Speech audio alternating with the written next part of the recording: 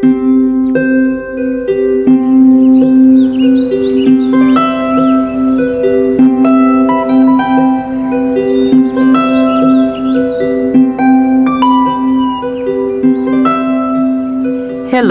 this is Louise Hay, and I'm going to read to you my book, The Power is Within You. There is a great deal of information on this tape.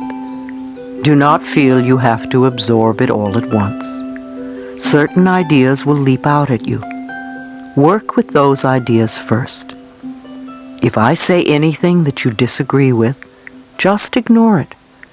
If you can get just one good idea out of this tape and use it to improve the quality of your life, then I feel complete.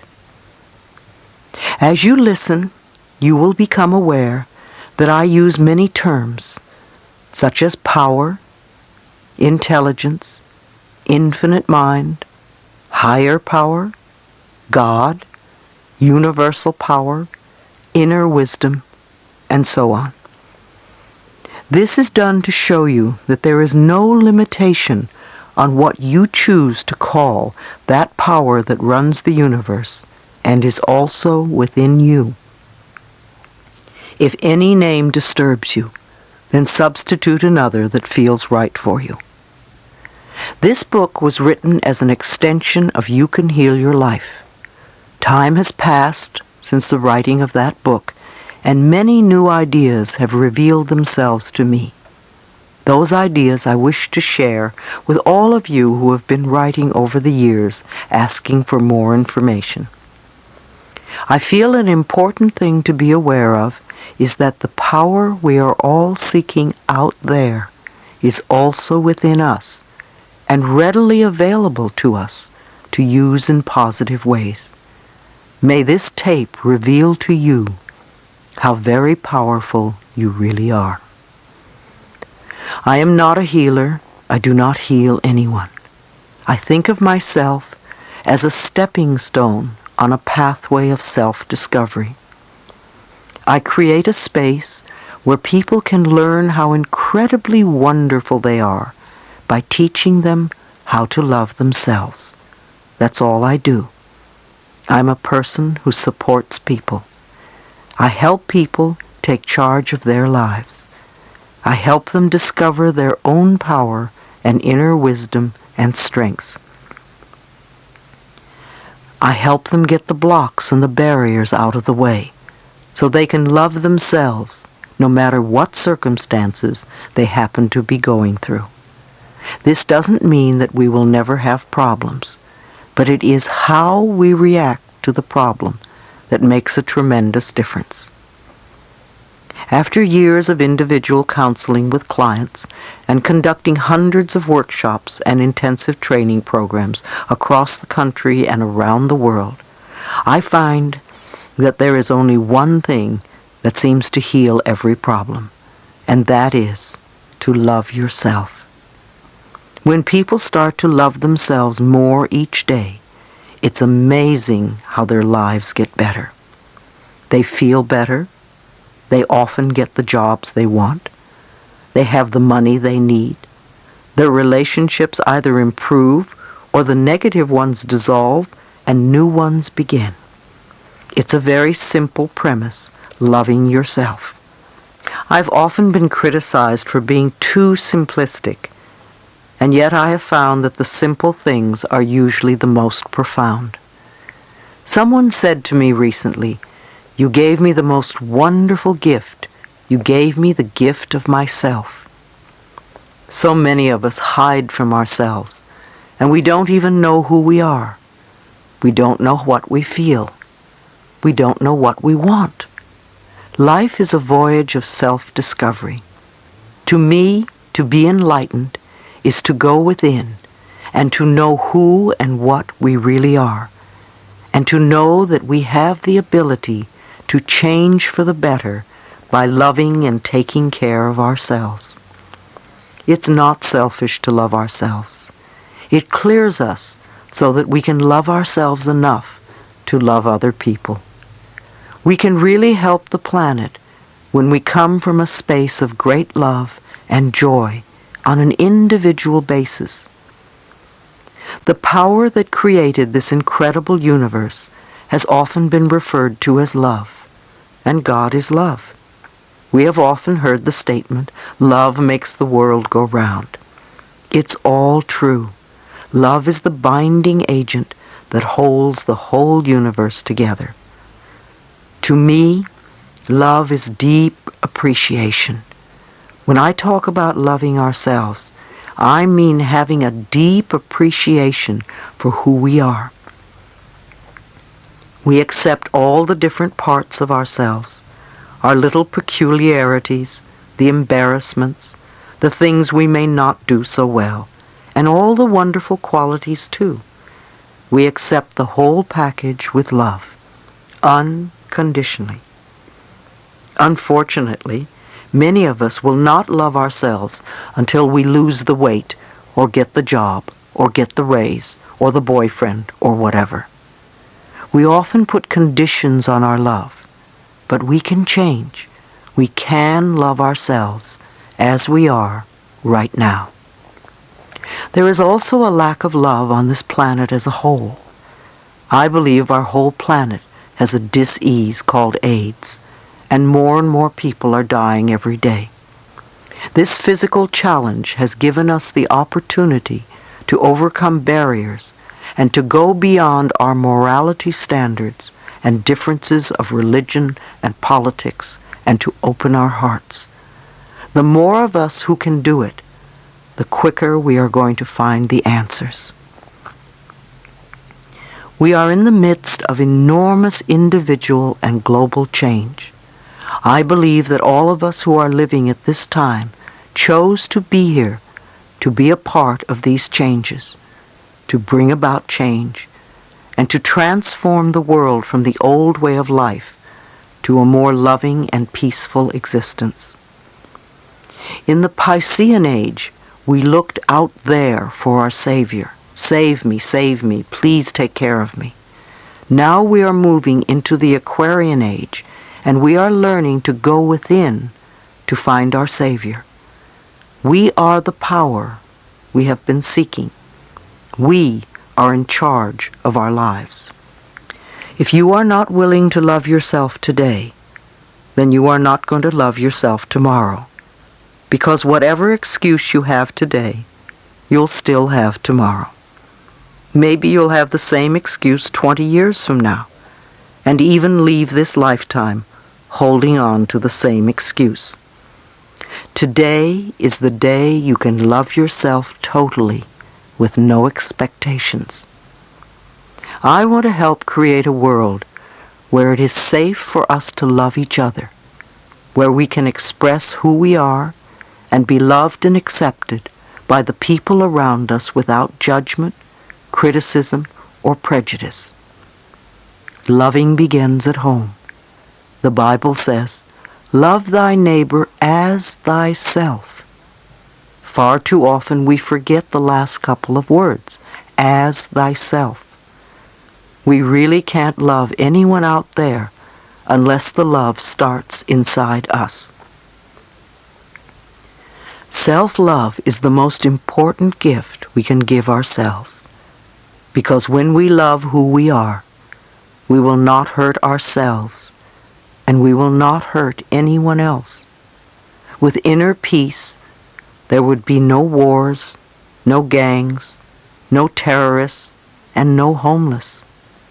There would be no dis-ease, no AIDS, no cancer, no poverty, and no starvation. So this, to me, is a prescription for world peace, to have peace within ourselves. Peace, understanding, compassion, forgiveness, and most of all, love. We have the power within us to affect these changes. Love is something we can choose, the same way we choose anger or hate or sadness. We can choose love. It's always a choice within us. Let's begin right now in this moment to choose love. It's the most powerful healing force there is. The information on this tape which has been part of my lectures over the past 5 years, is yet another stepping stone on your pathway to self-discovery, an opportunity to know a little bit more about yourself and to understand the potential that is your birthright. You have an opportunity to love yourself more, so you can be a part of an incredible universe of love. Love begins in our hearts, and it begins with us. Let your love contribute to the healing of our planet. Part 1. Becoming Conscious. When we expand our thinking and beliefs, our love flows freely. When we contract, we shut ourselves off. Chapter 1. The Power Within. The more you connect to the power within you, the more you can be free in all areas of your life. Who are you? Why are you here? What are your beliefs about life? For thousands of years, finding the answers to these questions has meant going within. But what does that mean? I believe there is a power within each of us that can lovingly direct us to our perfect health, perfect relationships, perfect careers, and which can bring us prosperity of every kind. In order to have these things, we have to believe first that they are possible. Next, we must be willing to release the patterns in our lives that are creating conditions we say we do not want. We do this by going within and tapping the inner power that already knows what is best for us. If we are willing to turn our lives over to this greater power within us, the power that loves and sustains us, we can create more loving and prosperous lives.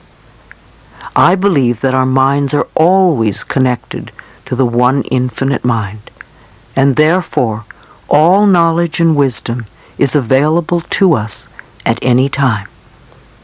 We are connected to this infinite mind, this universal power that created us, through that spark of light within, our higher self, or the power within. The universal power loves all of its creations. It is a power for good, and it directs everything in our lives. It doesn't know how to hate or lie or punish. It is pure love, freedom, understanding, and compassion. It is important to turn our lives over to our higher self, because through it we receive our good. We must understand that we have the choice to use this power in any way. If we choose to live in the past and rehash all of the negative situations and conditions that went on way back when, then we stay stuck where we are. If we make a conscious decision not to be victims of the past and go about creating new lives for ourselves, we are supported by this power within, and new, happier experiences begin to unfold. I don't believe in two powers. I think there is one infinite spirit. It's all too easy to say it's the devil or them. It really is only us. And either we use the power we have wisely, or we misuse the power. Do we have the devil in our hearts? Do we condemn others for being different than we are? What are we choosing? Responsibility versus blame. I also believe that we contribute toward the creation of every condition in our lives, good or bad, with our thinking, feeling patterns. The thoughts we think create our feelings, and then we begin to live our lives in accordance with these feelings and beliefs. This is not to blame ourselves for things going wrong in our lives. There is a difference between being responsible and blaming ourselves or others. When I talk about responsibility, I am really talking about having power. Blame is about giving away one's power. Responsibility gives us the power to make changes in our lives. If we play the victim role, then we are using our personal power to be helpless. If we decide to accept responsibility, then we don't waste time blaming somebody or something out there. Some people feel guilty for creating illness or poverty or problems. They choose to interpret responsibility as guilt. And some members of the media like to refer to it as New Age guilt. These people often feel guilty because they believe that they have failed in some way. However, they usually accept everything as a guilt trip in one way or another, because it's another way to make themselves wrong, and that is not what I'm talking about. If we can use our problems and illnesses as opportunities to think about how we can change our lives, we have power. Many people who come through catastrophic illnesses say that it was the most wonderful thing that ever happened to them because it gave them a chance to go about their lives differently. A lot of people, on the other hand, go around saying, "I'm a victim, woe is me, please, doctor, fix me." I think these people will have a difficult time even getting well or handling their problems. Responsibility is our ability to respond to a situation. We always have a choice. It does not mean that we deny who we are and what we have in our lives. It merely means that we can acknowledge that we have contributed to where we are. By taking responsibility, we have the power to change. We can say, "What can I do to make this different?" We need to understand that we all have personal power all the time. It depends on how we use it. Many of us are now realizing that we come from dysfunctional homes. We carry over a lot of negative feelings about who we are and our relationship to life. My childhood was filled with violence, including sexual abuse. I was starved for love and affection and had no self-esteem at all. Even after leaving home at the age of 15, I continued to experience abuse in many forms. I hadn't yet realized that the thinking, feeling patterns I had learned early in life had brought this abuse upon me. Children often respond to the mental atmosphere of the adults around them. So I learned early about fear and abuse and continued to recreate those experiences for myself as I grew up. I certainly didn't understand that I had the power to change all of this. I was unmercifully hard on myself because I interpreted lack of love and affection to mean that I must be a bad person. All of the events you have experienced in your lifetime up to this moment have been created by your thoughts and beliefs from the past. Let's not look back on our lives with shame. Look at the past as part of the richness and fullness of your life. Without this richness and fullness, we would not be here today. There is no reason to beat yourself up because you didn't do better. You did the best you knew how. Release the past in love and be grateful that it has brought you to this new awareness.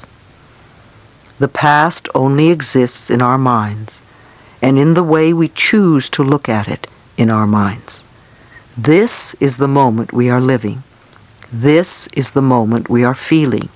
This is the moment we are experiencing. What we are doing right now is laying the groundwork for tomorrow. So this is the moment to make the decision. We can't do anything tomorrow, and we can't do it yesterday. We can only do it today. What is important is what we are choosing to think, believe, and say right now. When we begin to take conscious charge of our thoughts and words, then we have tools that we can use. I know this sounds simple, But remember, the point of power is always in the present moment. It is important for you to understand that your mind is not in control. You are in control of your mind. The higher self is in control. You can stop thinking those old thoughts. When your old thinking tries to come back and say, "It's so hard to change," take mental command. Say to your mind, "I now choose to believe it is becoming easy for me to make changes." You may have this conversation with your mind several times before it acknowledges that you are in charge and that you really mean what you say. Imagine that your thoughts are like drops of water. One thought or one drop of water does not mean very much. As you continue to repeat the same thoughts over and over, you first notice a stain on the carpet, then there's a little puddle, then a pond, and as these thoughts continue, they can become a lake and finally an ocean. What kind of ocean are you creating? One that is polluted and toxic and unfit to swim in? Or one that is crystal clear and blue and invites you to enjoy its refreshing waters? People often tell me, "I can't stop thinking a certain thought." I always reply, "Yes, you can." Remember how often you have refused to think a positive thought? You just want to tell your mind that that is what you are going to do. You want to make up your mind to stop thinking negatively. I'm not saying that you have to fight your thoughts when you want to change things.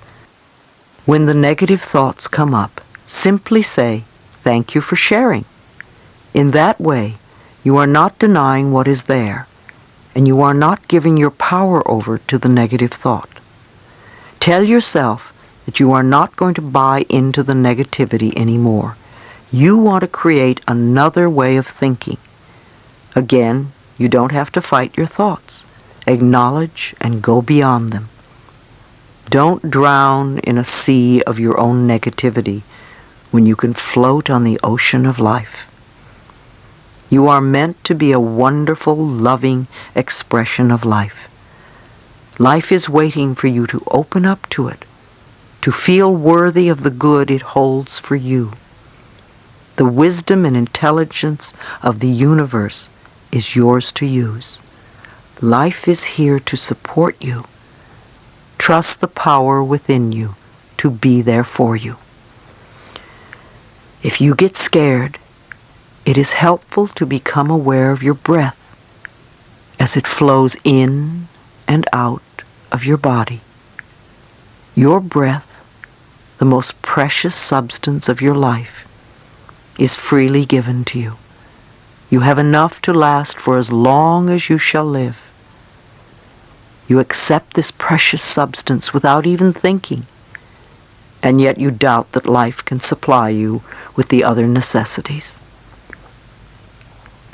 Now is the time for you to learn about your own power and what you are capable of doing.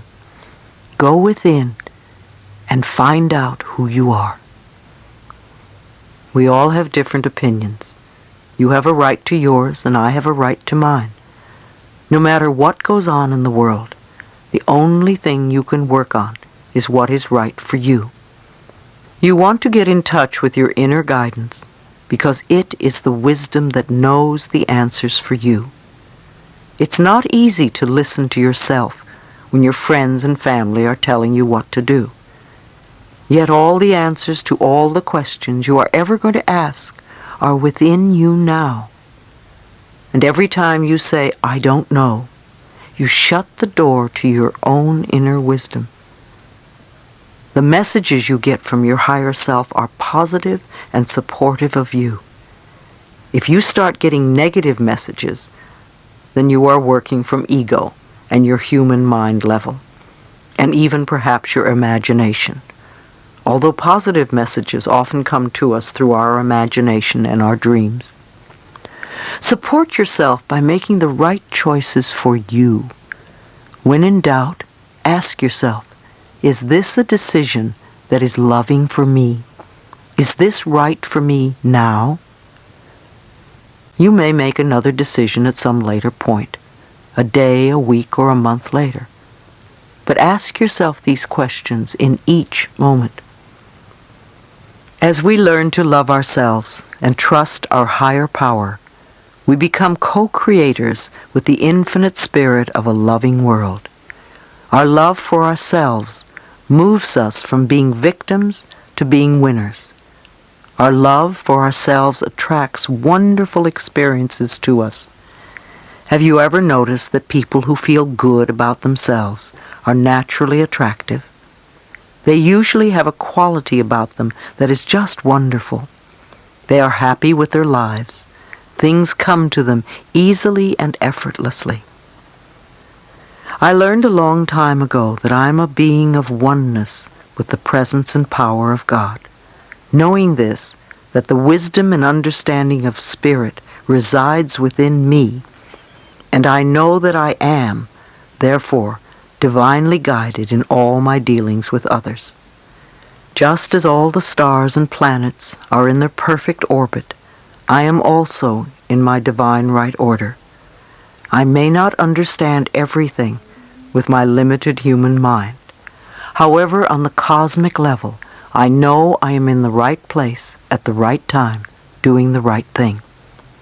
My present experience is a stepping stone to new awareness and new opportunities. Who are you? What did you come here to learn? What did you come here to teach? We all have a unique purpose. We are more than our personalities, our problems, our fears, and our illnesses. We are far more than our bodies. We are all connected with everyone on the planet and with all of life.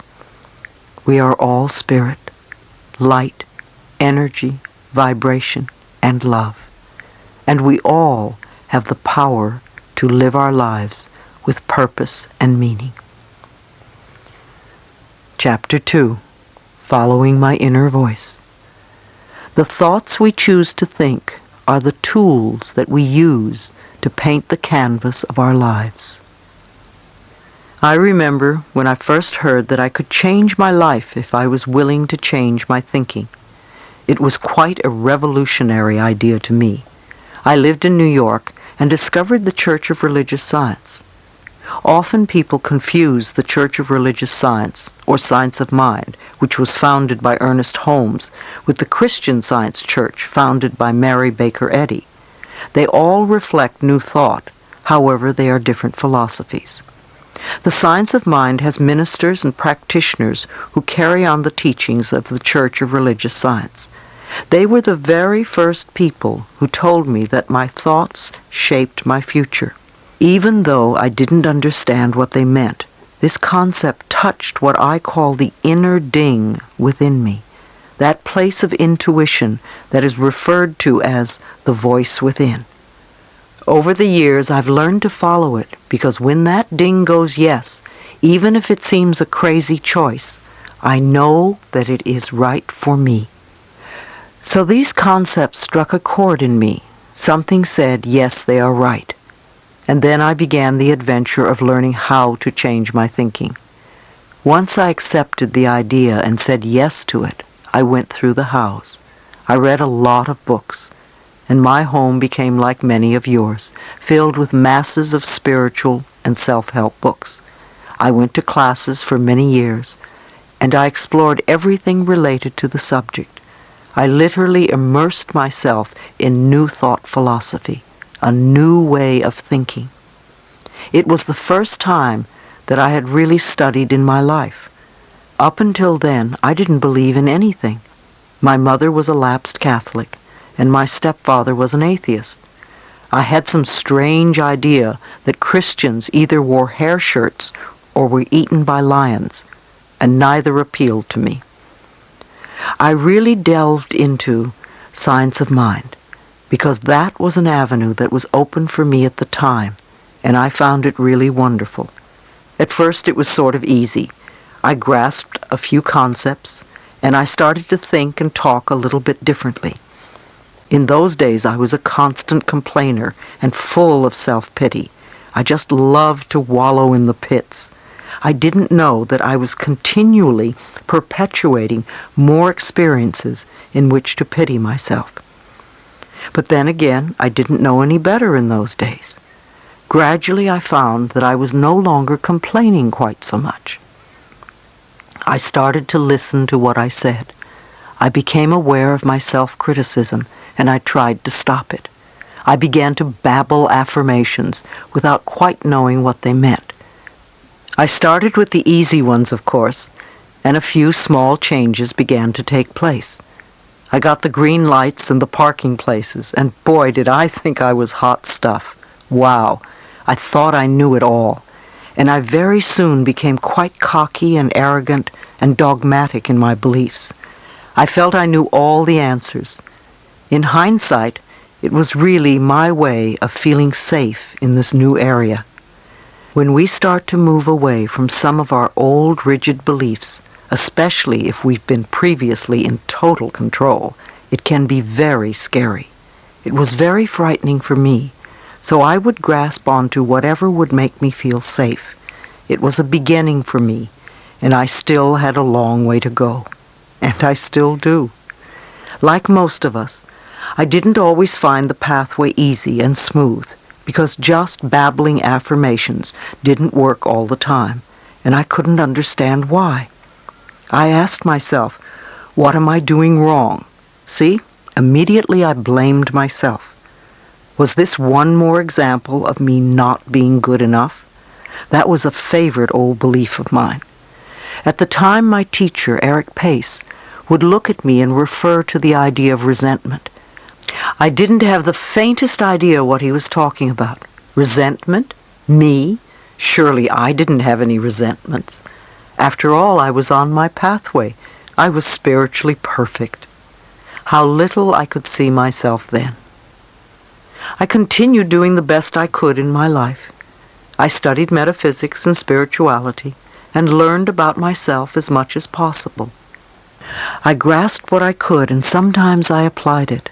Often we hear a lot of things, and sometimes we grasp them, but we don't always practice them. Time seemed to go by very quickly, and at that point I had been studying science of mind for about 3 years and had just become a practitioner of the church. I began to teach the philosophy, but I wondered why my students seemed to be floundering. I couldn't understand why they were so stuck in their problems. I gave them so much good advice. Why weren't they using it and getting well? It never dawned on me that I was speaking the truth more than I was living it. I was like a parent who tells the child what to do, but then does exactly the opposite. Then one day, seemingly out of the blue, I was diagnosed with vaginal cancer. First I panicked like anyone else. Then I had doubts that all this stuff I was learning was valid. It was a normal and natural reaction. I thought to myself, if I was clear and centered, I wouldn't have the need to create the illness. In hindsight, I think when I was diagnosed, I felt safe enough at that point to let the illness surface so that I could do something about it, rather than having it be another hidden secret that I wouldn't know about until I was dead. I knew too much by then to hide from myself any longer. I knew that cancer was a dis-ease of resentment that is held for a long time until it eats away at the body. When we stifle our emotions inside of us, they have to go somewhere in the body. If we spend a lifetime stuffing things down, they will eventually manifest somewhere in the body. I became very aware that the resentment within me, which my teacher had referred to so many times, had to do with being physically, emotionally, and sexually abused as a child. Naturally, I would have resentment. I was bitter and unforgiving of the past. I had never done any work to change or release the bitterness and let it go. When I left home, it was all I could do to forget what had happened to me. I thought I had put it behind me, when in actuality I had simply buried it. When I found my metaphysical pathway, I covered up my feelings with a nice layer of spirituality and hid a lot of garbage inside me. I put a wall around myself that kept me literally out of touch with my own feelings. I didn't know who I was or where I was. After my diagnosis, the real inner work of learning to know myself began. Thank God I had tools to use. I knew I needed to go within myself if I was going to make any permanent changes. Yes, the doctor could give me an operation and perhaps take care of my illness for the moment. But if I didn't change the way I was using my thoughts and my words, I'd probably recreate it again. It's always interesting to me to learn where in our bodies we put our cancers, our diseases, on which side of the body, the left or the right. The right side represents the masculine side, from where we give out. The left is the feminine side, the receptive part, from where we take in. Almost all of my life, when anything went wrong, it was always on the right side of my body. It was where I stored all the resentment towards my stepfather and life. I was no longer content to get green lights and parking places. I knew I had to go much, much deeper. I realized that I was not really progressing in my life the way I wanted to because I hadn't really cleared out this old garbage from childhood, and I wasn't living what I was teaching. I had to recognize the inner child inside me and work with her. My inner child needed help because she was still in great pain. I quickly began a self-healing program in earnest. I concentrated totally on me and did little else. I became very committed to getting well. Some of it was a little weird, yet I did it anyway. After all, this was my life on the line. It became almost a 24-hour-a-day job for the next 6 months. I began reading and studying everything I could find out about alternative ways to heal cancer because I truly believed it could be done. I did a nutritional cleansing program that detoxified my body from all the junk foods I had eaten for years. For months, I seemed to be living on sprouts and pureed asparagus. I know I had more to eat, but that is what I remember the most. I worked with my Science of Mind minister and teacher, Eric Pace, to clear the mental patterns so the cancer wouldn't return. I said affirmations and did visualizations, prayers, and spiritual mind treatments. I did daily sessions in front of a mirror. The most difficult words to say were, "I love you. I really love you." It took a lot of tears and a lot of breathing to get through it. When I did, it was as if I took a quantum leap. I also went to a good psychotherapist who was skilled in helping people express and release their anger. I spent a long period of time beating pillows and screaming. It was wonderful. It felt so good because I had never, ever had permission to do that in my life. I don't know which method worked. Maybe a little bit of everything worked. Most of all, I was really consistent with what I did. I practiced during all my waking hours. I thanked myself before I went to sleep for what I had done during the day. I affirmed that my healing process was taking place in my body while I slept, and that I would awaken in the morning bright and refreshed and feeling good. In the morning, I'd awaken and thank myself and my body for the work that was done during the night. I would affirm that I was willing to grow and learn each day and make changes without seeing myself as a bad person. I also worked on understanding and forgiveness.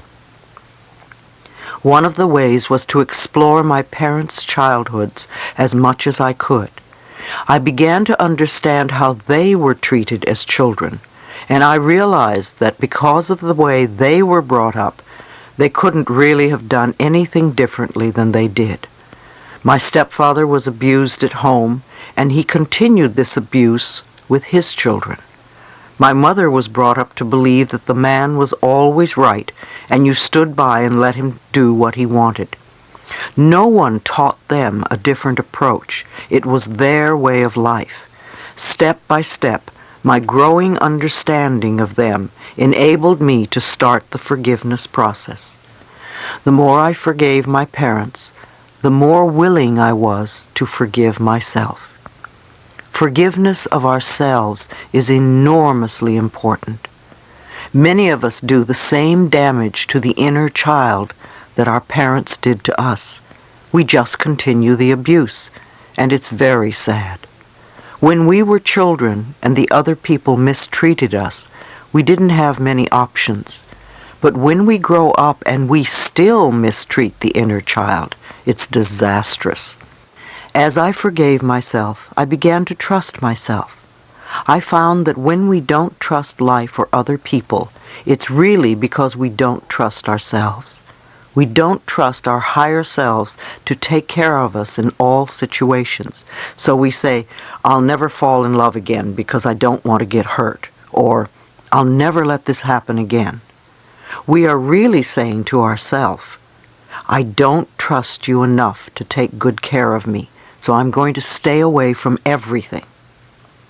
Eventually, I began to trust myself enough to take care of me, and I found it easier and easier to love myself once I trusted myself. My body was healing, and my heart was healing. My real spiritual growth had come in such an unexpected way. As a bonus, I began to look younger. The clients I now attracted were almost all people who were willing to work on themselves. They made enormous progress without me really doing anything. They could sense and feel that I was living the concepts I was teaching, and it was easy for them to accept these ideas. Of course they had positive results. They began to improve the quality of their lives. Once we begin to make peace with ourselves on the inner level, life seems to flow much more pleasantly. So what did this experience teach me personally? I realized that I had the power to change my life if I was willing to change my thinking and release the patterns that kept me living in the past. This experience gave me the inner knowledge that if we are willing, really willing to do the work, the mental work, we can make incredible changes in our minds, our bodies, and our lives. No matter where you are in life, no matter what you've contributed to creating, no matter what's happening, you are always doing the best you can with the understanding and awareness and knowledge that you have. And when you know more, you will do it differently, as I did. Don't berate yourself for where you are. Don't blame yourself for not doing it faster or better. Say to yourself, I'm doing the best I can. And even though I'm in a mess now, I will get out of it somehow. So let's find the best way to do it. If all you do is tell yourself that you're stupid and no good, then you stay stuck. You need your own loving support if you want to make changes. The methods I use are not my methods. Most of them I learned at Science of Mind, which is what I basically teach. Yet these principles are as old as time. If you read any of the old spiritual teachings, you will find the same messages.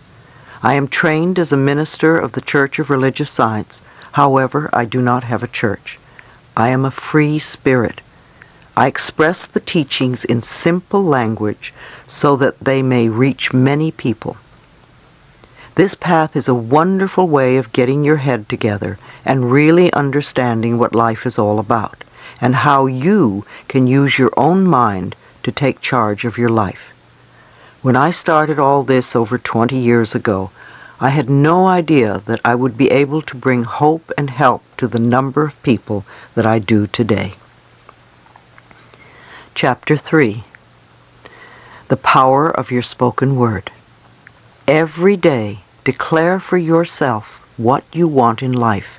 Declare it as though you have it. The law of mind.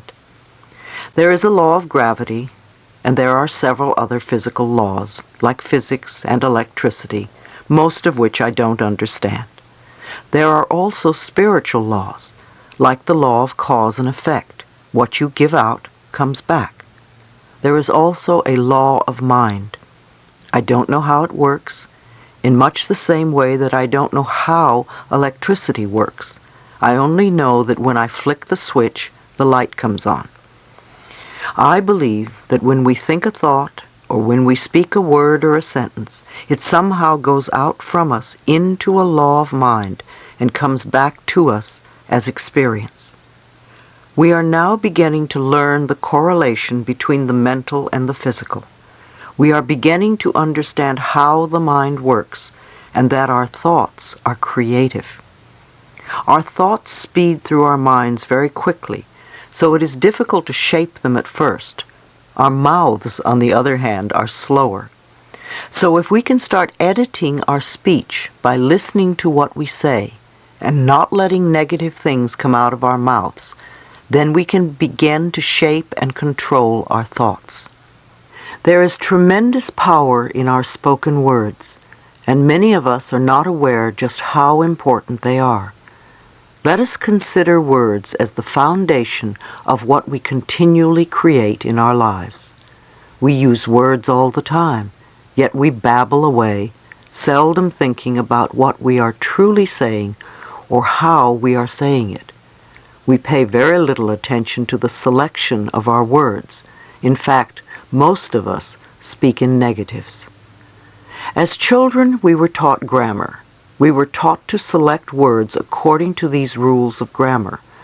However, I have always found that the rules of grammar continually change, and what was improper at one time is proper at another time, or vice versa. What was slang in the past is considered common usage in the present. However, grammar does not take into consideration the meaning of words and how they affect our lives. On the other hand, I was not taught in school that my choice of words would have anything to do with what I would experience in life. No one taught me that my thoughts were creative, or that they could literally shape my life. Nobody taught me that what I gave out in the form of words would return to me as experiences. The purpose of the Golden Rule was to show us a very basic law of life. Do unto others as you would have them do unto you. Or, what you give out comes back to you. It was never meant to cause guilt. No one ever taught me that I was worth loving or that I deserved good. And nobody taught me that life was here to support me. I remember that as children, we would often call each other cruel and hurtful names and try to belittle one another. But why did we do that? Where did we learn such behavior? Look at what we were taught. Many of us were told repeatedly by our parents or teachers that we were stupid or dumb or lazy. We were a nuisance and not good enough. Sometimes we heard our parents say that they wished we had never been born. Maybe we cringed when we heard these words, but little did we realize how deeply embedded the hurt and pain would become. Changing our self-talk. Too often we accepted the early messages that our parents gave us. We heard, "Eat your spinach, clean your room, or make your bed," in order to be loved. You got the idea that you were only acceptable if you did certain things, that acceptance and love were conditional. However, that was according to somebody's idea of what was worthwhile and had nothing to do with your deep inner self-worth. You got the idea that you could only exist if you did these things to please others. Otherwise, you did not have permission to even exist. These early messages contribute to what I call our self-talk, the way we talk to ourselves. The way we talk to ourselves inwardly is really important because it becomes the basis of our spoken words. It sets up the mental atmosphere in which we operate and which attracts to us our experiences.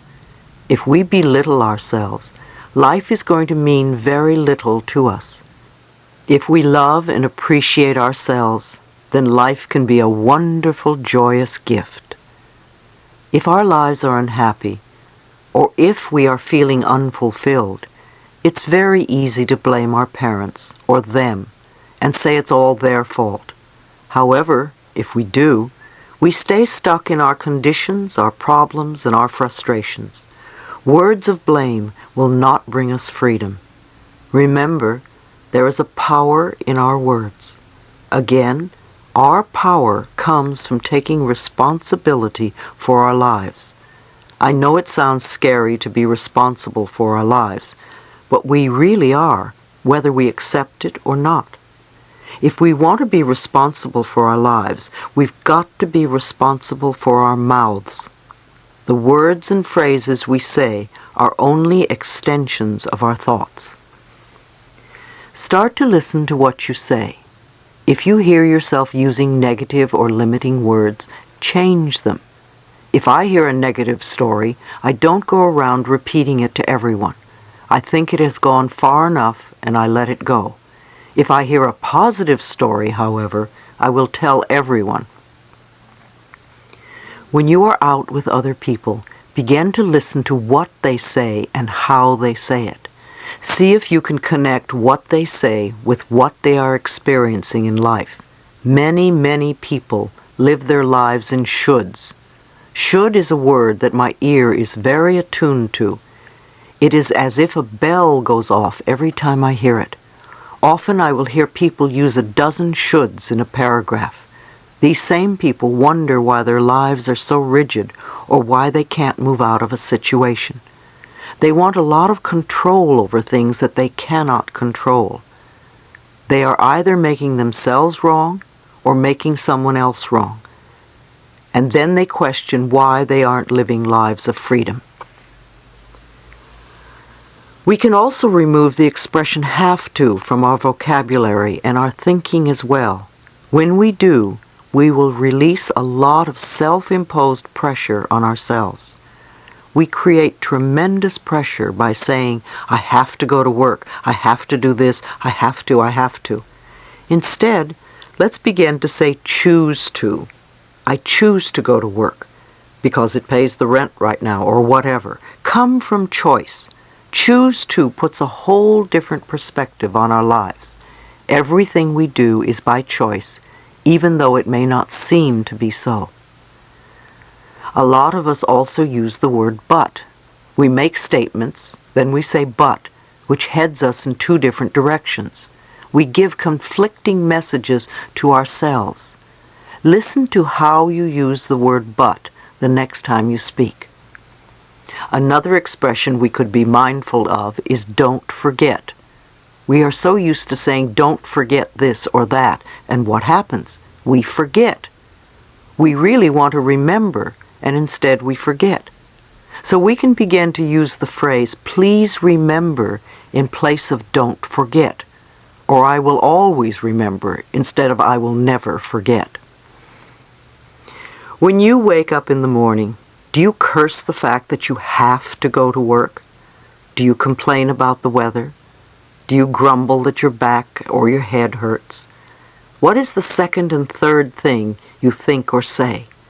Do you yell at the children to get up? Most people say more or less the same thing every morning. How does what you say start your day? Is it positive and cheerful and wonderful? Or is it whining and condemning? If you grumble and complain and moan, you're setting yourself up for just such a day. What are your last thoughts before going to bed? Are they powerful, healing thoughts or poverty, worry thoughts? When I speak of poverty thoughts, I don't mean only about the lack of money.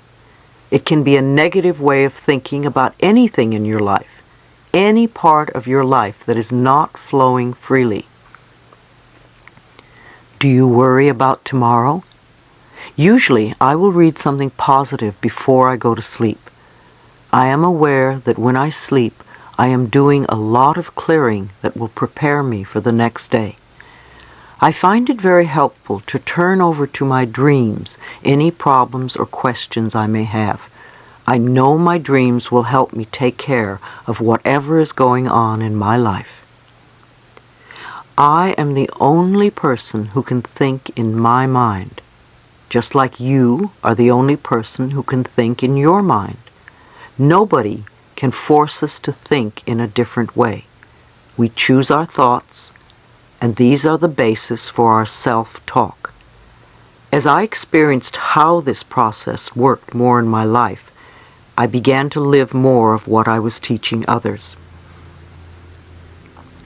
I really watched my words and my thoughts, and I constantly forgave myself for not being perfect. I allowed myself to be me, rather than struggling to be a super person who may only be acceptable in others' eyes. When I began for the first time to trust life and to see it as a friendly place, I lightened up. My humor became less biting and more truly funny. I worked on releasing criticism and judgment of myself and other people. And I stopped telling disaster stories. We are so quick to spread bad news. It's just amazing. I stopped reading the newspaper and gave up the 11 o'clock news at night, because all the reports were concerned with disaster and violence and very little good news. I realized that most people don't want to hear good news. They love to hear bad news so that they have something to complain about. Too many of us keep recycling the negative stories until we believe that there is only bad in the world. For a while there was a radio station that broadcast only good news, but it went out of business.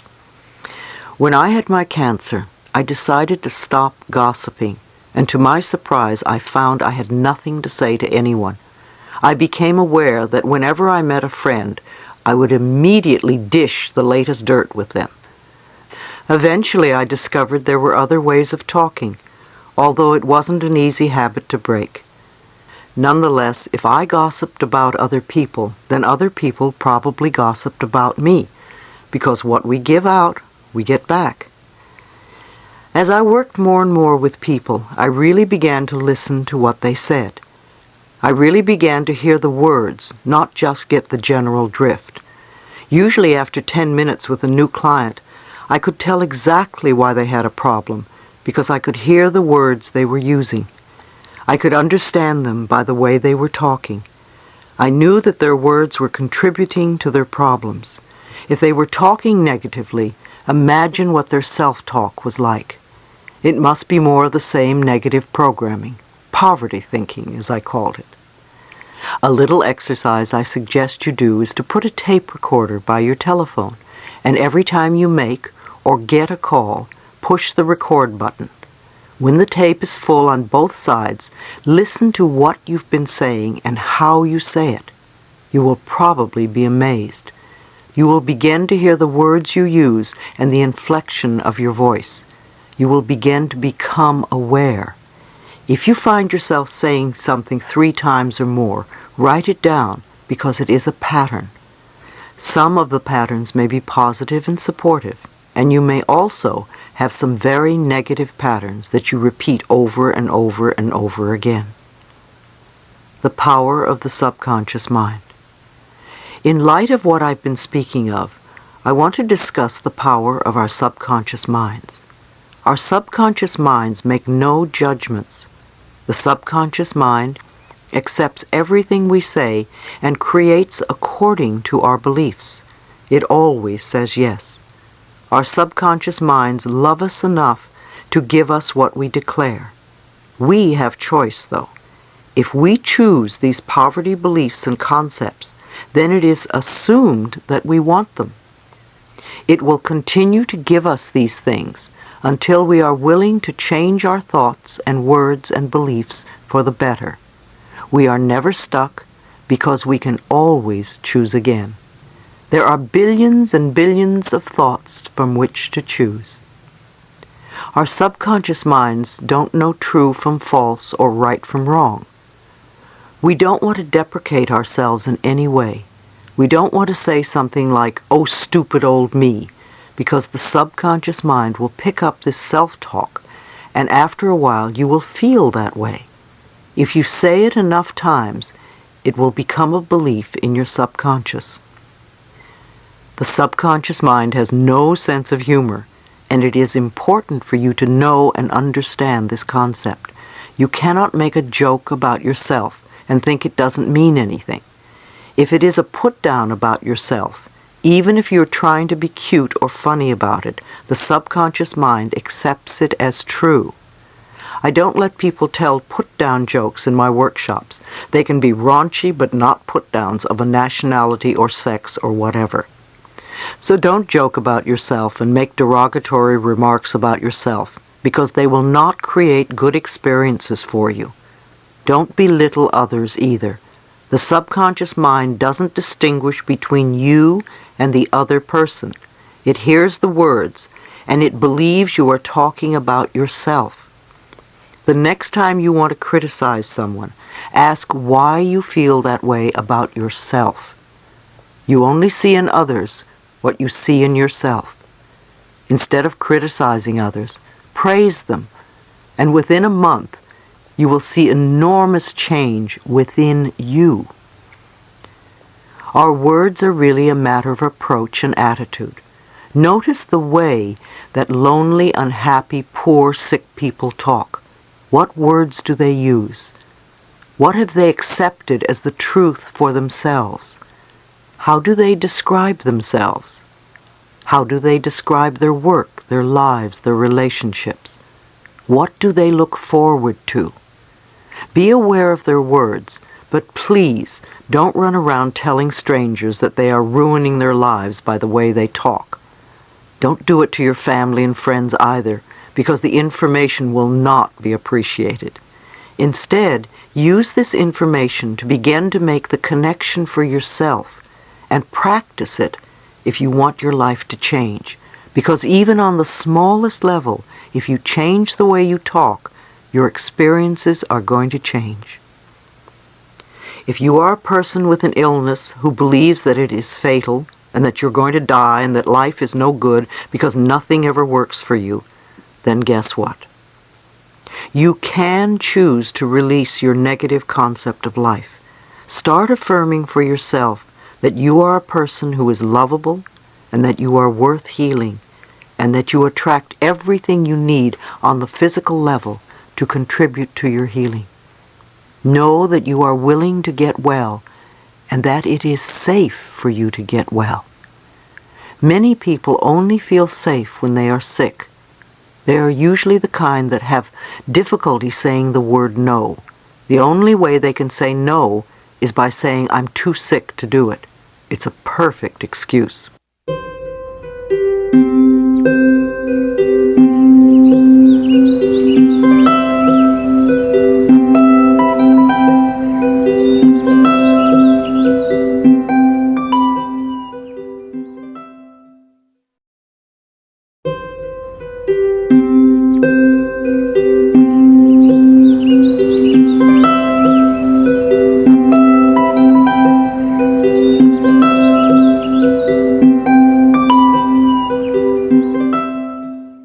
I remember a woman at one of my workshops who had 3 cancer operations. She couldn't say no to anybody. Her father was a doctor, and she was Daddy's good little girl, so whatever Daddy told her to do, she did. It was impossible for her to say no. No matter what you asked her, she had to say yes. It took 4 days to get her to literally shriek no at the top of her lungs. I had her do it while shaking her fist. No, no, no. And once she got into it, she loved it. I find that many women with breast cancer can't say no. They nourish everybody except themselves. One of the things I recommend to a woman with breast cancer is that she must learn to say no. No, I don't want to do it. No. 2 or 3 months of saying no to everything and everyone will begin to turn things around. She needs to nourish herself by saying, "This is what I want to do, not what you want me to do." When I used to work with clients privately, I would hear them argue on behalf of their limitations, and they would always want me to know why they were stuck because of one reason or another. If we believe we are stuck and accept that we are stuck, then we are stuck. We get stuck because our negative beliefs are being fulfilled. Instead, let's begin to focus on our strengths. Many of you tell me that my tapes saved your lives. I want you to realize that no book or tape is going to save you. A little piece of tape in a plastic box is not saving your life. What you are doing with the information is what matters. I can give you plenty of ideas, yet what you do with them is going to count. I suggest that you listen to a particular tape over and over again for a month or more so that the ideas become a new habit pattern. I'm not your healer or savior. The only person who's going to make a change in your life is you. Now, what are the messages you want to hear? I know I say this over and over again. Loving yourself is the most important thing you can do, because when you love yourself, you're not going to hurt yourself or anyone else.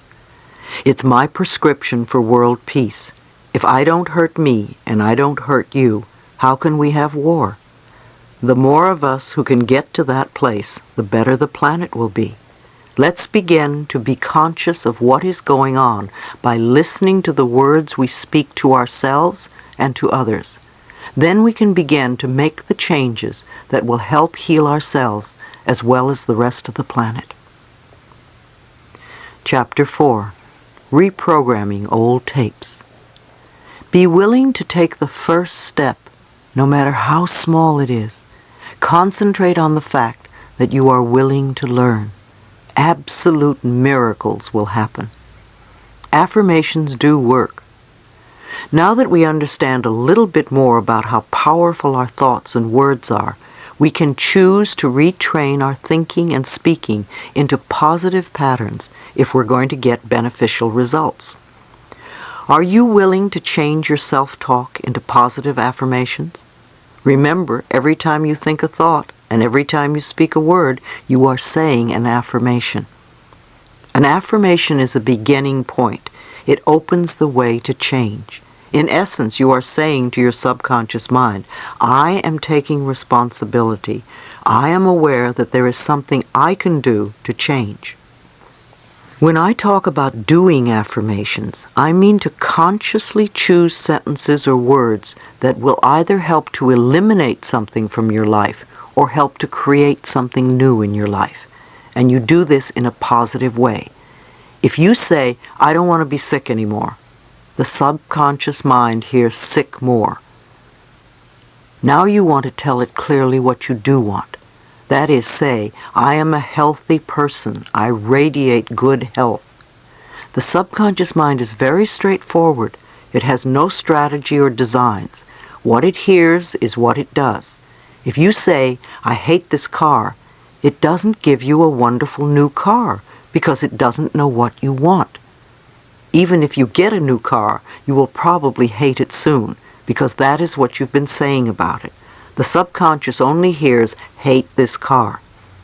You need to clearly declare your desires in a positive way, as in, I have a beautiful new car that suits all my needs, or I always have a car that I love.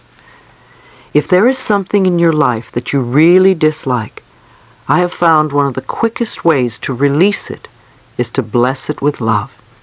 I bless you with love, and I release you and let you go. This works for people, situations, objects, and living quarters. You could even try it on a habit you would like to be free of and see what happens. I knew one man who said, I bless you with love and release you from my life to every cigarette he smoked. After a few days, his desire for smoking was considerably less, and in a few weeks the habit was gone.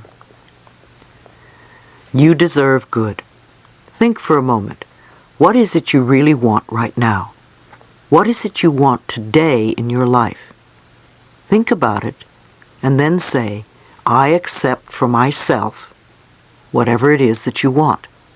This is where I find that most of us get stuck. The bottom line is the belief that we don't deserve to have what we want. Our personal power lies in the way we perceive our deservability. Our not deserving comes from childhood messages. Again, we don't have to feel that we cannot change because of these messages. Often people will come to me and say, "Louise, affirmations don't work." It really has nothing to do with affirmations. It is the fact that we don't believe we deserve the good. The way to find out if you believe that you deserve something is to say an affirmation and notice the thoughts that come up as you say it. Then write them down, because when you see these thoughts on paper, they will be very clear to you. The only thing that keeps you from deserving or loving yourself or whatever is someone else's belief or opinion that you have accepted as truth. When we don't believe that we deserve good, we will knock the pinnings out from under ourselves, which we can do in a variety of ways. We can create chaos, we can lose things, we can hurt ourselves, or have physical problems like falling, or have accidents. We want to start believing that we deserve all the good that life has to offer. In order to reprogram the false or negative belief, what would be the first thought that you would need to begin to create this new whatever in your life? What would be the building block or the foundation that you would need to stand on? What would be the sort of thing that you would need to know for yourself, to believe, to accept? Some good thoughts to start with could be, I am worthwhile. I am deserving. I love myself. I allow myself to be fulfilled, etc. These concepts form the very basis of beliefs on which you can build. Do your affirmations on top of these building blocks to create what you want. Whenever I speak somewhere, someone will come up to me at the end of the lecture or will write me a letter and tell me that he or she has had a healing take place while they were in the room. Sometimes it's very minor, and sometimes it's quite dramatic. A woman came up to me once and told me that she had had a lump in her breast, and it literally disappeared during the lecture. She heard something, and she decided to let something go. This is a good example of how powerful we are. When we are not ready to let something go, when we really want to hold on to something because it's serving us in some way, it doesn't matter what we do, it probably won't work. However, when we are ready to let it go, as this woman was, it's amazing how the smallest circumstance can help us release it. If you still have a habit that you haven't released, ask yourself how it serves you. What do you get out of it? If you can't get an answer, ask in a different way. If I no longer had this habit, what would happen? Very often the answer is, my life would be better. So it comes back to the fact that we believe we don't deserve a better life in some way. Ordering from the cosmic kitchen. When you first say an affirmation, it may not seem true. But remember, affirmations are like planting seeds in the ground. When you put a seed in the ground, you don't get a full-grown plant the next day. We need to be patient during the growing season. As you continue to say the affirmation, either you will be ready to release whatever you don't want, and the affirmation will become true, or it will open a new avenue to you, or you may get a brilliant brainstorm, or a friend may call you and say, "Have you tried this?" You will be led to the next step that will help you. Keep your affirmations in the present tense. You can sing them and make a jingle out of them so that they repeat over and over in your head. Remember that you cannot affect a specific person's actions with your affirmations. To affirm that John is now in love with me is a form of manipulation, and it is trying to have control over another person's life. It will usually have a boomerang effect on you. You will become very unhappy when you don't get what you want. You can say, "I am now loved by a wonderful man who is," and list the qualities that you want in the relationship. That way you allow the power within you to bring to you the perfect person to fill that bill, who may possibly be John. You don't know what another person's spiritual lesson is, and you don't have a right to interfere in their life process. You certainly wouldn't want someone else doing it to you. If someone is ill, bless them and send them love and peace, but don't demand that they get well. I like to think of doing affirmations as placing our order in the cosmic kitchen. If you go to a restaurant and the waiter or waitress comes and takes your order, you don't follow them into the kitchen to see if the chef got the order or how he's going to prepare the food. You sit and drink water or coffee or tea, or you talk to your friend and maybe eat your roll. You assume that your food is being prepared and will be out when it's ready. It's the same when we begin to do affirmations. When we put our order into the cosmic kitchen, the great chef, our higher power, is working on it. So you go on with your life and know that it is being taken care of. It's on order. It's happening.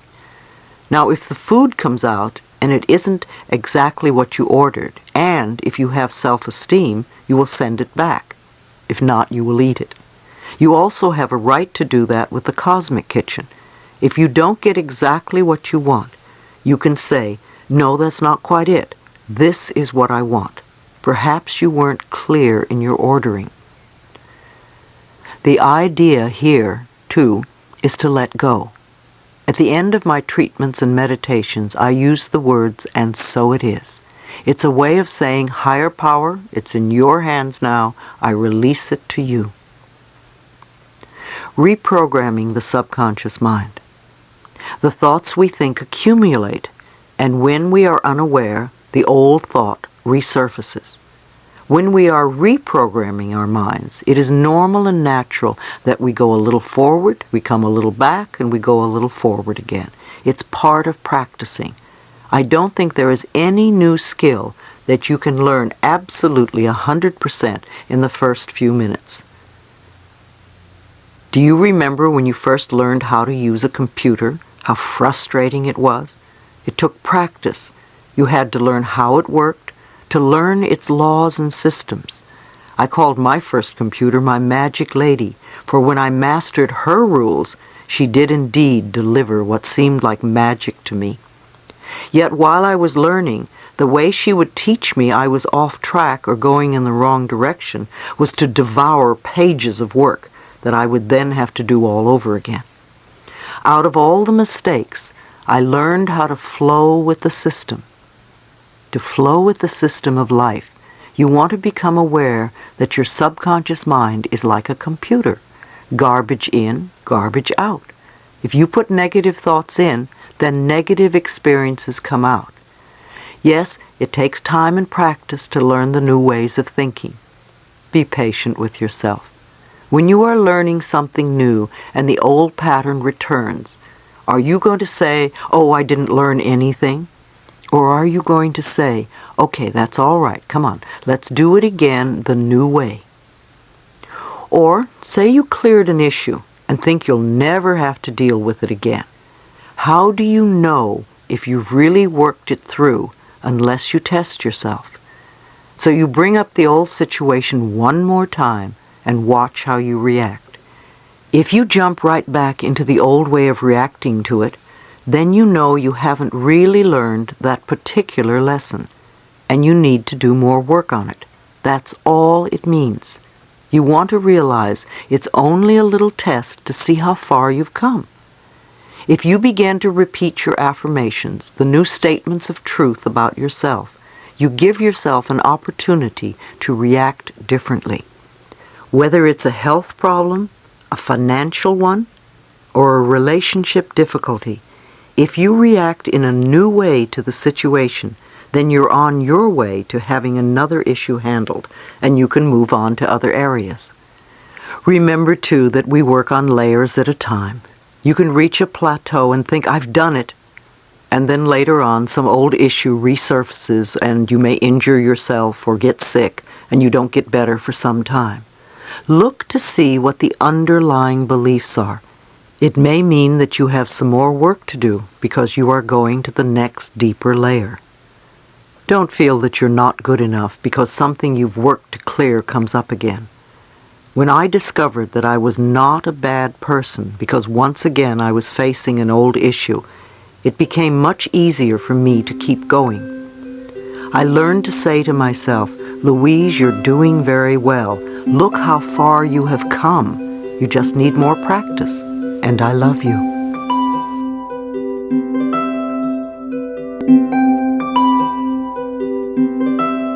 I believe that each one of us decides to incarnate upon this planet at particular points in time and space. We have chosen to come here to learn a particular lesson that will advance us on our spiritual evolutionary pathway. One of the ways to allow the process of life to unfold for you in a positive, healthy way is to declare your own personal truths. Choose to move away from the limiting beliefs that have been denying you the benefits you so desire. Declare that your negative thought patterns will be erased from your mind. Let go of your fears and burdens. For a long time now, I have been believing the following ideas, and they have worked for me. Everything I need to know is revealed to me. Everything I need comes to me in the perfect time-space sequence. Life is a joy and filled with love. I am loving and lovable and loved. I am healthy and filled with energy. I prosper wherever I turn. I am willing to change and to grow. And all is well in my world. I have learned that we don't always stay positive 100% of the time, and I include myself in this knowledge. As much as possible, I see life as a wonderful, joyous experience. I believe that I am safe. I have made it a personal law for me. I believe that everything I need to know is revealed to me, so I need to keep my eyes and ears open. When I had cancer, I remember thinking that a foot reflexologist would be very helpful to me. One evening I went to a lecture of some sort. Usually I sit in the front row because I like being close to the speaker. However, that night I was compelled to sit in the back row, and right after I sat down, a foot reflexologist sat next to me. We began to talk, and I learned that he even made house calls. I didn't have to look for him. He came to me. I also believe that whatever I need comes to me in the perfect time-space sequence. When something goes wrong in my life, I immediately start to think, all is well, it's okay, I know that this is all right. It's a lesson, it's an experience, and I'll pass through it. There is something here that is for my highest good. All is well. Just breathe, it's okay. And I do the best I can to calm myself so I can think rationally about whatever is going on. And of course, I do work through everything. It may take a little time, but sometimes things that seem to be great disasters really turn out to be quite good in the end, or at least not the disasters that they seem to be in the beginning. Every event is a learning experience. I do a lot of positive self-talk, morning, noon, and night. I come from a loving space of the heart, and I practice loving myself and others as much as I possibly can. My capacity to love expands all the time. What I do today is much more than I was doing 6 months or a year ago. I know a year from now my consciousness and my heart will have expanded, and I'll be doing even more. I know that what I believe about myself becomes true for me, so I choose to believe wonderful things about myself. There was a time when I didn't, so I know I have grown, and I continue to work on myself. I also believe in meditation. To me, meditation is when we sit down and turn off our dialogue long enough to hear our own inner wisdom. When I meditate, I usually close my eyes, take a deep breath, and ask, what is it I need to know? I sit and listen. I might also ask, what is it I need to learn, or what is the lesson in this? Sometimes we think we're supposed to fix everything in our lives. and maybe we're really only supposed to learn something from the situation. I remember when I first began to meditate, I had violent headaches for the first 3 weeks. Meditation was so unfamiliar and against all my usual inner programming. Nevertheless, I hung in there, and the headaches eventually disappeared.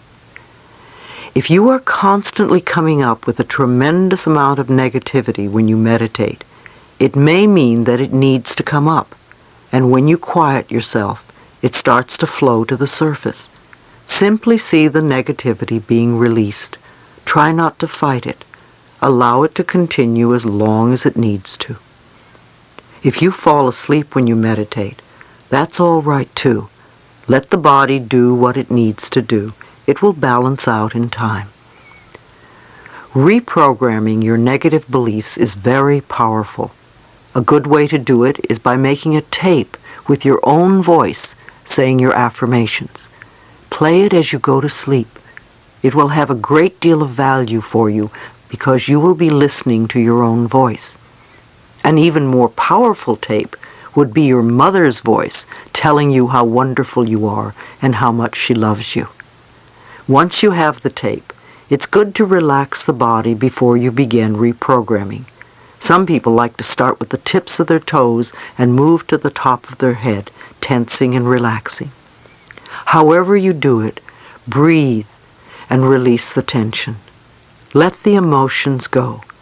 Get to a state of openness and receptivity.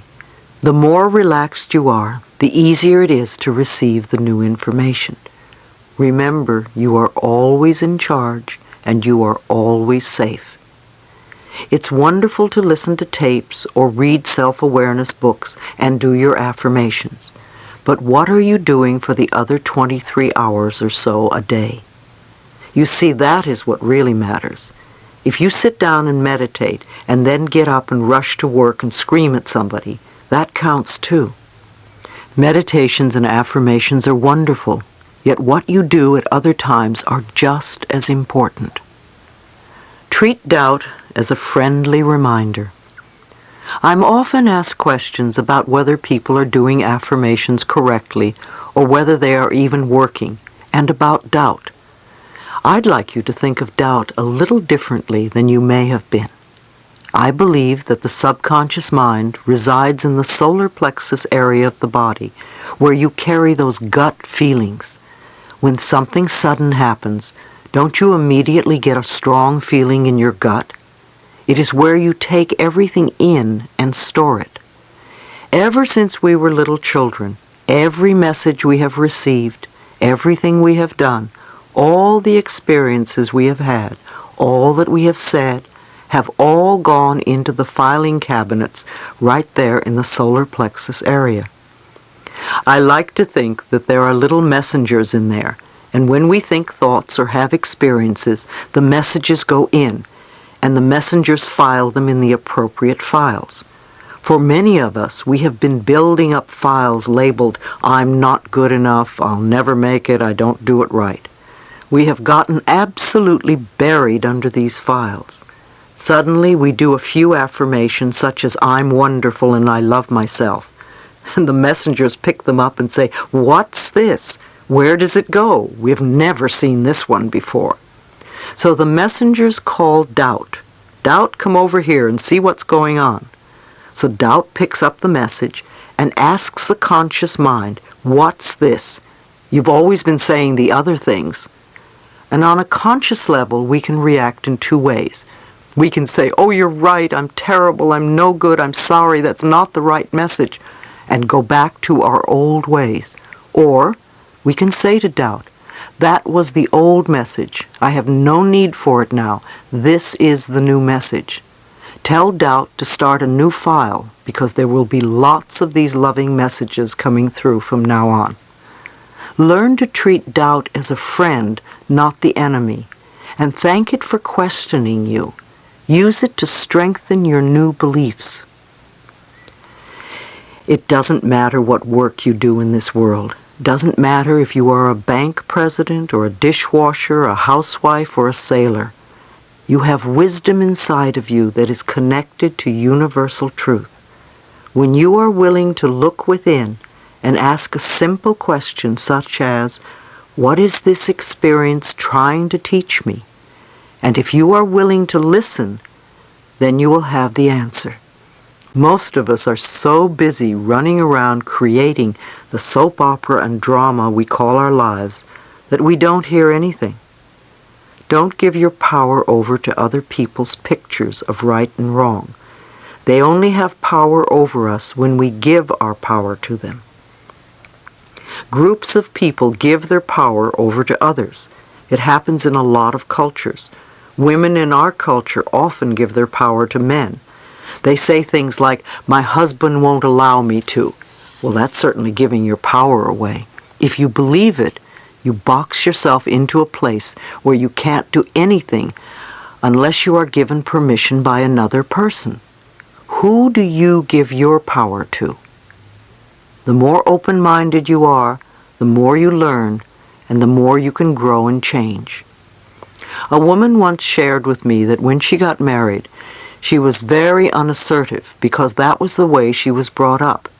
It took years for her to realize that her conditioning kept her locked in a corner. She blamed everyone, her husband and her in-laws, for her problems. Eventually, she divorced her husband. However, she still blamed him for so many things that were not right in her life. It took her 10 years to relearn her patterns and to take her power back. In hindsight, she realized that she was responsible for not speaking up and for not standing up for herself, not her husband or her in-laws. They were there to reflect back to her what she felt inside, a sense of powerlessness. Don't give your power away based on what you read either. I remember years ago I read some articles in a well-known magazine, and I happened to know something about each subject described in the articles, and in my opinion the information was totally erroneous. The magazine lost all credibility for me, and I didn't read it again for many years. You are the authority in your life, so don't think that because something is in print that it's always the truth.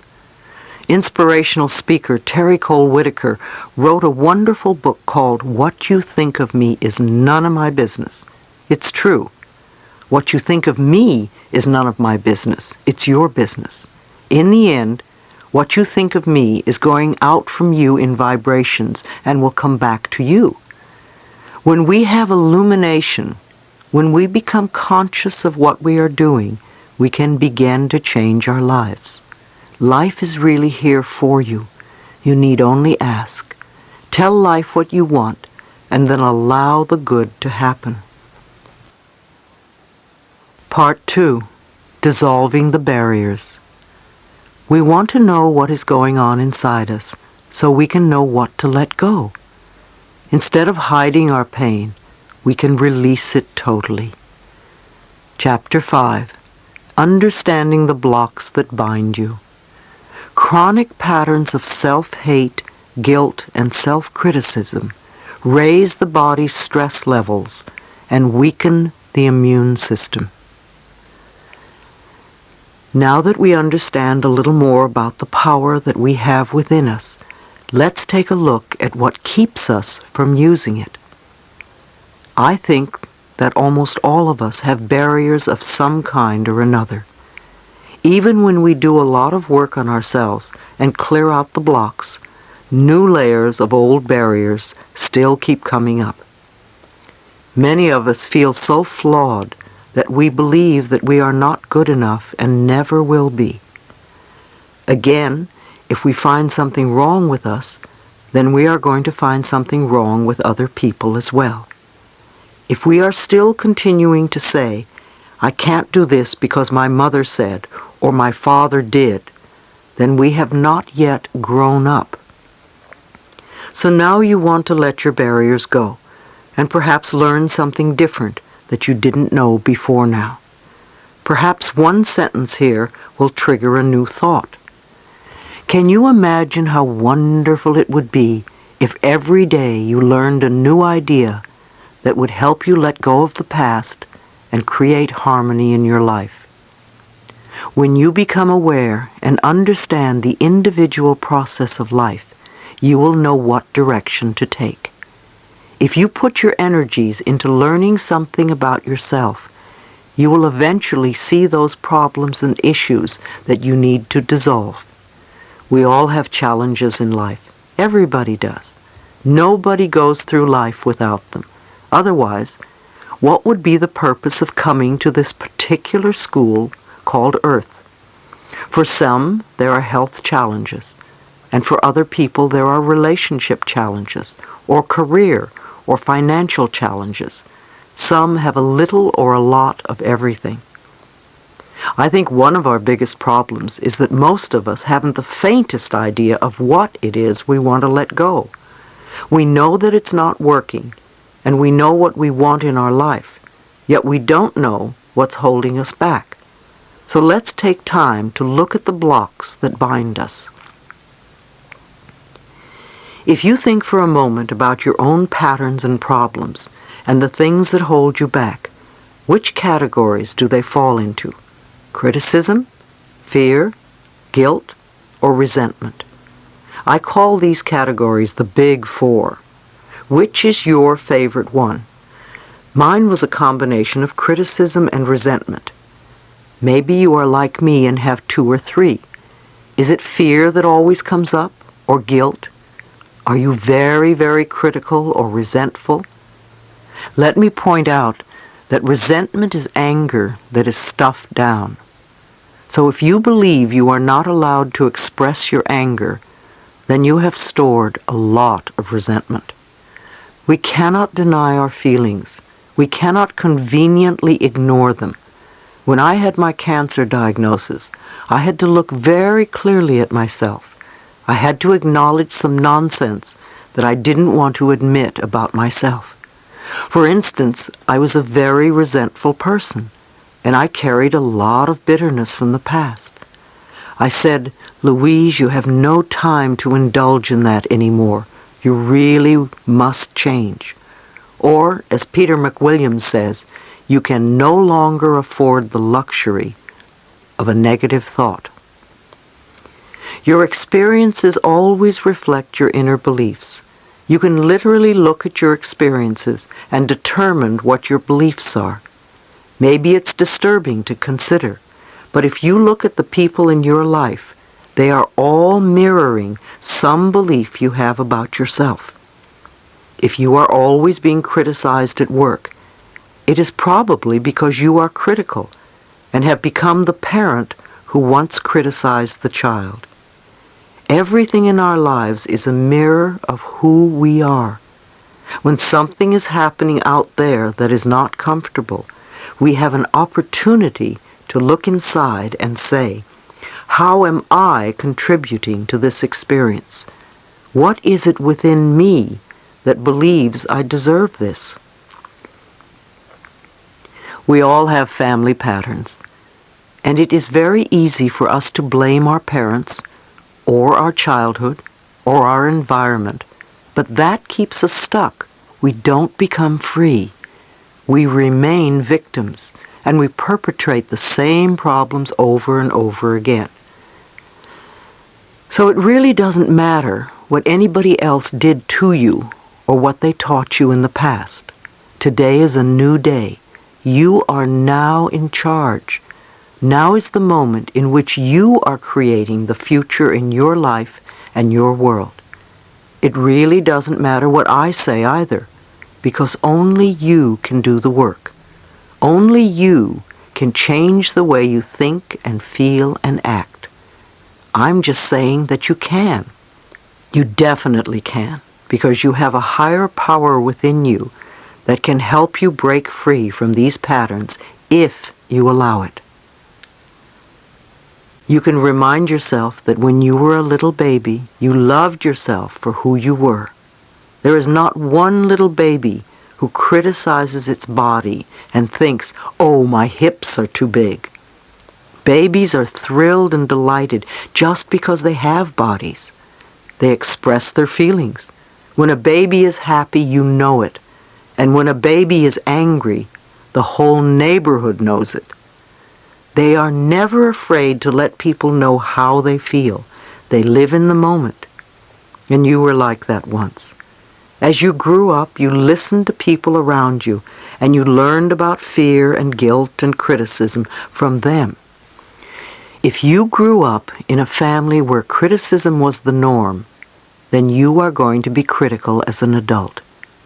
If you grew up in a family where you were not allowed to express anger, then you are probably terrified of anger and confrontation, and you swallow it and let it reside in your body.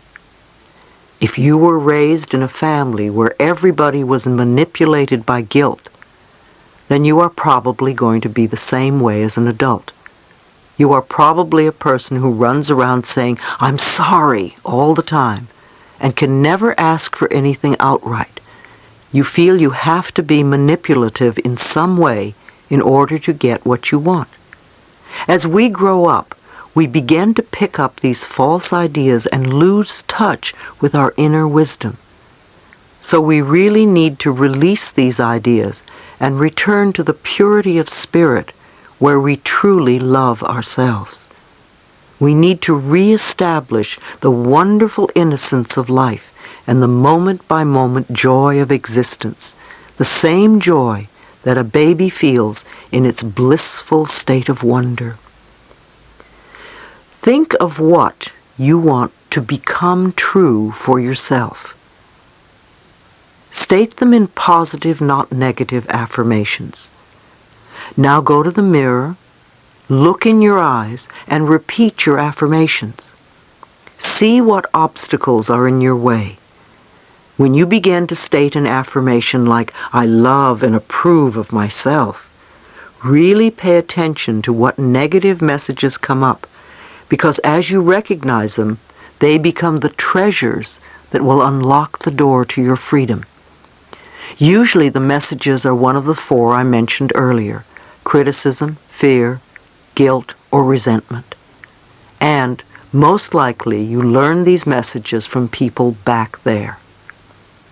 Some of you have chosen some difficult tasks to handle in this lifetime, and it is my belief that we really come here to love ourselves in spite of what they say or do. We can always go beyond our parents' or our friends' limitations. If you were a good little girl or boy, you learned your parents' limited way of looking at life. You see, you're not bad. You are good children. You learned exactly what your parents taught you. Now that you are grown up, you're doing the same thing. How many of you hear yourself saying what your parents used to say? Congratulations. They were very good teachers and you were very good students. But now it is time for you to begin to think for yourself. A lot of us may face resistance when we look in the mirror and repeat our affirmations. However, resistance is the first step to change. Most of us want our lives to change, but when we are told that we have to do something different, we say, "Who, me? Oh, I don't want to do that." Others may experience feelings of despair. Often if you look in the mirror and say, "I love you," the little child inside says, "Where have you been all this time? I've been waiting for you to notice me." And waves of sadness come up because you've been rejecting the little child for a long, long time. When I did this exercise in one of my workshops, a woman said she was very, very scared. I asked her what frightened her, and she shared the fact that she was an incest survivor. Many of us have had this experience called incest, and we are learning to come through it. It's interesting that it occurs so often on our planet. We read so much about incest these days, yet I don't think it is happening any more now than it ever did. We have advanced to a state where we now feel that children have rights, and we are allowing ourselves to see this ugly sore in society. In order to release the problem, we have to first recognize it, and then we can work through it. Therapy is so important for incest survivors. We need a safe space where we can work through these feelings. When we have let the anger and the rage and the shame out, then we can move to the space where we can love ourselves. No matter what we are working on, we want to remember that the feelings that come up are just feelings. We are not in the experience anymore. We need to work on making the inner child feel safe. We want to thank ourselves for having had the courage to survive this experience. Sometimes when we're dealing with an issue such as incest, it's difficult to accept that the other person was doing the best he or she could at the time with the understanding and awareness and knowledge that they had. Acts of violence always come from people who were violated themselves. We all need healing. When we learn to love and cherish who we are, we will no longer harm anyone. Stop all criticism. When we are dealing with criticism, we are usually criticizing ourselves all the time for the same things over and over. When are we going to wake up and learn that criticism doesn't work? Let's try another tactic. Let's approve of ourselves as we are right now. Critical people often attract a lot of criticism because it is their pattern to criticize. What we give out, we get back. They may also need to be perfect at all times. Who's perfect? Have you ever met a perfect person? I haven't. If we complain about another person, we are really complaining about some aspect of ourselves. Everyone is a reflection of us, and what we see in another person, we see in ourselves. Many times we don't want to accept parts of who we are.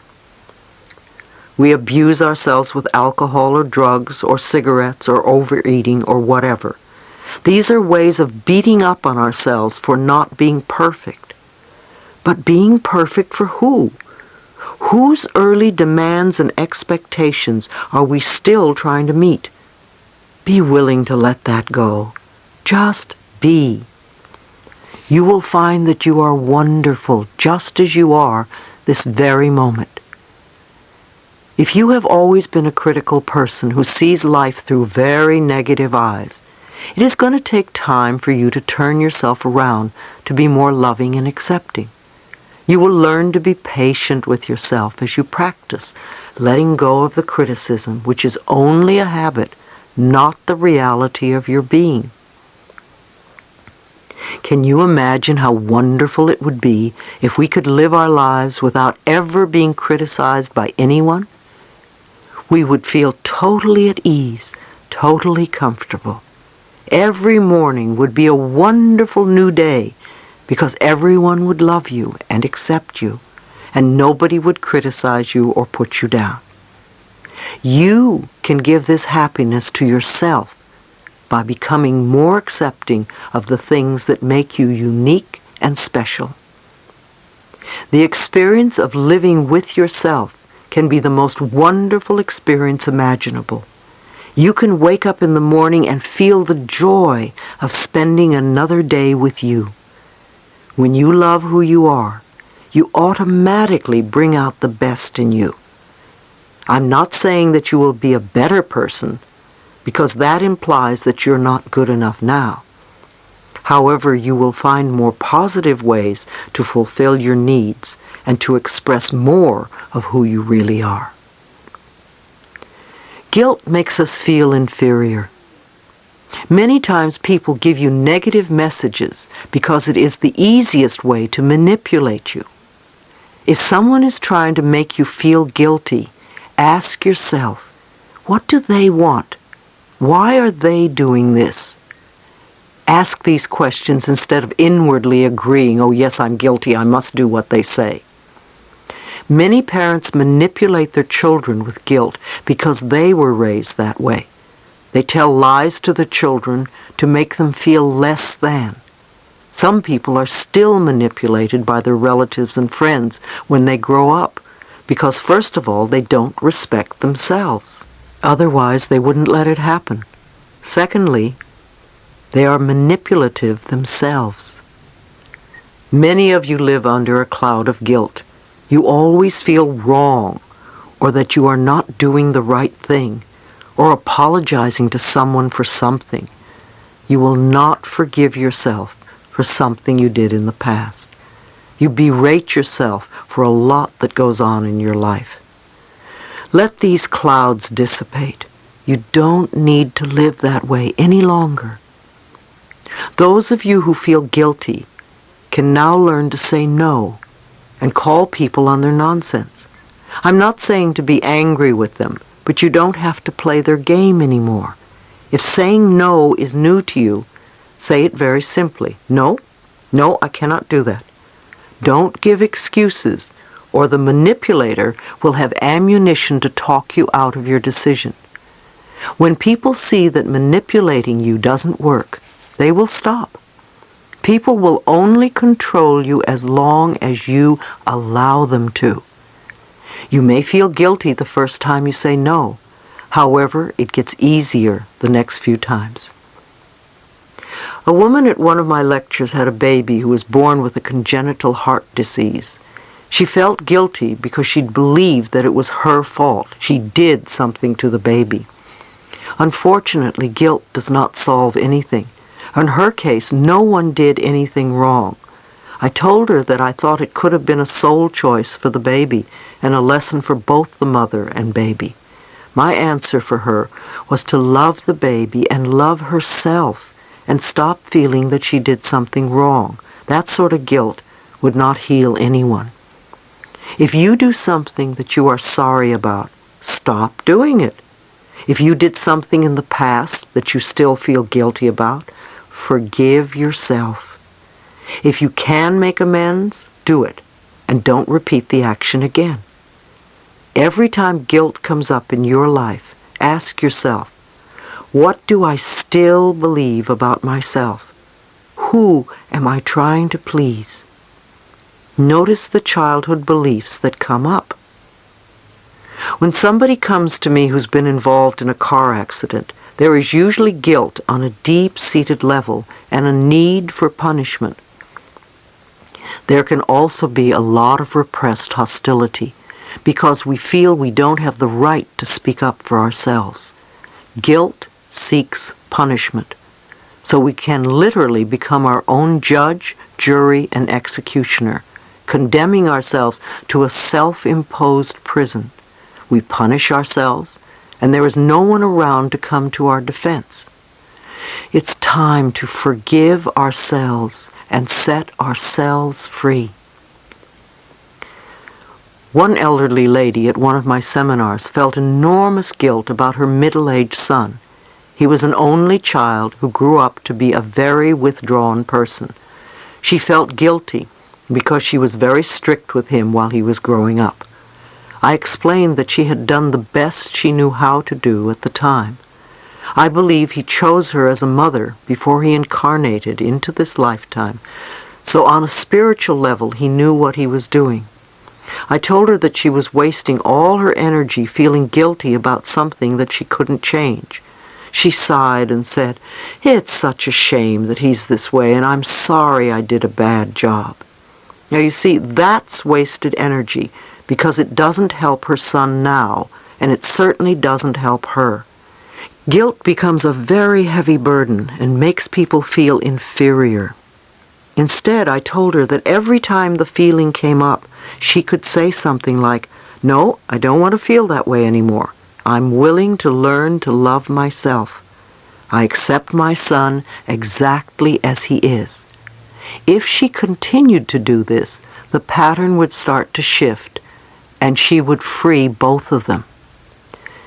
Even if we don't know how to love ourselves, the fact that we are willing to love ourselves will create the difference. It's just not worth it to hold on to these old patterns. The lesson is always love yourself. Her lesson was not to heal her son, but to love herself. He came into this life to love himself. She can't do it for him, and he can't do it for her. Organized religions are often really good at making people feel guilty. Many of them do some heavy numbers to keep people in line, especially when they are young. However, we aren't little children anymore, and we don't have to be kept in line. We are adults who can decide what we want to believe. The child in us feels the guilt, but there is also the adult in us who can teach the child otherwise. When you hold your emotions down or hold things in, you create havoc within you. Love yourself enough to allow yourself to feel your emotions. Allow your feelings to come to the surface. At first, you may find yourself crying for days or getting angry a lot. You may have to process quite a bit of old stuff. I suggest you do affirmations that make going through the process easier, smoother, and more comfortable, such as, I now release with ease all old negative beliefs. It is comfortable for me to change. My pathway is now smooth. I am free of the past. Also, don't add judgment to your feelings. That only pushes the feelings down even more. If you are going through incredible dilemmas or crises, affirm that you are safe and that you are willing to feel. Affirming these positive feelings will bring about beneficial changes. Chapter 6. Letting your feelings out. A tragedy can turn out to be our greatest good if we approach it in ways from which we can grow. Releasing anger in positive ways. Everyone deals with anger at one time or another in their lives. Anger is an honest emotion. When it is not expressed or processed outwardly, it will be processed inwardly, in the body, and usually develops into a dis-ease or dysfunction of some sort. Like criticism, we usually get angry about the same things over and over again. When we are angry and we feel we don't have a right to express it, we swallow it down, which causes resentment, bitterness, or depression. So it's good to handle our anger when it comes up. There are several methods to deal with anger in positive ways. One of the best is to talk openly to the person with whom you are angry and to release the pent-up emotions. You can say, I am angry with you because. When we feel like screaming at someone, then the anger has been building up for a long time. Often it is because we feel we cannot speak to the other person. So the second best way to let the anger out is to talk to the person in the mirror. Find yourself a place where you will feel safe and will not be disturbed. Look into your own eyes in the mirror. If you find that you cannot, then concentrate on your mouth or nose. See yourself and or the person who you believe has done something wrong to you. Remember the moment when you became angry and let yourself feel the anger come through you. Begin to tell this person exactly what you are so angry about. Show all the anger you feel. You could say something like, I am angry at you because, or I am hurt because you did, or I am so afraid because you. Just get all your feelings out. If you feel like expressing yourself physically, then get some pillows and start hitting them, or twist a towel. Don't be afraid to let your anger take its natural course.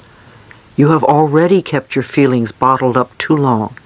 There is no need to feel any guilt or shame.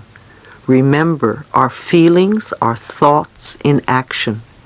They serve a purpose, and when you let them loose from your mind and body, you allow space inside for other, more positive experiences.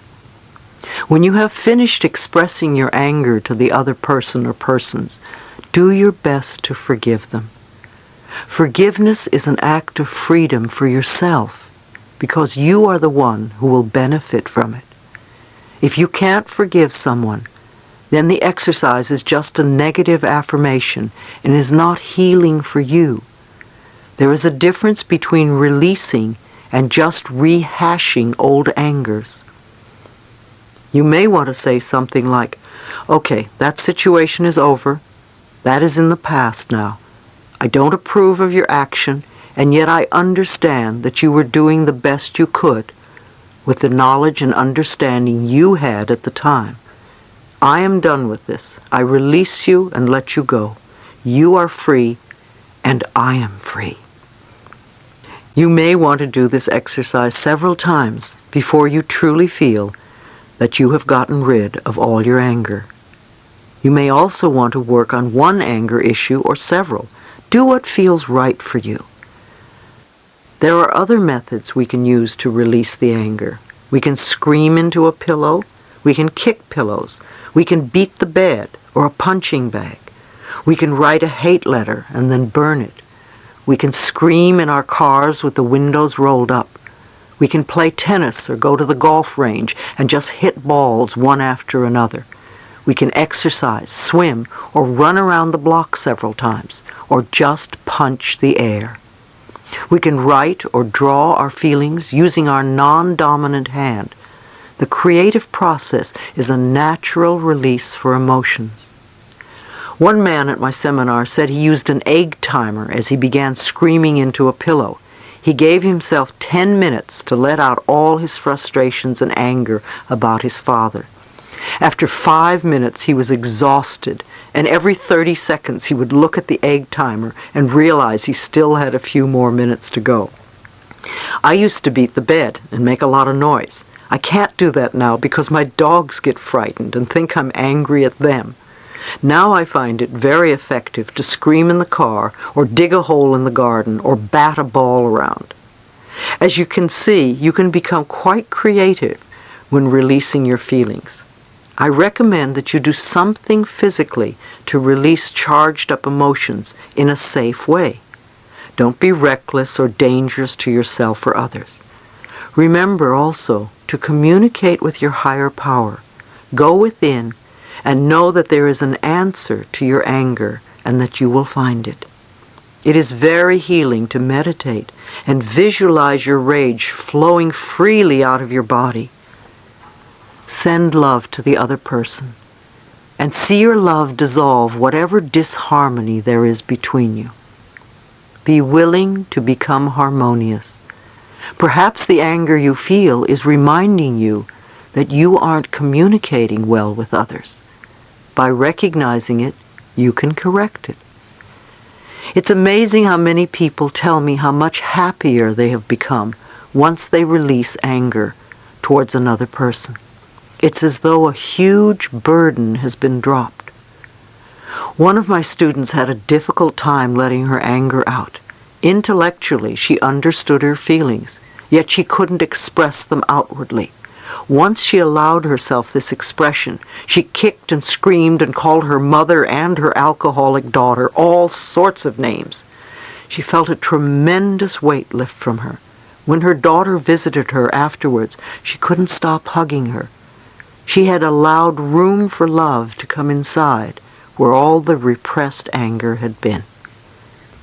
Maybe you have been a person who's been angry for a major part of your life. You have what I call habitual anger. Something happens and you get angry. Something else happens and you get angry again. Once more it happens and you keep getting angry. But you never go beyond getting angry. Habitual anger is childish. You always want your own way. It would be helpful to ask yourself, why am I choosing to be angry all the time? What am I doing to create situation after situation that angers me? Is this the only way I can react to life? Is this what I want? Who am I still punishing or loving? Why do I want to be in this state? What am I believing that causes all these frustrations? What am I giving out that attracts in others the need to irritate me? In other words, why do you believe that to get your way, you need to get angry? I'm not saying that there are no injustices, and there aren't times when you have a right to feel angry. However, habitual anger is not good for your body because it lodges in there. Notice what you focus on most of the time. Sit in front of a mirror and look at yourself and ask, who are you? What is it that you want? What makes you happy? What can I do to make you happy? Now is the time to do something else. Create a new space inside yourself for loving, optimistic, and cheerful patterns. People often get angry while they're driving their cars. People often express their frustrations about the other lousy drivers on the road. Long ago, I got over the fact that I was going to be upset because of someone else's inability to follow the rules of the road. So the way I handle driving my car is, first, I put love into the car when I get in. Next, I know and affirm that I'm always surrounded by wonderful, competent, happy drivers. Everyone around me is a good driver. Because of my beliefs and affirmations, whenever I'm on the road, I have very few poor drivers around me. They're off bothering the person who's shaking his fist and screaming. You know, your car is an extension of you, just like everything and everyone are extensions of you. So put some love into your car, and then send love out to everyone around you on the streets and highways. I believe that the parts of your car are similar to the parts of your body. For instance, one of my workers felt that she had no vision, that she could not see where her life was going or where she wanted it to go. One morning she woke up and found her windshield smashed. Another person, an acquaintance of mine, felt that he was stuck in his life. He was not moving forward or moving backward, but was not moving at all. And his tire became flat and he couldn't move anywhere. I know it may sound silly at first, but it's fascinating to me that the terminology that these two people used to describe their current mental state also related to their car. Having no vision means that you can't see in front of you. The windshield is a perfect metaphor. Likewise, being stuck is a perfect example of a flat tire. The next time something happens to your car, make a note as to what you feel the broken parts represents, and see if you can connect it to how you are feeling at that particular moment or what is going on in your life. You may be surprised at the results. One day I will write a little book and call it Heal Your Automobile. There was a time when people did not understand the body-mind connection.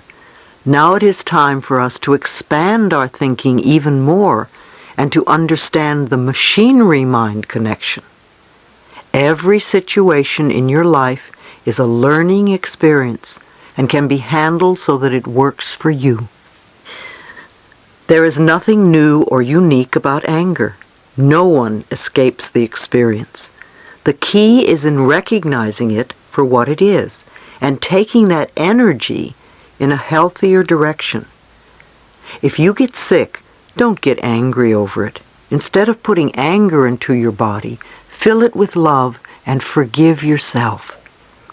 Those of you who are caretakers for sick people can also remember to take care of yourselves too. If you don't, you won't be any good to yourself or your friends or family. You will burn out. Do something to let your feelings out as well. Once you learn to deal with anger in a positive way that readily benefits you, you will find many wonderful changes occurring in the quality of your life. Resentment causes a variety of ills.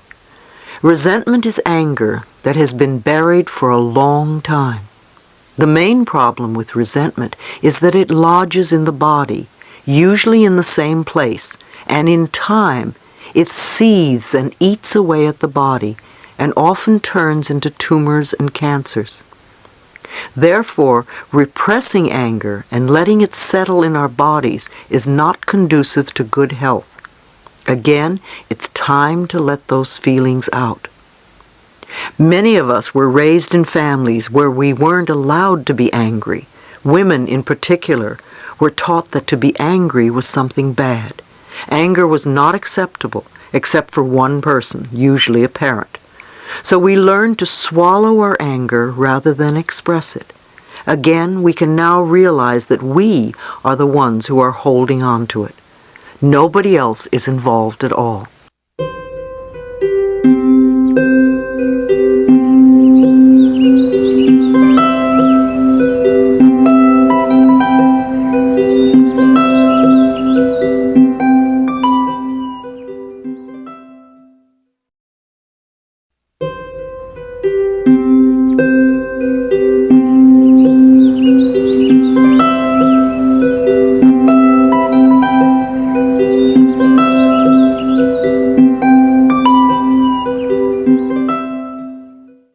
An oyster takes a grain of sand, and it builds layer after layer after layer of calcite over it until it becomes a beautiful pearl.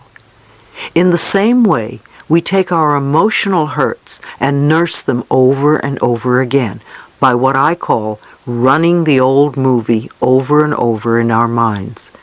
If we want to be free from our hurts, if we want to get out of them, then it's time to go beyond them.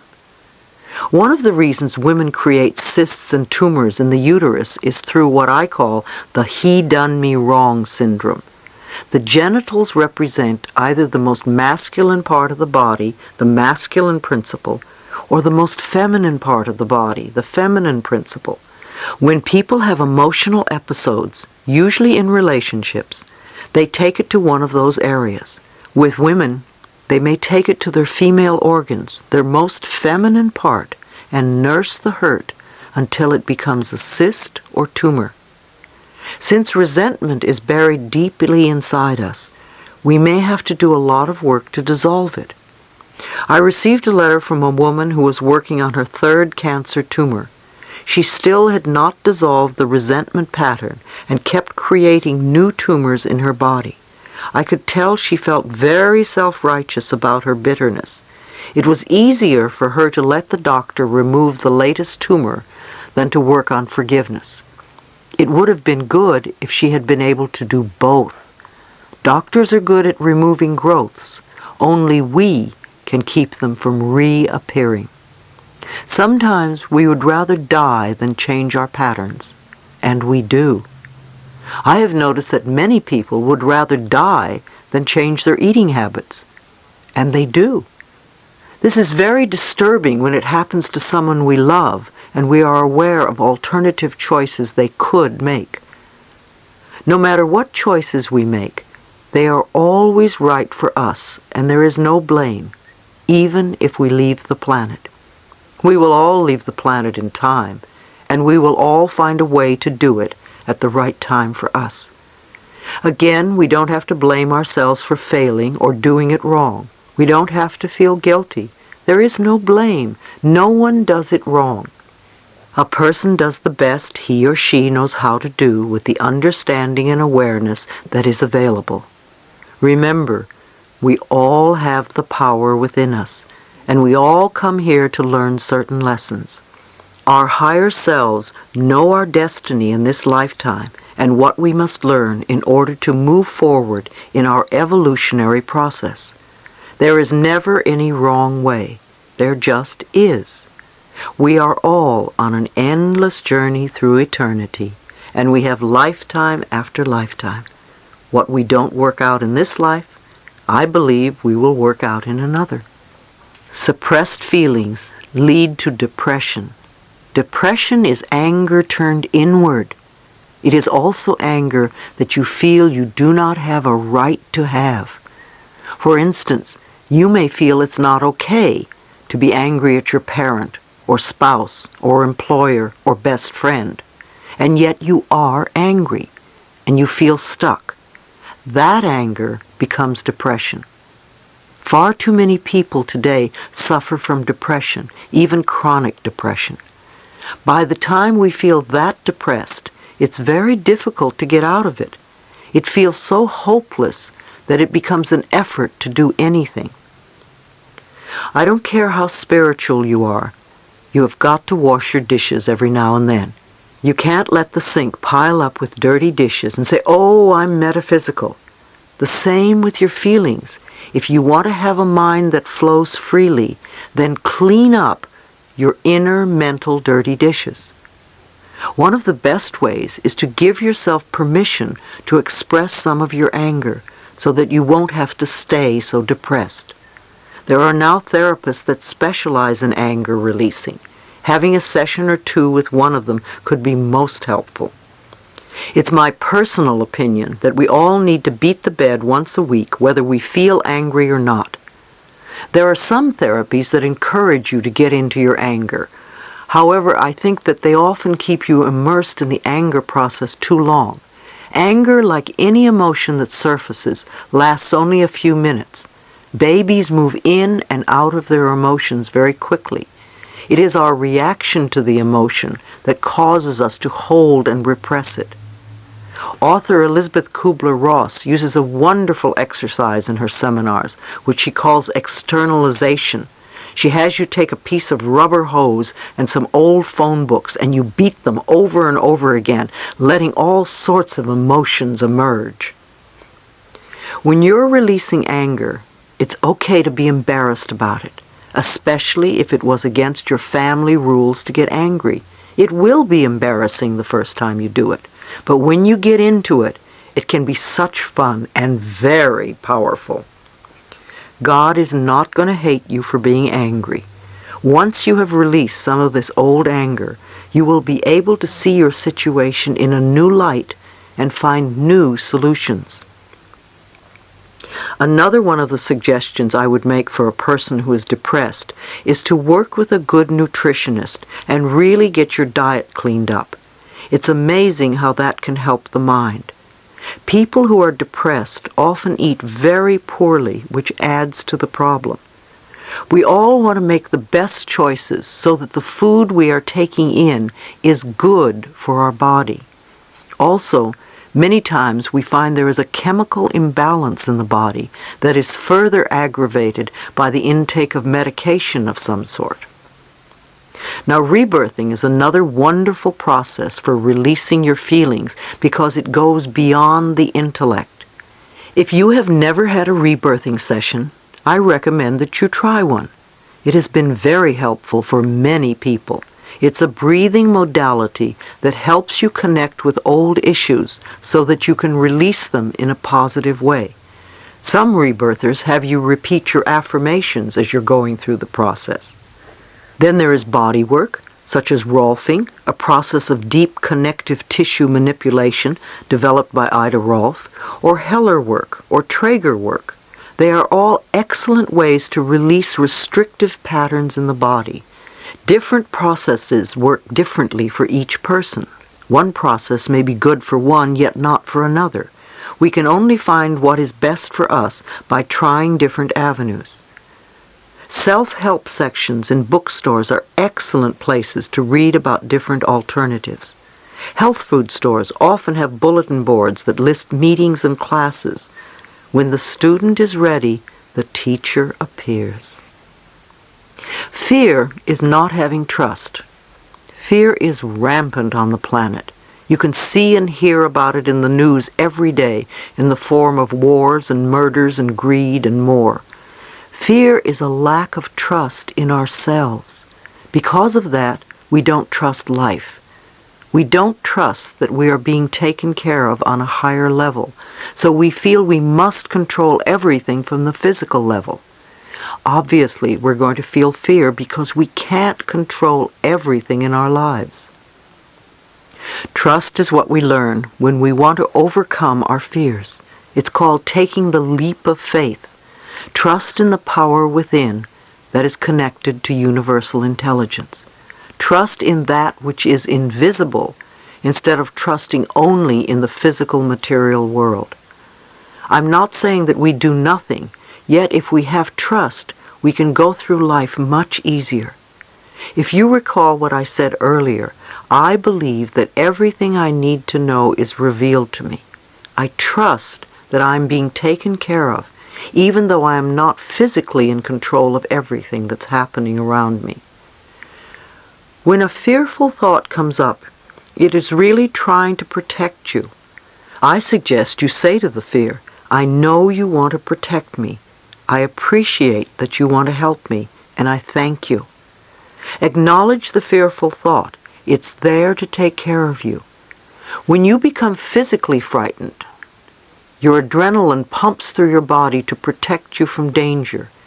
It's the same with the fear you manufacture in your mind. Observe your fears and recognize that you are not them. Think of fear the way you view images on a movie screen. What you see on the screen is really not there. The moving pictures are just frames of celluloid, and they change and disappear very rapidly. Our fears will come and go as rapidly as those pictures, unless we insist on holding on to them. Fear is a limitation of our minds. People have so much fear about getting sick or old or about becoming homeless or whatever. Anger is fear that becomes a defense mechanism. It protects you, and yet it would be so much more powerful for you to do affirmations so you can stop recreating fearful situations in your mind and love yourself through the fear. Again, nothing comes from outside of us. We are at the center of everything that happens in our lives. Everything is inside. Every experience, every relationship is a mirror of a mental pattern that we have inside us. Fear is the opposite of love. The more we are willing to love and trust who we are, the more we attract these qualities to ourselves. When we are on a streak of really being frightened or upset or worried or not liking ourselves, isn't it amazing how everything goes wrong in our lives? One thing after another. It seems it will never stop. Well, it is the same when we really love ourselves. Everything starts to go on a winning streak, and we get the green lights in the parking places. All of the things that make life so wonderful, the big and the little. We get up in the morning and the day flows beautifully. Love yourself so that you can take care of yourself. Do everything you can to strengthen your heart, your body, and your mind. Turn to the power within you. Find a good spiritual connection and really work on maintaining it. If you are feeling threatened or fearful, consciously breathe. We often hold our breath when we are frightened, so take a few deep breaths. Breathing opens the space inside you that is your power. It straightens your spine, it opens your chest, and gives your heart room to expand. By breathing, you begin to drop the barriers and open up. You expand rather than contract. Your love flows. You could say, I am one with the power that created me. I am safe and all is well in my world. Cleaning up our addictions. One of the primary ways we mask our fear is through addictions.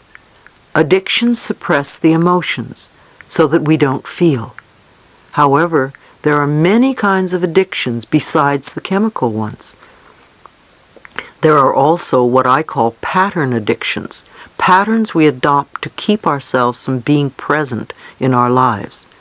If we don't want to deal with what's in front of us, or if we don't want to be where we are, we have a pattern that keeps us out of touch with our lives.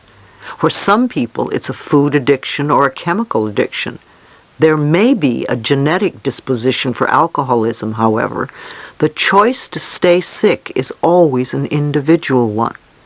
So often when we talk about something being hereditary, it is really the little child's acceptance of the parent's ways of handling fear. For others, there are emotional addictions. You can be addicted to finding fault in people. No matter what happens, you will always find someone to blame. It's their fault, they did it to me. Maybe you are addicted to running up bills. There are many of you addicted to being in debt. You do everything you can to keep yourself head over heels in debt. It doesn't seem to have anything to do with the amount of money you have. You can be addicted to rejection. Everywhere you go, you attract others who reject you. You will find them. However, the rejection on the outside is a reflection of your own inner rejection. If you don't reject yourself, nobody else will either. Or if they do, it certainly won't matter to you. Ask yourself, what am I not accepting about myself?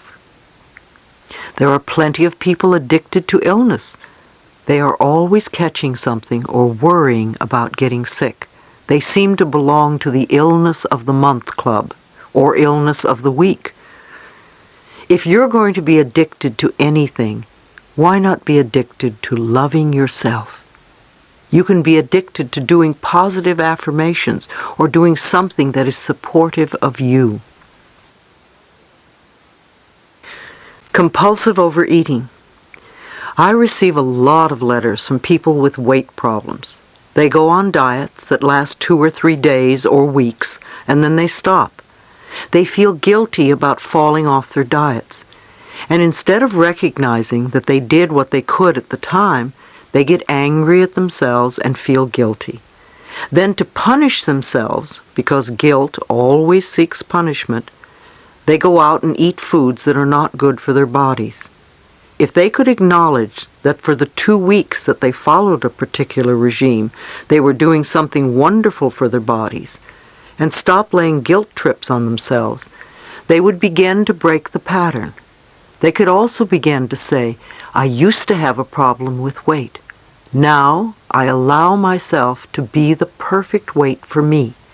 And the pattern would start to shift inside.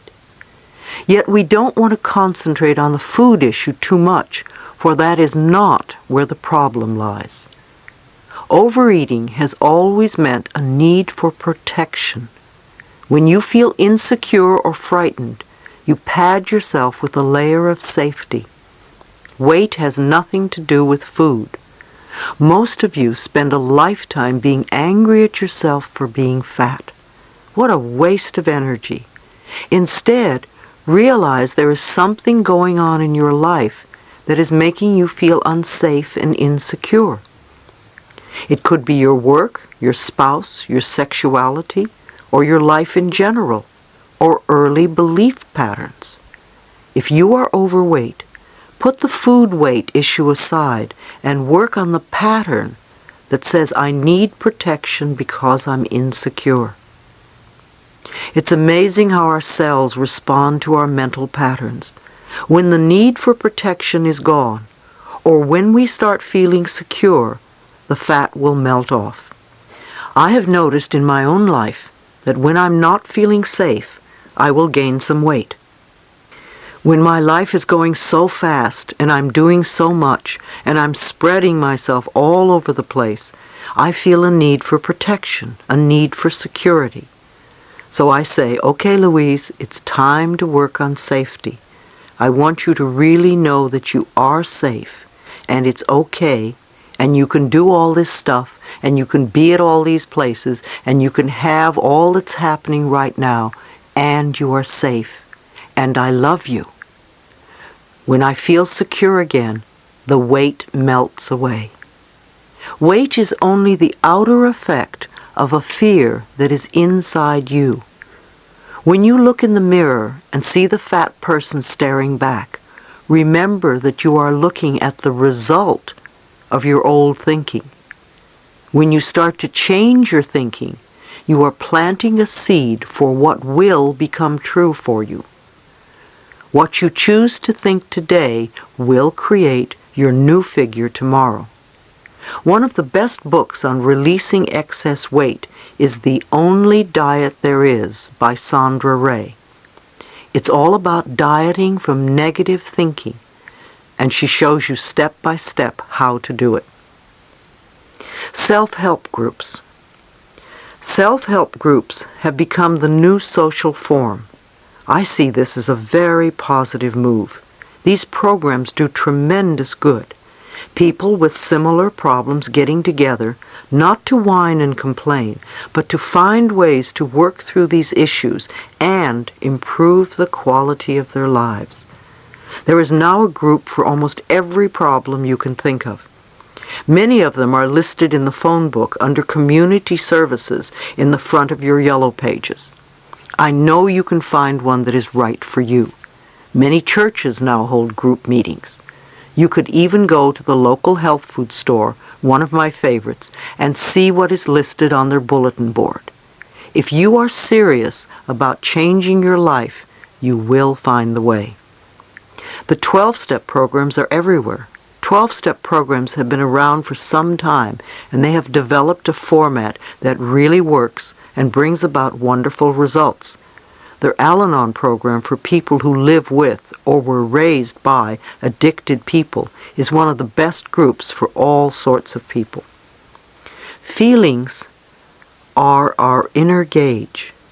When growing up in a troubled or dysfunctional family, we learn to avoid conflict whenever possible, and this results in the denial of our feelings. We often do not trust others to meet our needs, so we don't even ask for help. We are convinced that we must be strong enough to handle things ourselves. The only problem is that we fail to be in touch with our own feelings.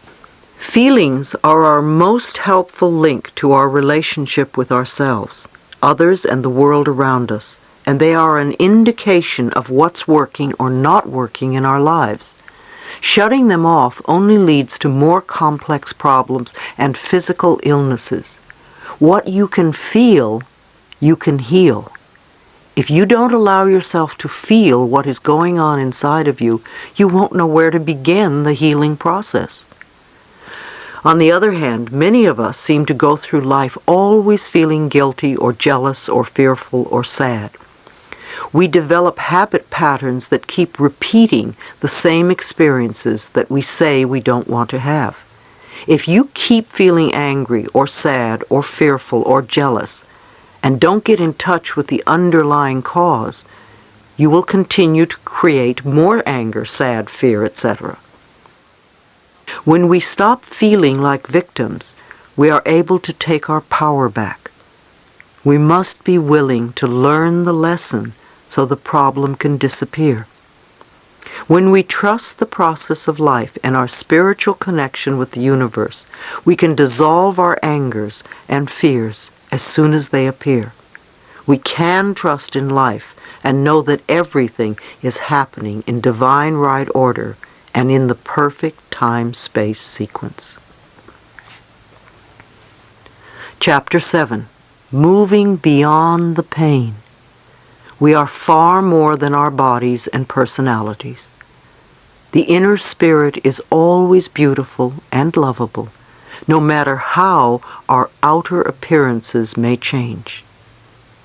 The pain of death. It's wonderful to be positive. It's also wonderful to acknowledge what you are feeling. Nature has given you feelings to get you through certain experiences, and to deny them causes more pain. Remember, death is not a failure. Everyone dies. It's part of the process of life. When someone you love dies, the mourning process takes at least a year. So give yourself that space. It's difficult to have to go through all the holidays and seasons, Valentine's Day, your birthday, your anniversary, Christmas, etc. So be very gentle with yourself and let yourself grieve. There are no rules, so don't make any for yourself. It's also okay to get angry and have hysterics when someone dies. You can't pretend it doesn't hurt. You want to give your feelings an outlet. Let yourself cry. Look in the mirror and scream, "It isn't fair," or whatever you feel inside. Again, let it out. Otherwise, you will create problems for your body. You want to take care of yourself the best you can, and I know it's not always easy. Those of us who have been working with people with AIDS find that the grieving process becomes ongoing. It's the same as the grieving process in wartime. There are too many onslaughts to the emotional nervous system to handle. Many times I reach out to special friends and dissolve into hysterics when it all becomes too much. It was much easier when my mother died. I felt the natural completion of her 91-year cycle. Though I grieved, I had no anger or rage at injustice or untimeliness. Wars and epidemics bring up tremendous frustration at the seeming unfairness of it all. Although grieving takes time, sometimes you feel like you're in a bottomless pit. If you are still grieving after a few years, then you are wallowing in it. It becomes an addiction. You need to forgive and release the other person and yourself. Remember, we don't lose anyone when they die because we never owned them in the first place. If you are having a difficult time letting go, there are several things you can do. First of all, I suggest you do some meditations with the person who is gone. No matter what he or she thought or did while they were alive, when they leave the planet, a veil lifts and they see life very clearly. So they no longer have the fears and the limiting beliefs that they had when they were here. If you are grieving a lot, they would probably tell you not to worry because all is well. In your meditations, ask the person for help to get you through this period and tell them that you love them. Don't judge yourself for not being with the person or doing enough for the person while they were alive. That's just adding guilt to your grief. Some of you use this time as an excuse for not getting on with your own life. Some of you would like to leave the planet too. Or, for some of you, the death of someone you know and love brings up your own fear of death. Use this time to do inner work on yourself so you can release some of your own stuff. A lot of sadness comes to the surface upon the death of a loved one. Let yourself feel the sadness. You need to get to a point where you feel safe enough to let the old pains come up. If you would allow yourself 2 or 3 days of crying, much of the sadness and guilt would disappear. If you need to, find a therapist or a group to help you feel safe enough so that you can release the emotions. Another suggestion is to say affirmations like, I love you and I set you free. You are free and I am free. One woman was having a very difficult time letting go of the anger she felt towards an aunt who was very ill. She was terrified that her aunt would pass away and she would not be able to communicate how she really felt about the past. She didn't want to speak with the aunt because she felt all choked up inside. I suggested to her that she work with a therapist, for one-on-one work can be so helpful. When we are stuck in any area, it is an act of love for ourselves to reach out for help. There are many types of therapists all over who are experienced in these situations.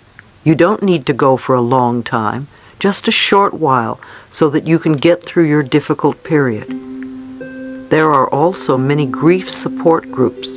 It might be helpful for you to join one because it would assist you as you go through the process.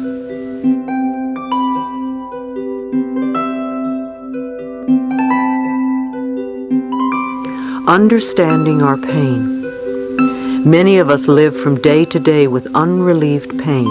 It may be a small part of our lives, or it may take up a large, unbearable portion of it. But what is pain? Most of us agree that it is something we would like to be free of. Let's look at what we can learn from it. Where does it come from? What is it trying to tell us? The dictionary defines pain as an unpleasant or distressing sensation due to bodily injury or disorder, as well as a mental or emotional suffering or torment. Since pain is an outgrowth of both mental and physical dis-ease, it is clear that both the mind and the body are susceptible to it. I recently saw a wonderful example as I watched two little girls playing in a park. The first child raised her hand to playfully slap her friend on the arm. Before she was able to connect, the other little girl said, "Ow!" And the first little girl looked at her and said, "Why did you say ow? I haven't even touched you yet." To which her friend quickly replied, "Well, I knew it was going to hurt." In this instant, the mental pain presumed the expected physical pain. Pain comes to us in many forms: a scratch, a bump, a bruise, dis-ease, uneasy sleep, a threat, a knotty feeling in your stomach, a numbing sensation in your arm or leg. Sometimes it hurts a lot, sometimes only a little, but we know it's there. In most cases, it's trying to tell us something. At times, the message is obvious. A sour stomach experienced during the work week, but not on the weekend, may indicate a need for an attitude change or for a job change. And many of us know the significance of the pain that occurs after a night of excessive drinking. Whatever the message, we must remember that the human body is a wonderfully constructed piece of machinery. It tells us if there are problems, but only if we are willing to listen. Unfortunately, many of us do not take or make the time to listen. Pain is actually one of the body's last resort messages, to tell us that something is wrong in our lives. We are really off track somewhere. The body is always aspiring for optimum health, no matter what we do to it. However, if we abuse our bodies tremendously, we contribute to the conditions of our dis-ease. When we first feel pain, what do? We usually run to the medicine cabinet or to the drugstore, and we take a pill. In effect, we say to the body, "Shut up, I don't want to hear you." The body will quiet down for a little bit, then the whisperings return, and this time a little louder. Maybe we go to the doctor for an injection or a prescription, or we do something else. But at some point we have to pay attention to what is going on, because we may have a full-blown dis-ease of some sort. Even at that point, some people still want to play victim and still don't listen. Others awaken to what's going on and are willing to make changes. It's okay. We all learn in different ways.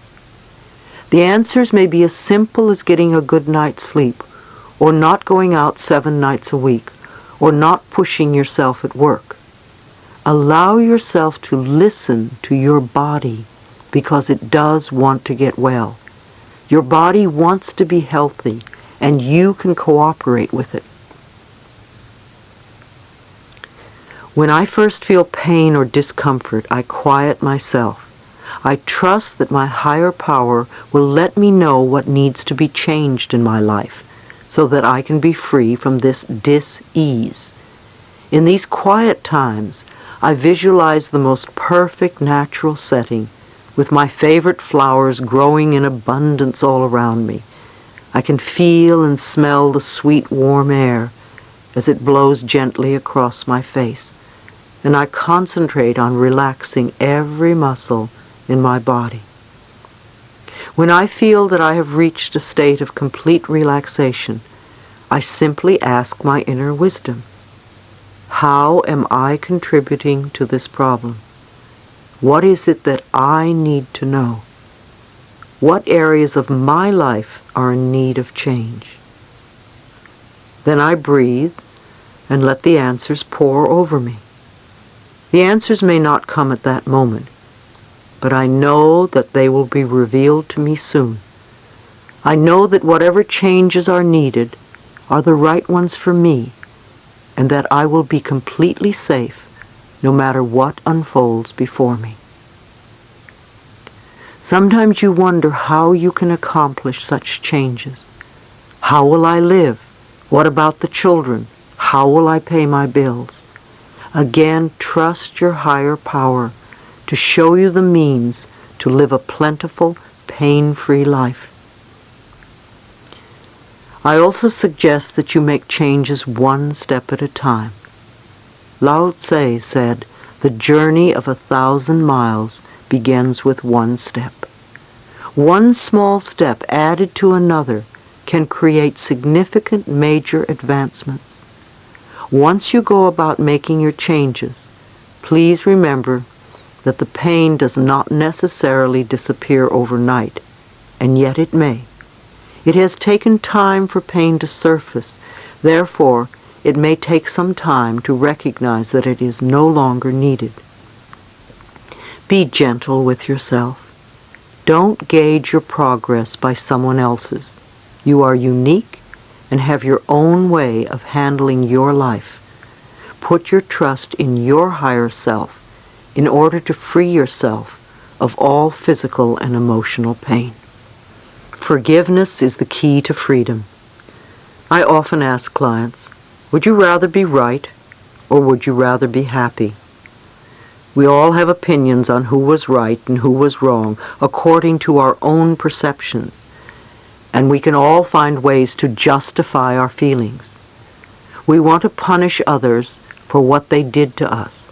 However, we are the ones running the story over and over in our own minds. It is foolish for us to punish ourselves in the present because someone hurt us in the past. To release the past, we want to be willing to forgive, even if we don't know how. Forgiveness means giving up our hurtful feelings and just letting the whole thing go. A state of non-forgiveness actually destroys something within ourselves. No matter what avenue of spirituality you follow, you will usually find that forgiveness is an enormous issue at any time, but most particularly when there is an illness. When we are ill, we really need to look around and see who it is we need to forgive. And usually the very person who we think we will never forgive is the one we need to forgive the most. Not forgiving someone else doesn't harm the other person in the slightest, but it plays havoc with us. The issues aren't theirs, the issues are ours. The grudges and hurts you feel have to do with forgiving yourself, not someone else.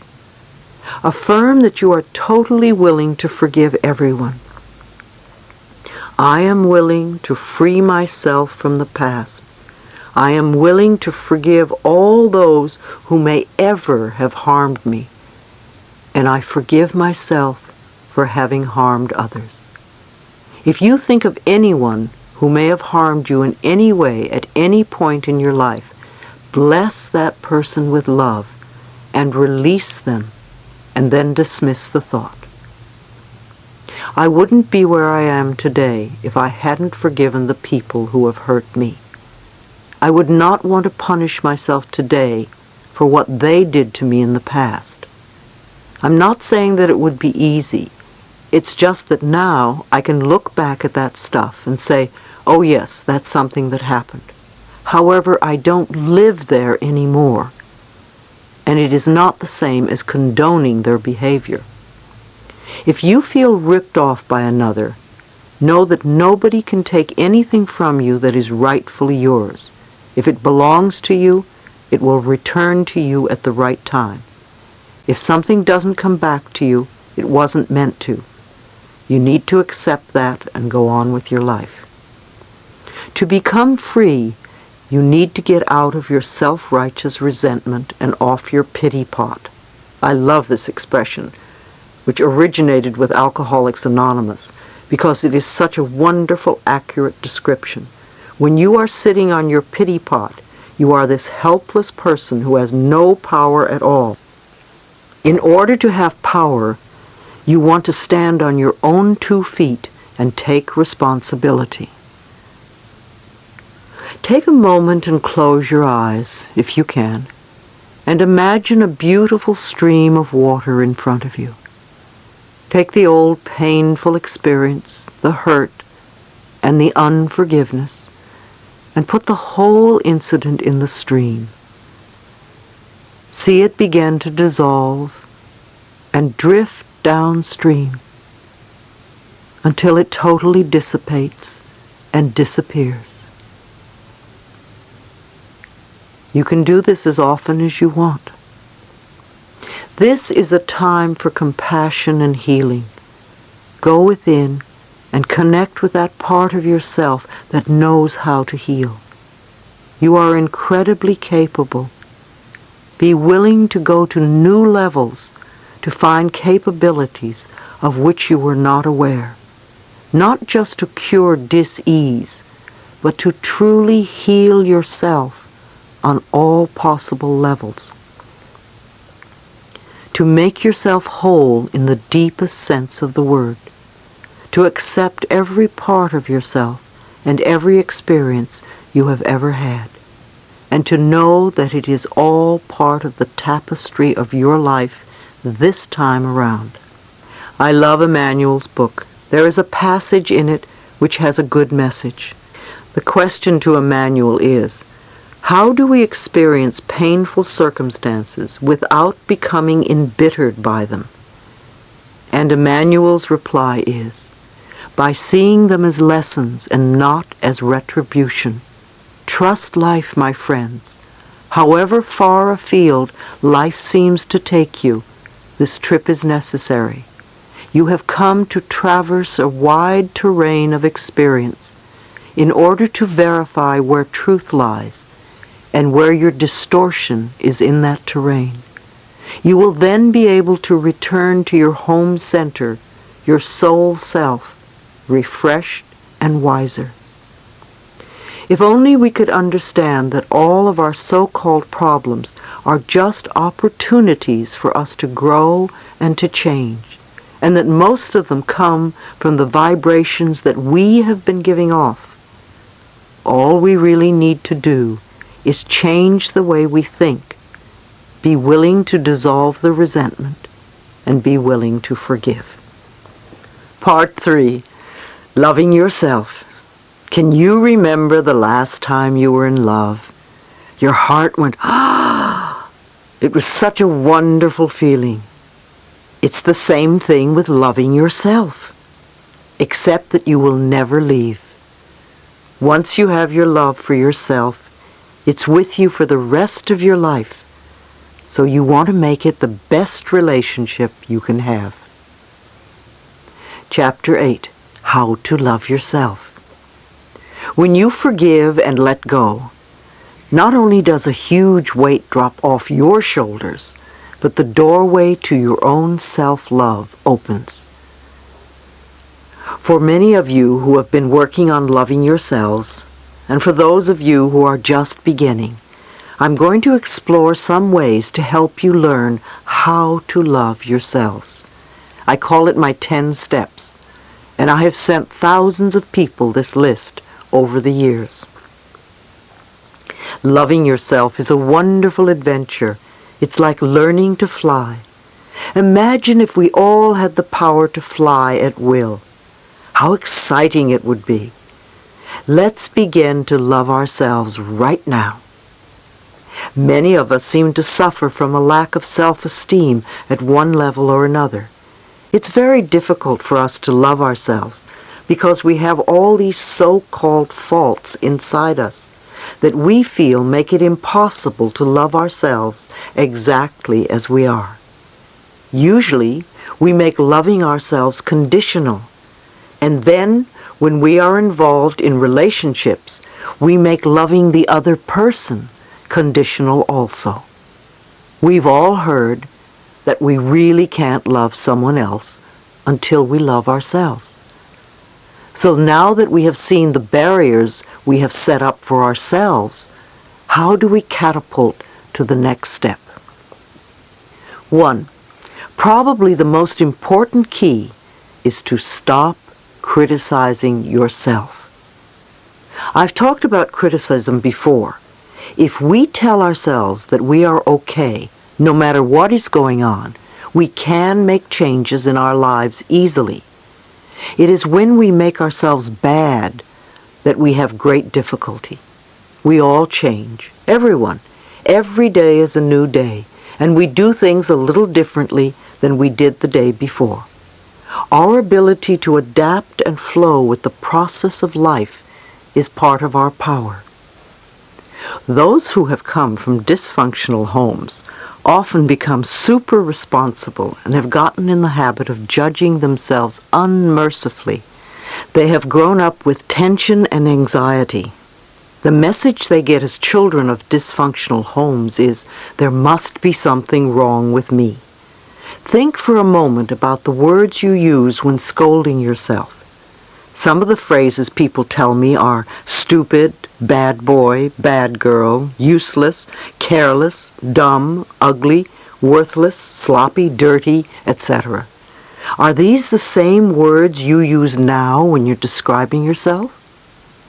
There is a tremendous need to build self-worth and value in ourselves, because when we feel not good enough, we find ways to keep ourselves miserable. We create illness or pain in our bodies. We procrastinate about things that would benefit us. We mistreat our bodies with food, alcohol, and drugs. We are all insecure in some ways because we are human. Let us learn not to pretend that we are perfect. Having to be perfect only puts immense pressure on ourselves, and it prevents us from looking at areas of our lives that need healing. Instead, we could discover our creative distinctions, our individualities, and appreciate ourselves for the qualities that set us apart from others. Each one of us has a unique role to play on this earth, and when we are critical of ourselves, we obscure it. 2. We want to stop scaring ourselves. Many of us terrorize ourselves with frightful thoughts and make situations worse than they are. We take a small problem and make it into a big monster. It's a terrible way to live, always expecting the worst out of life. How many of you go to bed at night creating the worst possible scenario of a problem? That's like a little child who imagines monsters under the bed and then gets terrified. It's no wonder you can't sleep. As a child, you needed your parent to come and soothe you. Now, as an adult, you know you have the ability to soothe yourself. People who are ill do this a lot. Often they visualize the worst, or they are immediately planning their funerals. They may give their power to the media and see themselves as statistics. You may also do this in relationships. Someone doesn't call you and immediately you decide that you are totally unlovable and that you'll never have another relationship again. You feel abandoned and rejected. You do the same thing with your job. Someone makes a remark at work and you begin to think you're going to be fired. You build these paralyzing thoughts in your mind. Remember, these frightening thoughts are negative affirmations.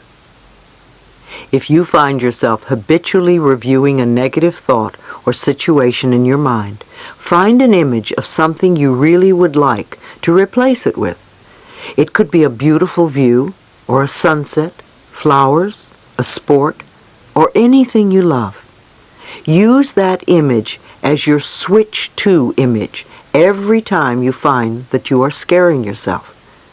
You could say to yourself, "No, I'm not going to think about that anymore. I'm going to think about sunsets, or roses, or Paris, or yachts, or waterfalls, or whatever your image is." If you keep doing this, you will eventually break the habit. Again, it takes practice. 3. Another way is to be gentle and kind and patient with yourself. I've heard, "Dear God, I pray for patience and I want it right now." But patience is a very powerful tool. Most of us suffer from the expectation of immediate gratification. We must have it now. We don't have the patience to wait for anything. We get irritable if we have to wait in lines or are stuck in traffic. We want all the answers and all the goodies right now. Too often, we make other people's lives miserable by our own impatience. But impatience is a resistance to learning. Impatience is resistance to learning. We want the answers without learning the lesson or doing the steps that are necessary for our growth. You could think of your mind as if it were a garden. To begin with, a garden is a patch of dirt. You may have a lot of brambles of self-hatred and rocks of despair, anger and worry. An old tree called fear needs pruning. Once you get some of these things out of the way and the soil is in good shape, you add some little seeds or plants of joy and prosperity. The sun shines down on it, and you water it and give it nutrients and loving attention. At first, not much seems to be happening, but you don't stop. You keep taking care of your garden. If you are patient, the garden will grow and blossom. The same with your mind. You select the thoughts that will be nurtured, and with patience they grow and contribute to creating the garden of experiences you want. We all make mistakes. It's okay to make mistakes while you are learning. As I said, so many of you are cursed with perfectionism. You won't give yourself a chance to really learn anything new, because if you don't do it perfectly in the first 3 minutes, you assume you are not good enough. Anything you're going to learn takes time.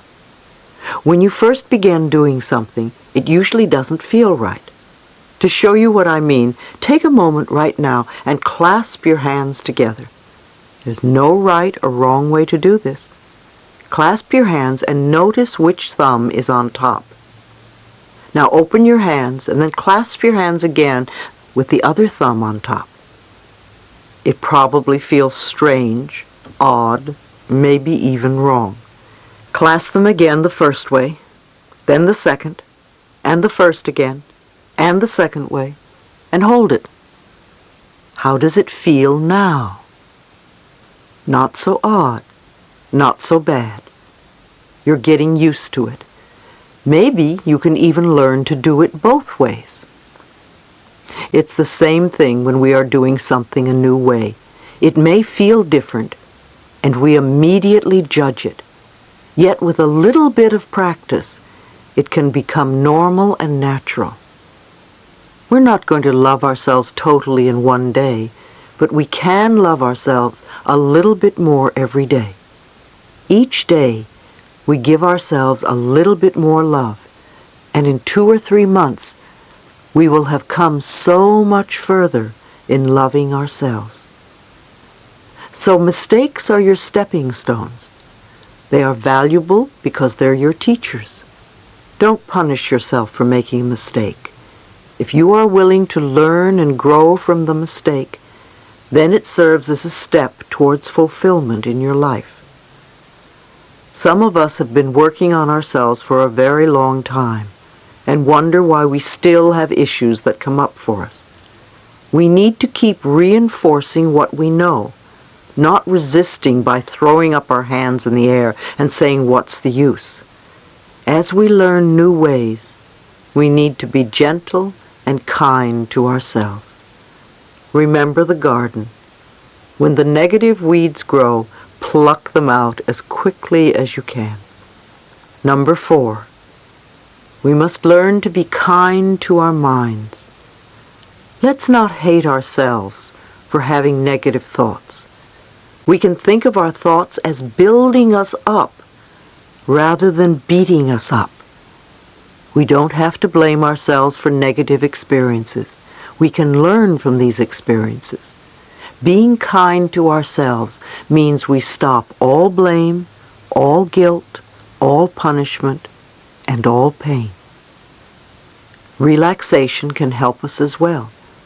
Relaxation is absolutely essential for tapping into the power within, because if you are tense and frightened, you shut off your energy. It only takes a few minutes a day to allow the body and the mind to let go and relax. At any moment, you can take a few deep breaths, close your eyes, and release whatever tension you're carrying. As you exhale, become centered and say to yourself silently, "I love you. All is well." You will notice how much calmer you feel.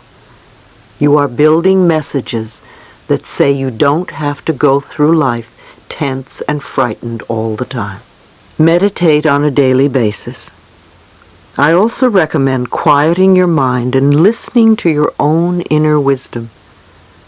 Our society has made meditation into something mysterious and difficult to achieve, and yet meditation is one of the oldest and simplest processes there is. All we need to do is get into a relaxed state and repeat silently to ourselves words like love or peace or anything meaningful to us. Om is an ancient sound that I often use at my workshops, and it seems to work very well. We could even repeat, I love myself, or I forgive myself, or I am forgiven, and then just listen for a while. Some people think that if they meditate, they have to stop their minds from thinking. We really can't stop the mind, but we can slow down our thoughts and then just let them flow through. Some people sit with a pad and pencil and write down their negative thoughts because they seem to dissipate more easily. If we can get to a state where we are watching our thoughts float by, oh, there's a fear thought and some anger. Now there's a love thought. And now a disaster. There's an abandonment thought, a joy thought. And don't give these thoughts importance. Then we begin to use our tremendous power wisely. You can begin meditation anywhere and allow it to become a habit. Think of meditation as focusing on your higher power. You become connected with yourself and your inner wisdom. You can do it in whatever form you like. Some people go into a kind of meditation while they're jogging or walking. Again, don't make yourself wrong for doing it differently. I love to get on my knees in the garden and dig in the dirt. It's a great meditation for me. An excellent, easy-to-understand book on meditation is Minding the Body, Mending the Mind by Joan Borisenko. Visualize optimistic outcomes. Visualization is also very important, and there are many techniques you can use. Dr. Carl Symington, in his book Getting Well Again, recommends a lot of visualization techniques for people with cancer, and they often yield excellent results. With visualization, you create a clear, positive image that enhances your affirmation. Many of you have written to me about the kinds of visualizations you do along with your affirmations. The important thing to remember about visualizations is that they must be compatible with the kind of person you are. Otherwise, your visualizations will not work. For instance, a woman with cancer pictured the good killer cells in her body attacking the cancer and killing it. At the end of the visualization, she doubted whether she had done it correctly and didn't feel that it was working for her. So I asked her, "Are you a killer person?" And she answered, "I personally don't feel good about creating a war in my body." So I suggested that she change her visualization to one that was a little more gentle. I think it's better to use images like the sun melting the sick cells, or a magician transforming them with his magic wand. When I had my cancer, I used the visualization of cool, clear water washing the diseased cells out of my body. We need to do visualizations that are not so offensive to us on the subconscious level. Those of us who have family or friends who are sick do them an injustice by continually seeing them sick. Visualize them well. Send them good vibrations. However, remember that getting well is really up to them. There are many good audio tapes with guided visualizations and meditations that you can give them to help them through this process, if they are open. If not, just send them love. Everyone can visualize. Describing your home, having a sexual fantasy, imagining what you would do to a person who hurt you, are all visualizations. It's amazing what the mind can do. Number 5. The next step is to praise yourself. Criticism breaks down the inner spirit, and praise builds it up. Acknowledge your power, your God self. We are all expressions of the infinite intelligence. When you berate yourself, you belittle the power that created you. Begin with the little things. Tell yourself that you are wonderful. If you do it once and then stop, it doesn't work. Keep at it, even if it's 1 minute at a time. And believe me, it does get easier. The next time you do something new or different, or something you are just learning and you're not too adept at, be there for yourself. It was a big thrill the first time I spoke at the Church of Religious Science in New York. I remember it very well. It was a Friday noon meeting.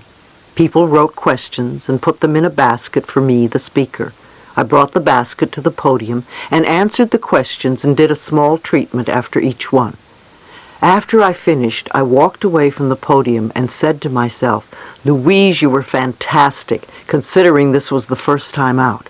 By the time you do this 6 times, you're going to be a pro." I didn't berate myself and say, "Oh, you forgot to say this or that." I didn't want to have the second time be something that would frighten me. If I beat myself up the first time, I would beat myself up the second time, and I would dread speaking in the end. And after a couple of hours, I thought of what I could change to improve. I never made myself wrong. I was very careful to praise myself and congratulate myself for being wonderful. And by the time I had conducted 6 meetings, I was a pro. I think we can apply this method in all areas of our lives. I continued speaking at the meetings for quite some time. It was wonderful training because it taught me how to think on my feet. Allow yourself to accept good, whether you think you deserve it or not. I've discussed how believing that we are not deserving is our unwillingness to accept good in our lives. It's what stops us from having what we want. How could we create anything good for ourselves if we think we don't deserve to have good? Think about the laws of deserving in your home. Did you feel good enough, smart enough, tall enough, pretty enough, whatever? And what do you have to live for? You know you are here for a reason, and it's not just to buy a new car every few years. What are you willing to do to fulfill yourself? Are you willing to do affirmations, visualizations, treatments? Are you willing to forgive? Are you willing to meditate? How much mental effort are you willing to exert to change your life and make it the life you want? Number 6, loving yourself means supporting yourself. Reach out to friends and allow them to help you. You really are being strong when you ask for help when you need it. So many of you have learned to be so self-reliant and self-sufficient. You can't ask for help because your ego won't let you. Instead of trying to do it all yourself and then getting angry at yourself because you can't make it, try asking for help next time. There are support groups in every city. There are 12-step programs for almost every problem. And in some areas, there are healing circles and church-affiliated organizations. If you can't find what you want, you can start your own group. It's not as scary as you might think. Gather together 2 or 3 friends who have the same issues that you have, and set up a few guidelines to follow. Have a book to study or tapes to listen to. If you do it with love in your heart, your little group will grow. People will be attracted like a magnet. Don't worry if it starts to grow and your meeting space gets too small. The universe always provides. If you don't know what to do, write my office and we'll send you guidelines on how to conduct a little group. You really can be there for each other.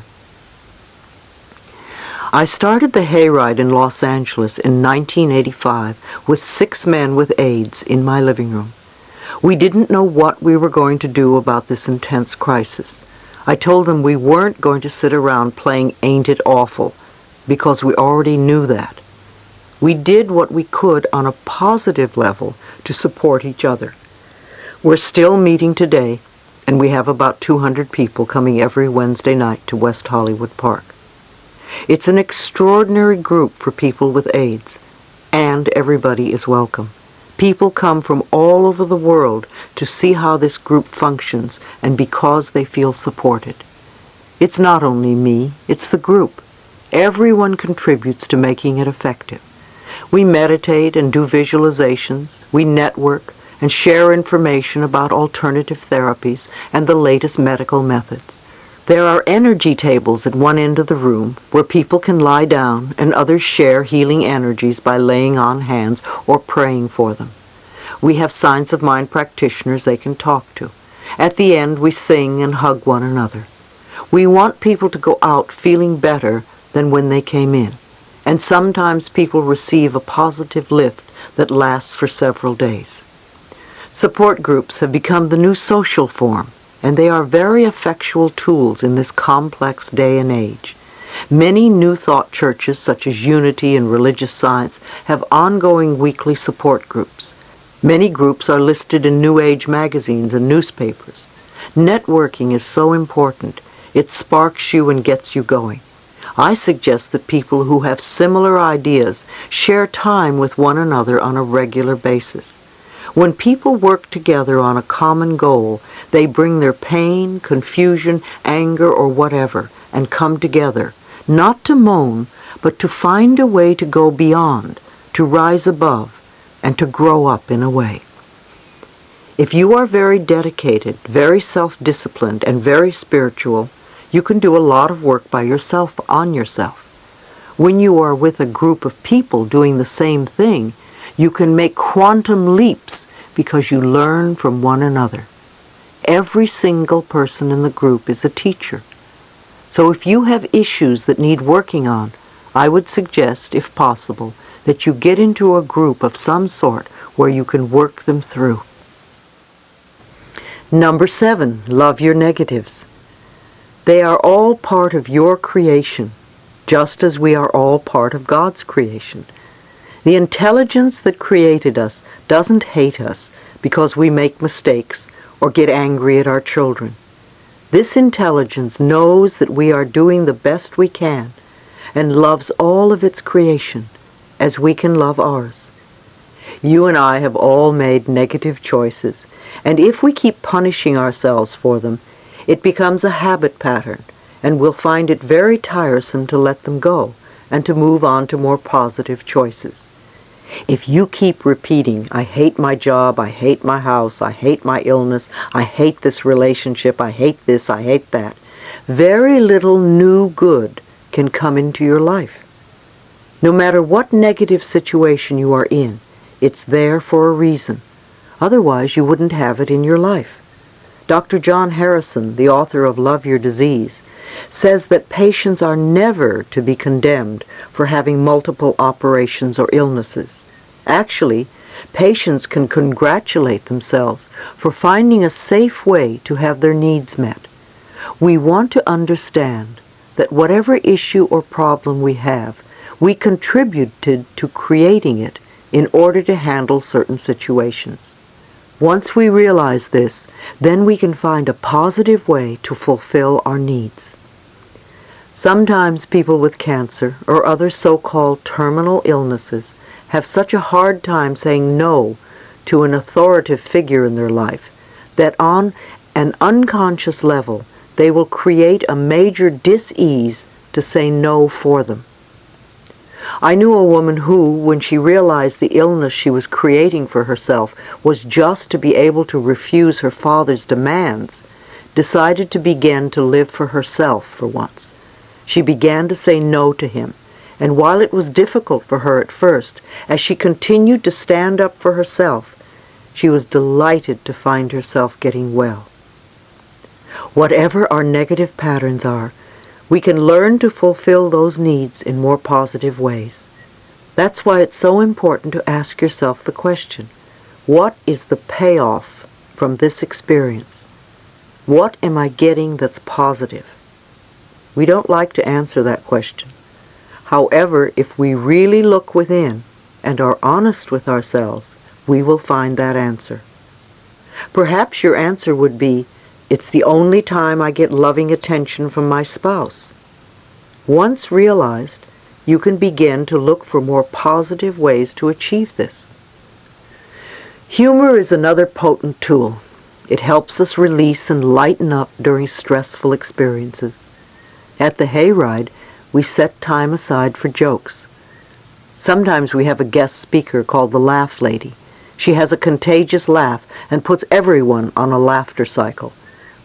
We can't always take ourselves too seriously, and laughter is very healing. I also recommend watching old comedies, such as those of Laurel and Hardy, when you're feeling low or down. When I did private counseling, I would do my best to get people to begin to laugh at their problems. When we can see our lives as a stage play, with soap opera and drama and comedy, we get a better perspective, and we are on the way to healing. Humor enables us to pull back from the experience and to see it in a larger perspective. Number 8, take care of your body. Think of your body as this marvelous house in which you live for a while. You would love your house and take care of it, wouldn't you? So watch what you put into your body. Drug and alcohol abuse is so prevalent because they are two of the most popular methods of escape. If you are into drugs, it doesn't mean that you are a bad person. It means you haven't found a more positive way of fulfilling your needs. Drugs beckon to us, come and play with me and we'll have a good time. And it's true, they can make you feel wonderful. However, they alter your reality so much, and although it isn't evident at first, you have to pay a terrible price in the end. After taking drugs for a while, your health deteriorates immensely, and you feel awful most of the time.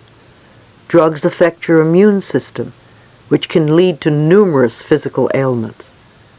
Also, after repeated use, you develop an addiction, and you have to wonder what made you start taking drugs in the first place. Peer pressure may have compelled you to take them in the beginning, but continued and repeated use is another story. I have yet to meet anyone who really loves themselves and who is hooked on drugs. We use drugs and alcohol to escape our childhood feelings of not being good enough, and when they wear off, we feel worse than before. Then we usually have a load of guilt too. We can know that it's safe to feel our feelings and acknowledge them. The feelings pass, they don't stay. Stuffing food into our bodies is another way to hide our love. We can't live without food because it fuels our bodies and helps to create new cells. Even though we may know the basics of good nutrition, often we still use food and diets to punish ourselves and to create obesity. We've become a nation of junk food addicts. We have been on what I call the Great American Diet for decades, filling ourselves with processed foods of every sort. We've allowed the food companies and their advertising gimmicks to influence our eating habits. Doctors aren't even taught nutrition in medical schools unless they take it as an extracurricular subject. Most of what we consider conventional medicine at the moment concentrates on drugs and surgery. So if we really want to learn about nutrition, it's an issue that we must take into our own hands. It's an act of loving ourselves to become aware of what we put into our mouths and how it makes us feel. If you eat lunch and an hour later you start feeling sleepy, you might ask yourself, what did I eat? You may have consumed something that isn't good for your body at that particular time. Start noticing what gives you energy and what depletes you and brings you down. You can do this by trial and error, or you could find a good nutritionist who can answer some of your questions. Remember that what's right for one person isn't necessarily right for another. Our bodies are different. A macrobiotic diet is wonderful for many people. So is Harvey and Marilyn Diamond's Fit for Life method. They are totally different concepts, and yet they both work. Every body is different from every other body, so we can't say that only one method works. You have to find out which way works best for you. Then find exercise that you enjoy, that is fun to do. Create a positive mental attitude about your exercise. Often you create obstacles in your bodies primarily as a result of what you absorb from other people. Again, you need to forgive yourself and stop putting anger and resentment into your body if you want to create changes. Combining affirmations with your exercise is a way to reprogram negative concepts about your body and its shape.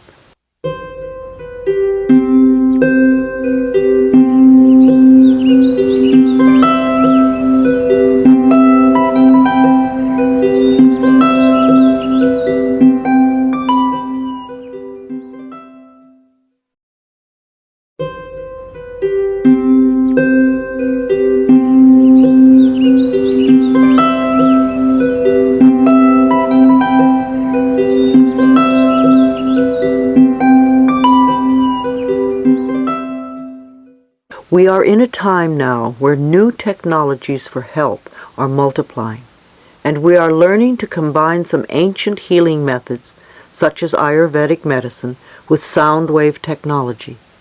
I have been studying how sound can stimulate our brain waves and accelerate our learning and healing. There is research that shows that we can cure illness by mentally changing our DNA structure. I think that between now and the end of the century, we are going to explore a range of possibilities that will be enormously beneficial to much of the population. Number 9. Mirror work.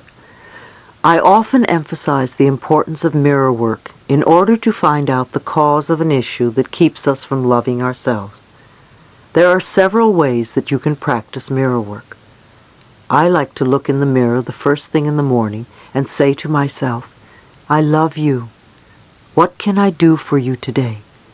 How can I make you happy? Listen to your inner voice and start following through with what you hear. You may not get any messages to begin with because you're so used to scolding yourself and you don't know how to respond with a kind, loving thought. If something unpleasant happens to you during the day, go to the mirror and say, I love you anyway. Because events come and go, but the love that you have for yourself can be constant. And it is the most important quality you possess in your life. If something wonderful happens, go to the mirror and say thank you. Acknowledge yourself for creating this wonderful experience. You can forgive in the mirror too. Forgive yourself and forgive others. You can talk to other people in the mirror, especially when you're afraid to talk to them in person. You can clean up old issues with people, parents, bosses, doctors, children, lovers. You can say all sorts of things that you would be afraid to say otherwise.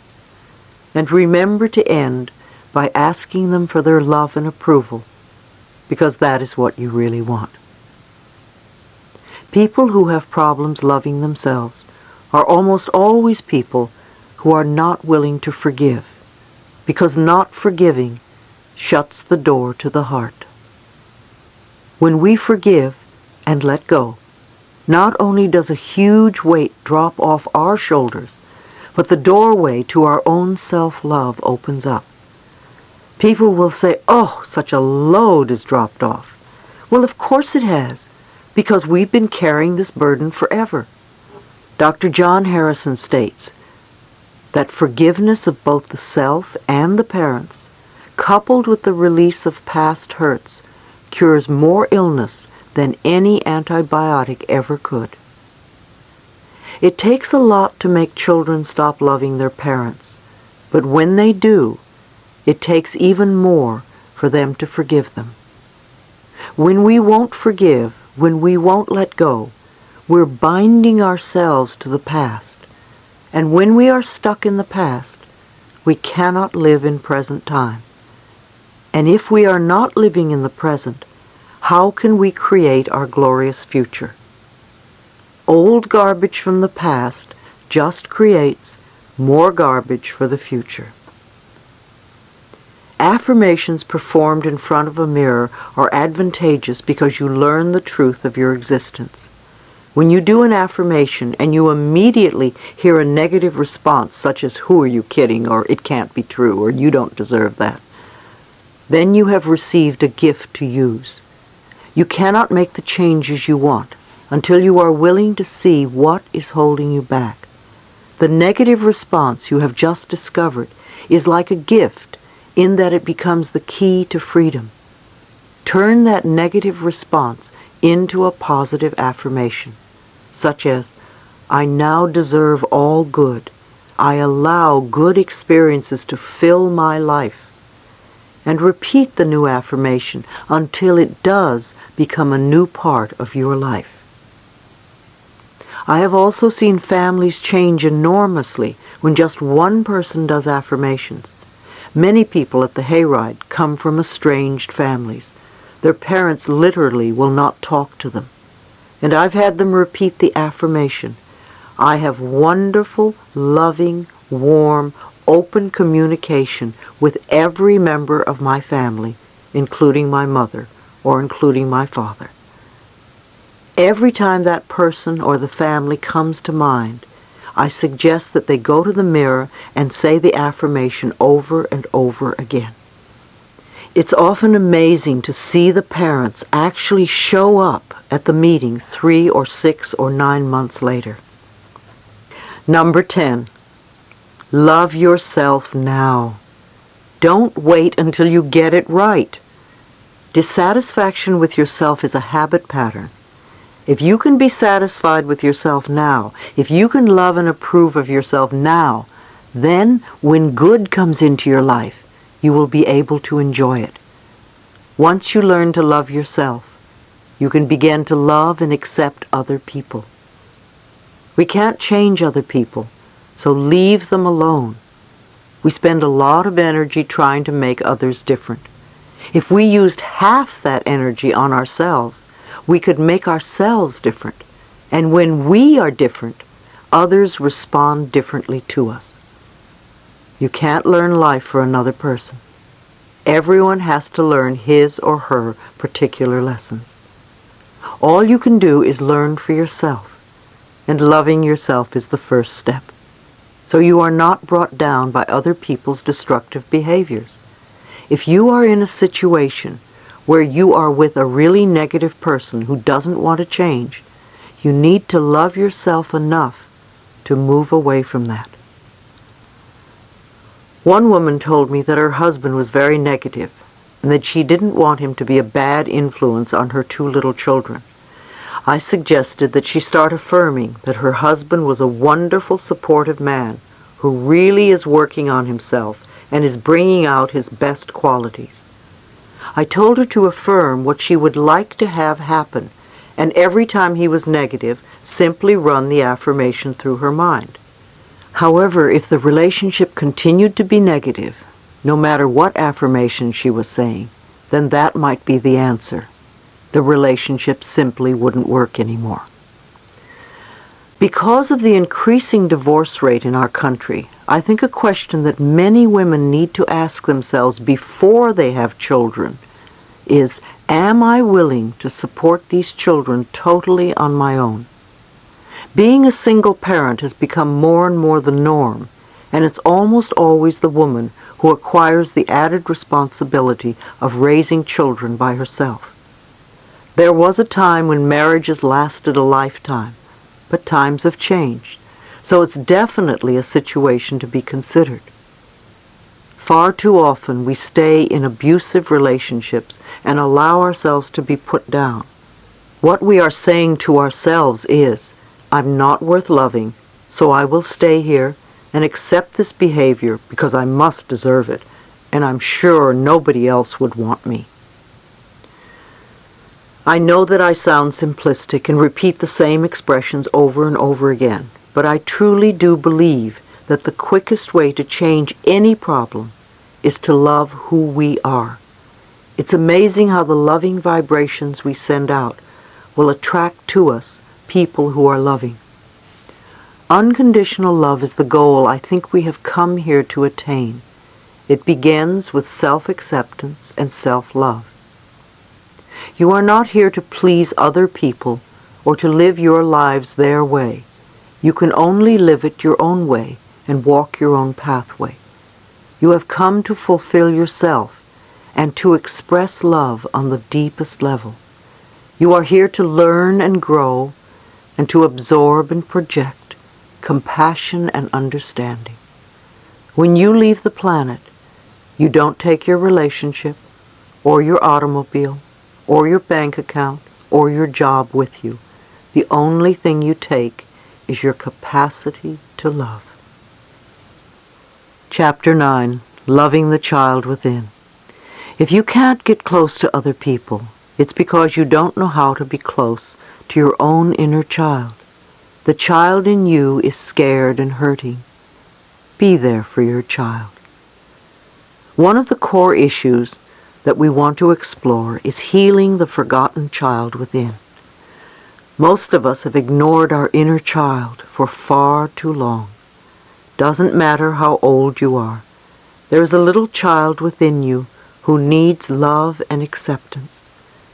If you're a woman, no matter how self-reliant you are, you have a little girl who's very tender and needs help. And if you are a man, no matter how macho you are, no matter how old you are, you still have a little boy inside of you who craves warmth and affection. Every age that you have been is within you, within your consciousness and memory. As children, when something went wrong, you tended to believe that there was something wrong with you. Children develop the idea that if they could only do it right, then parents or whoever would love them, and they wouldn't beat them or punish them. So whenever the child wants something and doesn't get it, he or she believes, I'm not good enough, I'm defective. And as we grow older, we reject certain parts of ourselves. At this point in our lives right now, we need to begin to make ourselves whole and accept every part of who we are. The part that did all the stupid things, the part that was funny looking, the part that was scared, the part that was very foolish and silly, the part that had egg on its face, every single part of ourselves. I think that we often turn off or tune out around the age of 5. We make that decision because we think that there is something wrong with us, and we're not going to have anything to do with the child anymore. There is a parent inside as well. You have a child and you have a parent, and most of the time the parent scolds the child, almost on a non-stop basis. If you listen to your inner dialogue, you can hear the scolding. You can hear the parent tell you what you are doing wrong or how you are not good enough. Consequently, we begin a war with ourselves, and we start to criticize ourselves the way our parents have been criticizing us. You're stupid, you're not good enough, you don't do it right, screwed up again. It becomes a habit pattern. When we become adults, most of us totally ignore the child within us, or we criticize the child in the same way we used to be criticized. We continue the pattern over and over again. I once heard John Bradshaw, author of several marvelous books on healing the inner child, say that each of us has 25,000 hours of parent tapes within us by the time we are adults. How many hours of those tapes do you think are telling you how wonderful you are? How much says that you are loved, or that you are bright and intelligent, or that you could do anything you wanted to and would grow up to be the greatest person? In reality, how many hours of those tapes are saying no, no, no in all its many forms? It's no wonder we say no to ourselves, or should, all the time. We are responding to those old tapes. However, they are only tapes and are not the reality of your being. They are not the truth of your existence. They are just tapes you carry within, and they can be erased or re-recorded. Every time you say that you are scared, realize it is the child in you who's scared. The grown-up really isn't afraid, yet the adult isn't being there for the child. The adult and the child need to develop a loving relationship with each other. Talk to each other about everything you do. I know it may sound silly, but it works. Let the child know that no matter what happens, you will never turn away or run away. You will always be there for it and love it.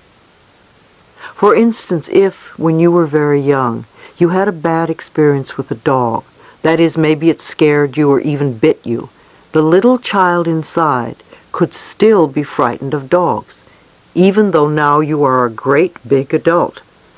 You may see a dog on the street that is tiny, but the little child inside you reacts in a total panic. It says, "Dog, I'm going to be hurt." This is a wonderful opportunity for the adult inside of you to say to the child, "It's okay, I'm grown up now, I will take care of you. I won't let that dog hurt you. You don't have to be frightened anymore." Start comforting your own child in this way. Healing the hurts of the past. I have found that working with the inner child is most valuable in helping to heal the hurts of the past. We are not always in touch with the feelings of the frightened little child within us. If your childhood was full of fear and battling, and you now mentally beat yourself up, you are continuing to treat your inner child in much the same way. The child inside, however, has no place to go. You need to go beyond your parents' limitations. You need to connect with the little lost child inside. He or she needs to know that you care. Take a moment now and tell your child that you care. I care for you. I love you. I really love you. Maybe you've been saying this to the big person, the adult inside you. So start talking now to the little child. Visualize that you are taking him or her by the hand and go everywhere together for a few days. And see what wonderfully joyous experiences you can have together. You need to communicate with that part of yourself. What are the messages you want to hear? Sit down quietly, close your eyes, and talk to your child. If you haven't talked to them in 62 years, it may take a few times before the child will believe that you really want to talk to it. Be persistent. I want to talk to you. I want to see you. I want to love you. And you will eventually connect. You may see the child inside you, you may feel it, or you may hear it. One of the statements that you can make when you first talk to your child is an apology. Say that you are sorry that you haven't talked to it in all these years, or that you are sorry for scolding it for so long. Tell the child you want to make up for all the time spent apart from each other. Ask it how you can make it happy. Ask the child what frightens it. Ask how you can help. And ask what it wants from you. Start out with simple questions, and you will get the answers. What can I do to make you happy? What would you like today? For instance, you can say to the child, "I'm going to work. What do you want to do?" They may answer, "Go to the beach." The communication will have begun. In your mind's eye, see them going to the beach and having fun. Be consistent. If you can take just a few moments a day to begin to connect with the little person inside of you, life is going to be a lot better. Communicating with your inner child. Some of you may already be doing inner child work. There are many books on the subject, and many workshops and lectures are given about it. Self-Parenting by John Pollard III is excellent, and it's filled with wonderful exercises and activities that you can do with your inner child. If you are serious about doing practical work with your inner child, I recommend that you pick up this book. As I've said before, there is a lot of help offered in this area. You are not alone and helpless, but you need to reach out and ask for help so that you can get assistance. Another suggestion I have is to find a photograph of yourself as a child and really look at the photograph. Do you see a miserable little kid? Do you see a happy child? Whatever you see, connect with it. If you see a frightened child, ask why it was frightened and start doing something to make it feel better. Find several photos of your younger self and talk to the child in each photo. It also helps to talk to your child in the mirror. If you had a nickname as a child, use that name. Have a box of tissues handy. I suggest that you sit down in front of a mirror, because if you're standing, as soon as it gets difficult, you will run out the door. Instead, sit down with your box of tissues and start talking. Another exercise you can do is to communicate through writing. Again, lots of information will surface. Use 2 different colored pens or felt markers. With one colored pen in your dominant hand, write a question. With the other colored pen in your non-dominant hand, let your child write the answer. It's a very fascinating exercise. When you are writing the question, the adult thinks it knows the answer. But by the time you pick up the pen with the awkward hand, the answer often comes out quite differently than expected. You can draw together, too. Many of you probably loved drawing and coloring when you were little children, until you were told to be neat and not to draw outside of the lines. So begin drawing again. Use your non-dominant hand to draw a picture about an event that just happened, and notice how you feel. Ask your child a question, and just let it draw with the non-dominant hand and see what it shows. If you can get together with others in small core groups or support groups, you can work on these ideas together. You can all let your inner children draw pictures. Then you can sit around and discuss what the pictures mean. The information you receive can be surprisingly insightful. Play with your little child. Do things that your child likes to do. When you were little, what did you really like to do? And when was the last time you did it? Too often the parent inside us stops us from having fun because it's not the adult thing to do. So take the time to play and have fun. Do the silly things you did when you were young, such as jumping in piles of leaves and running under the hose spray. Watch other children at play. It will bring back memories of the games you played. If you want more fun in your life, make the connection with your inner child and come from that space of spontaneity and joy. I promise that you will start having more fun in your life. Were you welcomed as a child? Were your parents really glad you were born? Were they delighted with your sexuality? Or did they want the opposite sex? Did you feel you were wanted as a child? Was there a celebration when you arrived? Whatever the responses were then, Welcome your child now. Create a celebration. Tell it all the wonderful things you would tell a little baby who was welcomed into its new life. What is it you always wanted your parents to tell you when you were a child? What was it they never said that you wanted to hear? All right, tell your child that very thing. Tell it to your child every day for a month while looking in the mirror, and see what happens. If you had alcoholic or abusive parents as a child, you can meditate and visualize them as sober, gentle people. Give your child what it wants. It has probably been deprived for too long. Start visualizing the sort of life you would like to have with this child. When the child feels safe and happy, it can trust you. Ask, what do I need to do so that you can trust me? Again, you will be amazed at some of the answers.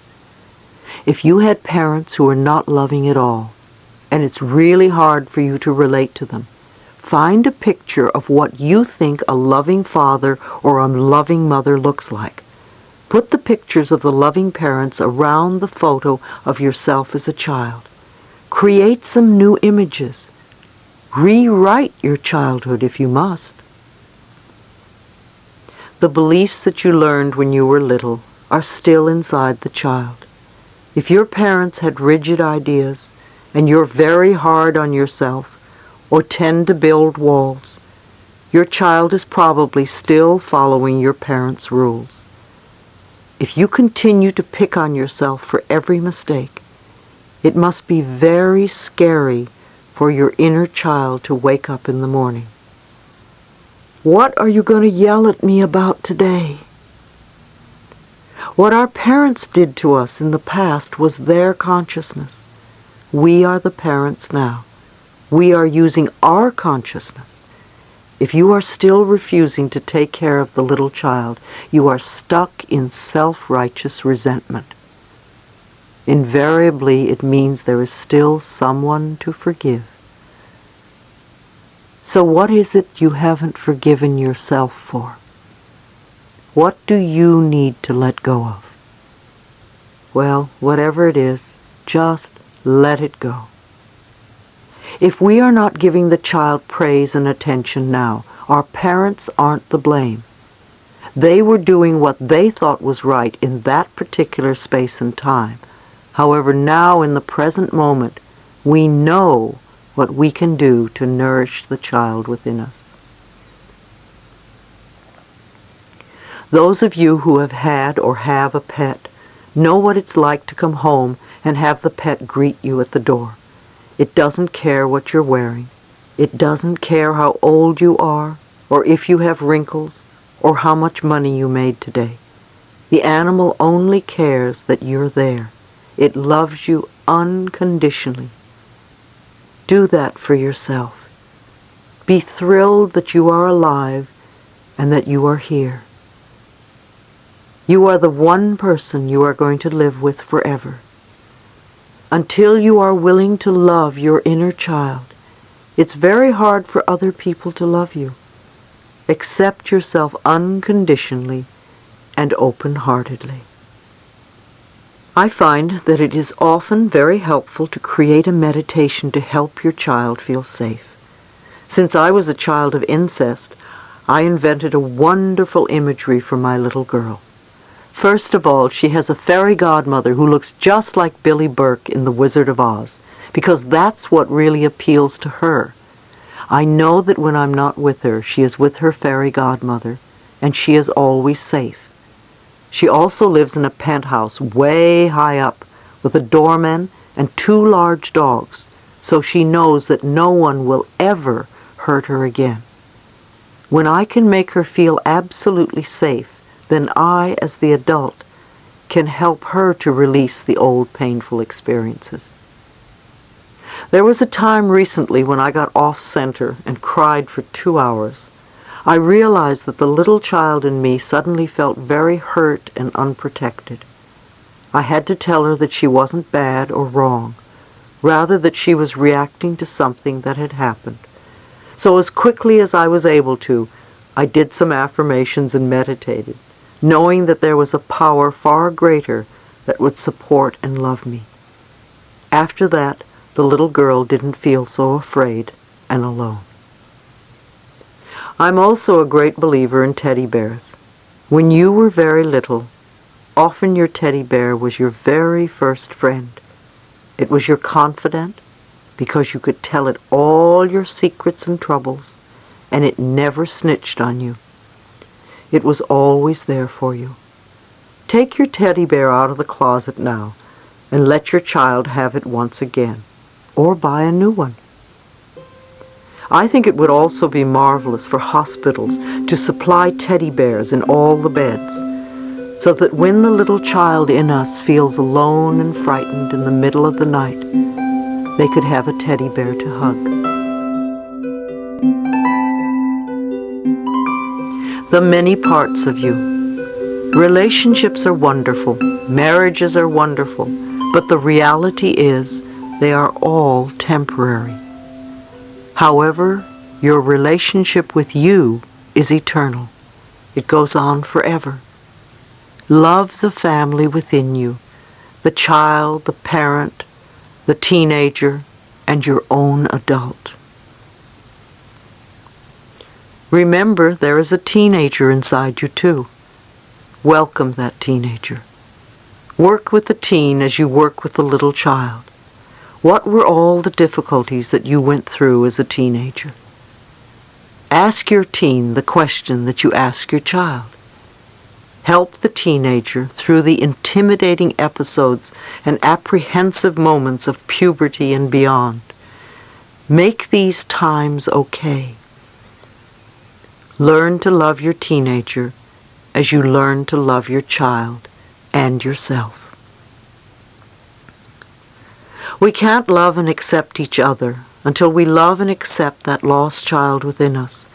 How old is the little lost child within you? 3, 4, 5? Usually the child is less than 5 years old, because that is generally when the child shuts down out of the need to survive. Take your child by the hand and love it. Create a wonderful life for you and your child. Say to yourself, I'm willing to learn to love my child. I am willing. The universe will respond. You will find ways to heal your child and yourself. If we want to heal, we must be willing to feel our feelings and move through them to the other side for the healing. Remember, our higher power is always available to support us in our efforts. No matter what your early childhood was like, the best or the worst, you and only you are in charge of your life now. You can spend your time blaming your parents or your early environment, but all that accomplishes is to keep you stuck in victim patterns. It never helps you get the good you say you want. Love is the biggest eraser I know. Love erases even the deepest and most painful memories, because love goes deeper than anything else. If your mental images of the past are very strong, and you keep affirming it's all their fault, you stay stuck. Do you want a life of pain or one of joy? The choice and power are always within you. Look into your eyes and love you and the little child within. Chapter 10. Growing Up and Getting Old. Be as understanding with your parents as you want them to be with you. Communicating with our parents. When I was growing up, my teenage years were the most difficult of all. I had so many questions, but I did not want to listen to those who thought they had the answers, especially adults. I wanted to learn everything by myself because I did not trust the information that grown-ups gave me. I felt particular animosity towards my parents because I was an abused child. I could not understand how my stepfather could treat me the way he did, Nor could I understand how my mother could simply ignore what he was doing to me. I felt cheated and misunderstood, and I was certain that my family specifically and the world in general were against me. Through my many years spent in the counseling of others, particularly young people, I have found that many people share the same feelings about their parents that I had about mine. Some of the words I hear teenagers use to describe how they feel are trapped, judged, watched, and misunderstood. Of course, it would be great to have parents who would be accommodating in any given situation. However, in most cases, that is not possible.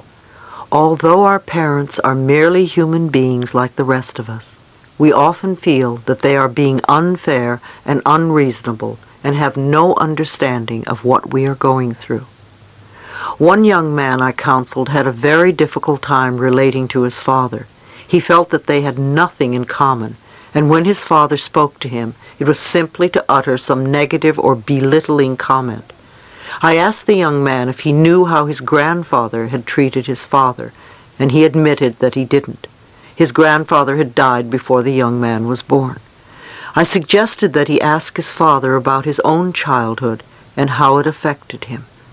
At first the young man was hesitant because it was uncomfortable to talk to his father without feeling he would be ridiculed or judged. However, he took the plunge and agreed to approach his father. The next time I saw him, the young man seemed more at ease. "Wow," he exclaimed, "I didn't realize what kind of a childhood my own father had." Apparently his grandfather had insisted that all of his children address him as sir, and they lived by the old standard that children were to be seen but not heard. If they dared to utter one contrary word, they were severely beaten. No wonder his father was critical.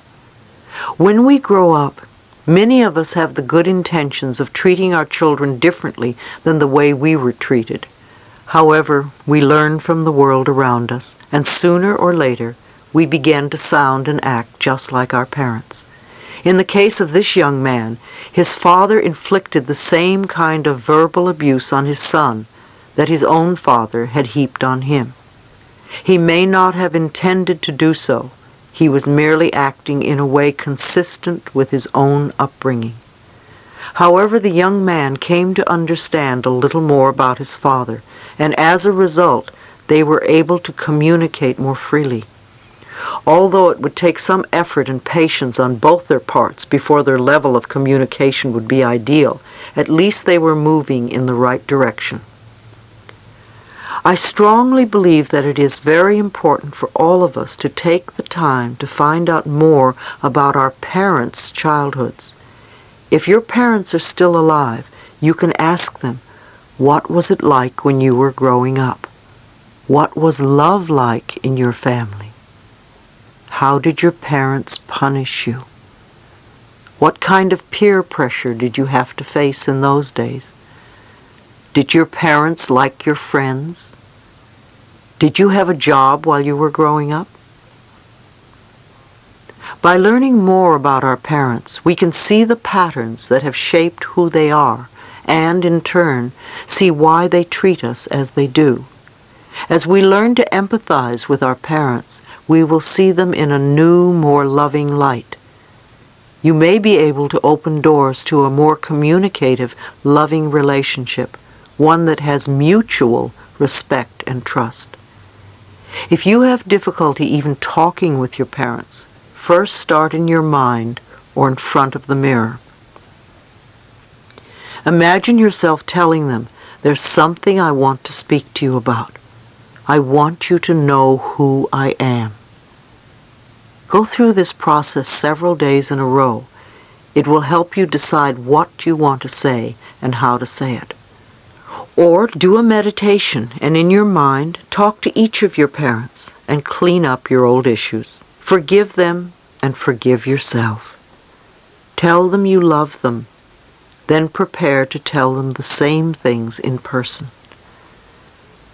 At one of my groups, a young man told me he had a lot of anger and that he didn't trust others. He recycled this pattern of distrust over and over again in all his relationships.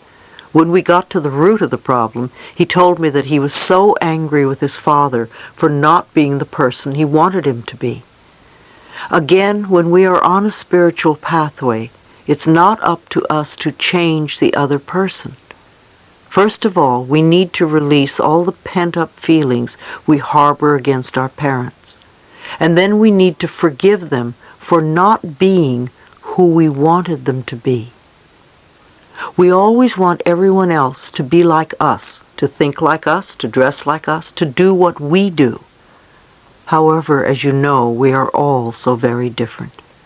In order to have the space to be ourselves, we need to give that space to others. By forcing our parents to be something that they are not, we cut off our own love. We judge our parents just the way that they judge us. If we want to share with our parents, we need to begin by erasing our own preconceived judgments of them. Many of you continue to have power struggle games with your parents as you grow older. Parents push a lot of buttons. So if you want to stop playing the game, you are going to have to stop taking a part in it. It's time for you to grow up and decide what you want. You can begin by calling your parents by their first names. Calling them mommy and daddy when you are in your 40s only keeps you stuck in the little child role. Start becoming two adults instead of parent and child. Another suggestion is to write an affirmative treatment that details the kind of relationship you want with your mother and or father. Begin declaring these words for yourself. After a while, you can tell him or her face to face. If your mother or father is still pushing your buttons, you are not letting either of them know how you really feel. You have a right to have the life you want. You have a right to be an adult. It may not be easy, I know. First decide what it is that you need, and then tell your mother or father what that is. Don't make them wrong. Ask, how can we work this out? Remember, with understanding comes forgiveness, and with forgiveness comes love. When we progress to the point where we can love and forgive our parents, we will be well on our way to being able to enjoy fulfilling relationships with everyone in our lives. Teens need self-esteem. It alarms me that the rate of suicide among our teenagers is so on the rise. It seems that more and more young people feel overwhelmed by the responsibilities of life and would just as soon give up rather than to persevere and experience the multitude of adventures that life has to offer. Much of this problem has to do with the way we, as adults, expect them to respond to life situations. Do we want them to react as we would? Do we bombard them with negativity? The period between 10 and 15 can be a very critical time. Children in that age group have the tendency to conform, and they will do anything to be accepted by their peers. In their need for acceptance, they often hide their true feelings for fear they will not be accepted and loved for whom they really are. The peer pressure and societal stress that I experienced when I was young pale in comparison to that which today's young people must endure. And yet, when I was 15, due to physical and mental abuse, I left home and school to be on my own.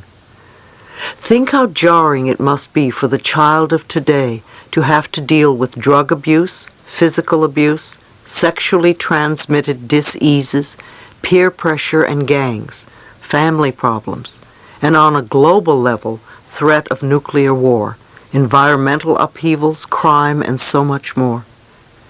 As a parent, you can discuss the differences between negative and positive peer pressure with your teen. Peer pressure is all around us from the moment we're born until the day we leave the planet. We must learn how to deal with it and not let it control us. Similarly, It is important for us to gain some knowledge and understanding of why our children are shy, mischievous, sad, slow in school, destructive, etc. Children are strongly influenced by the thinking, feeling patterns established in the home, and he or she makes daily choices and decisions from that belief system. If the home environment is not conducive to trusting and loving, the child will seek trust, love, and compassion elsewhere. Many gangs are a place where children feel safe. They form a family bond, no matter how dysfunctional it is. I truly believe that a lot of hardships could be avoided if we could only get young people to ask themselves one important question before they act. Will this make me feel better about myself? We can help our teenagers see their choices in each situation. Choice and responsibility put power back into their hands. It enables them to do something without feeling like victims of the system. If we can teach children that they are not victims, and that it is possible for them to change their experiences by taking responsibility for their own lives, we will begin to see major breakthroughs. It is vitally important to keep the lines of communication open with children, especially when they're in their teen years. Usually what happens when children start to talk about their likes and dislikes is that they are told over and over again, don't say that, don't do that, don't feel that, don't be that way, don't express that, don't. And eventually the children stop communicating and sometimes leave home. If you want to have your children around as you grow older, keep the lines of communication open when they are younger. Applaud your child's uniqueness. Allow your teenagers to express themselves in their own style, even if you think it's just a fad. Don't make them wrong or tear them down. Goodness knows I've been through many, many fads in my lifetime, and so will you and your teenagers. What Do You Really Want for Your Children is an excellent book by Wayne Dyer. Children learn from our actions. Children never do what we tell them to do. They do what we do. We can't say don't smoke or don't drink or don't do drugs if we do them. We have to serve as examples and live the sort of life we want our children to express. When parents are willing to work on loving themselves, it's amazing to see the harmony that is achieved within the family. Children respond with a new sense of self-esteem and start to value and respect who they are. An exercise in self-esteem that you and your children can do together is to make a list of some of the goals you would like to achieve. Ask your children to write down how they see themselves in 10 years, in 1 year, in 3 months. What kind of lives do they want to have? What kind of friends would be most beneficial? Have them list their goals with short descriptions of each, as well as how they can make their dreams come true. And you do the same. All of you might keep the list nearby to remind yourself of your goals. In 3 months' time, go over the list together. Have the goals changed. Don't let your children beat themselves up if they didn't get as far as they wanted. They can always revise their lists. What is most important to give young people is something positive to look forward to. Separation and divorce. If there is separation and or divorce in the family, it is important that each parent be supportive. It's very stressful for a child to be told that the other parent is no good. As the parent, you want to love yourself through the fears and anger as much as possible. The children will pick up feelings from you. If you're going through a lot of turmoil and pain, they will surely pick that up from you. Explain to your children that your stuff has nothing to do with them and their inner worth. Don't let them get the idea that anything that's happened is their fault, because that's what most children think. Let them know that you love them very much and will always be there for them. I suggest you do mirror work with your children every morning. Do affirmations that will get you through the trying times easily and effortlessly so that everyone will be okay. Release your painful experiences with love and affirm happiness for all concerned. There's a wonderful group called the California State Task Force to promote self-esteem and personal and social responsibility. It was created in 1987 by Assemblyman John Vasconcellos. Among the appointed members are Jack Canfield and Dr. Emmett Miller.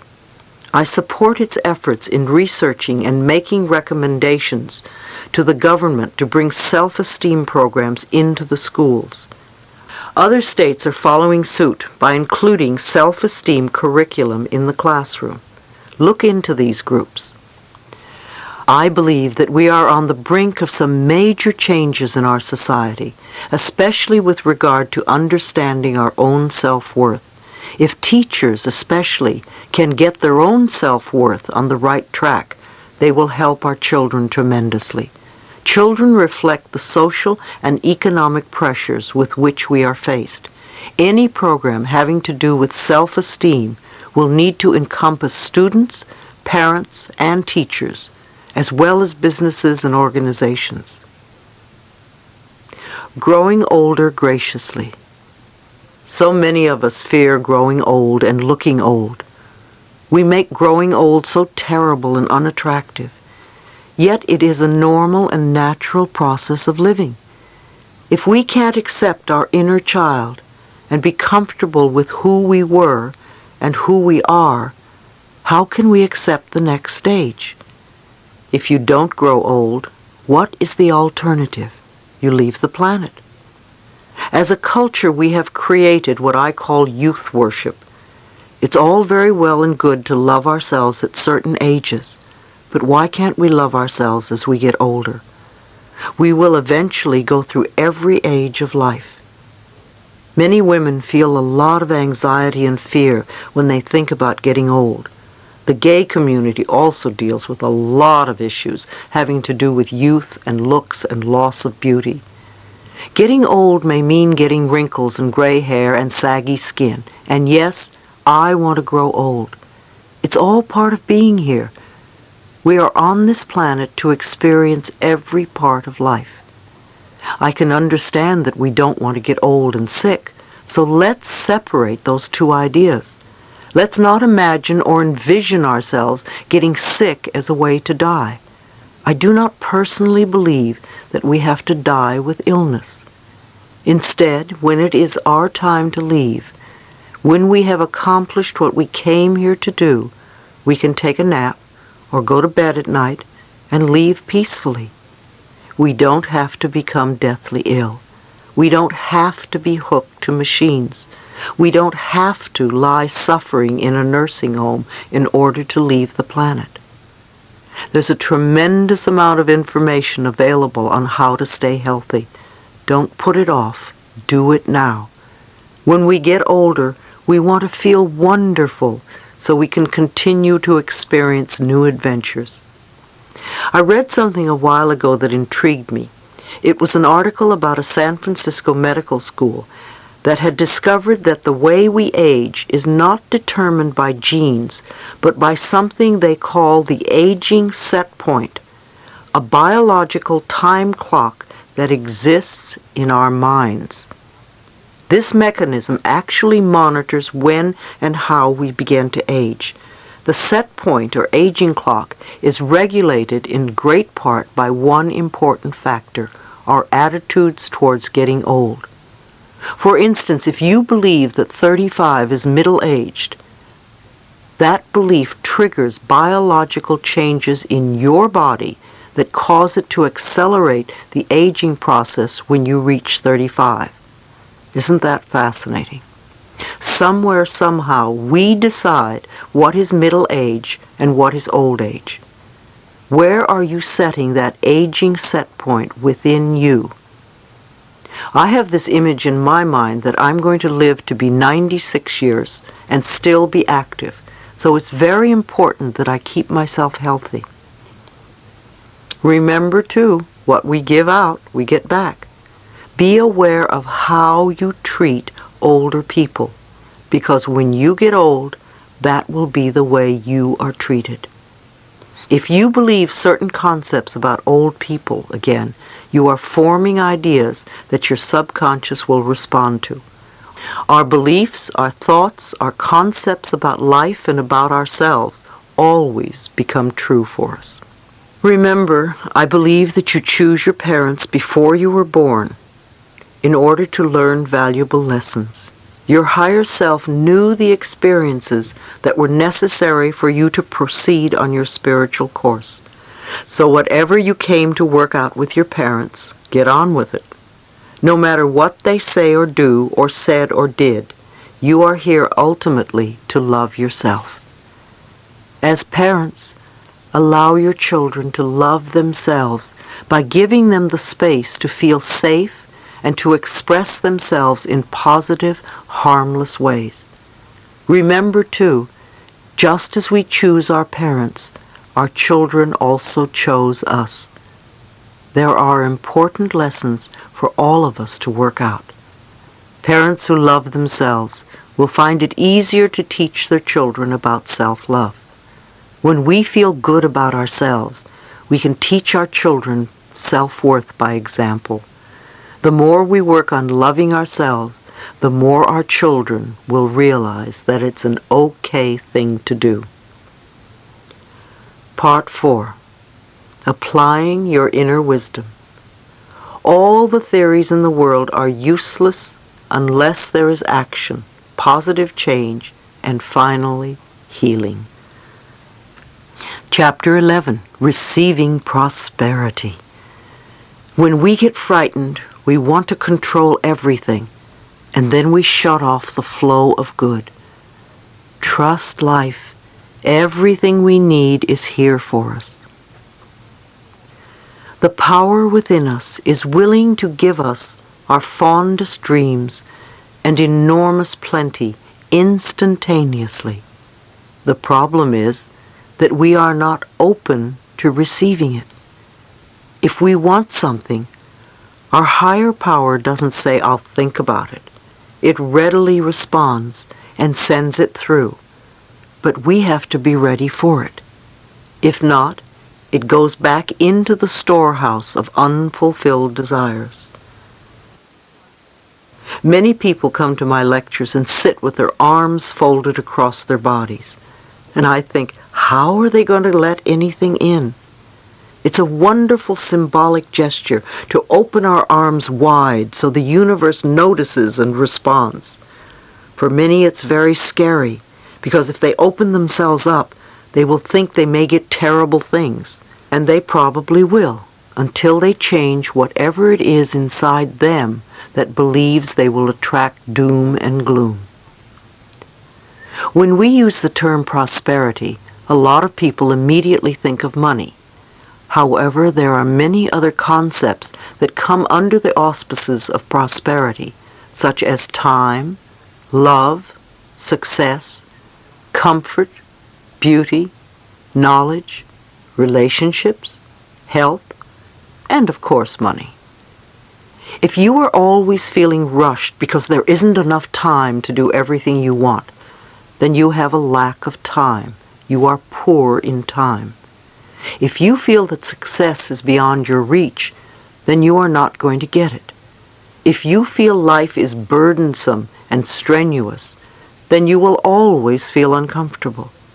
If you think you don't know very much and you're too dumb to figure things out, you will never feel connected to the wisdom of the universe.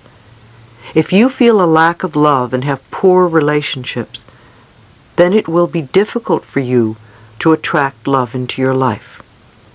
What about beauty? There is beauty all around us. Do you experience the beauty that is abundant on the planet? Or do you see everything as ugly and wasteful and dirty? How is your health? Are you sick all the time? Do you catch colds easily? Do you get many aches and pains? And then there is money. Many of you tell me there is never enough money in your lives. What do you let yourself have? Or perhaps you feel you are on a fixed income. Who fixed it? None of the above has anything to do with receiving. People always think, oh, I want to get this and that and whatever. However, abundance and prosperity is about allowing yourself to accept. When you are not getting what you want, on some level, you are not allowing yourself to accept. If we are stingy with life, then life will be stingy with us. If we steal from life, life will steal from us. Being honest with ourselves. Honesty is a word we use a lot, not always understanding the true significance of what it means to be honest. It has nothing to do with morality or being a goody-goody. Being honest really has little to do with getting caught or going to jail. It is an act of love for ourselves. The main value of honesty is that whatever we give out in life, we will get back. The law of cause and effect is always operating on all levels. If we belittle or judge others, then we too are judged. If we are always angry, then we encounter anger wherever we go. The love we have for ourselves keeps us in tune with the love life has for us. For instance, imagine that your apartment has just been burglarized. Do you immediately think that you're a victim? My apartment was just ripped off. Who did this to me? It is a devastating feeling when something like that happens. However, do you stop to think of how and why you attracted the experience? Again, taking responsibility for creating our own experiences is not an idea that many of us want to accept all the time, perhaps just some of the time. It is so much easier to blame something outside of ourselves.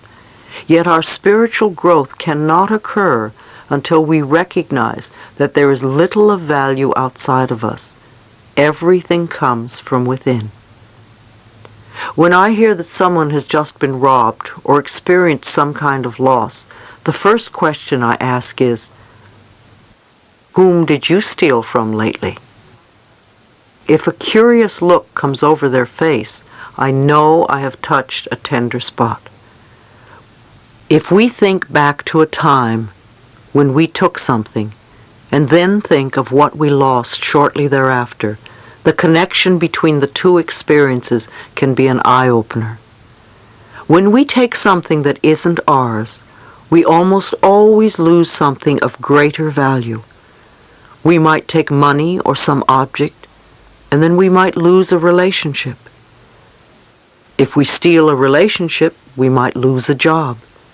If we lift stamps and pens from the office, we might miss a train or a dinner date. The losses almost always hurt us in some important area of our lives. It's unfortunate that many people steal from large companies, department stores, restaurants, or hotels, and so on, rationalizing that these businesses can afford it. This type of rationalization does not work. The law of cause and effect continues to operate for each one of us. If we take, we lose. If we give, we get. It cannot be otherwise. If there are many losses in your life, or many things are going wrong, you might examine the ways in which you are taking. Some people who would not dream of stealing things will self-righteously rob another person of time or self-esteem. Each time we make another person feel guilty, we are stealing self-worth from them. To be truly honest on all levels takes a great deal of self-examination and self-awareness. When we take something that does not belong to us, we are, in effect, instructing the universe that we don't feel worthy of earning. We aren't good enough, we want to be stolen from, or we believe there is not enough to go around. We believe that we must be sneaky and grab to get our good. These beliefs become effective walls around us that prevent us from experiencing abundance and joy in our lives. These negative beliefs are not the truth of our being. We are magnificent and deserve the very best. This planet is abundantly plentiful. Our good always comes to us by the right of consciousness. The work we do in consciousness is always one of refining what we say and think and do.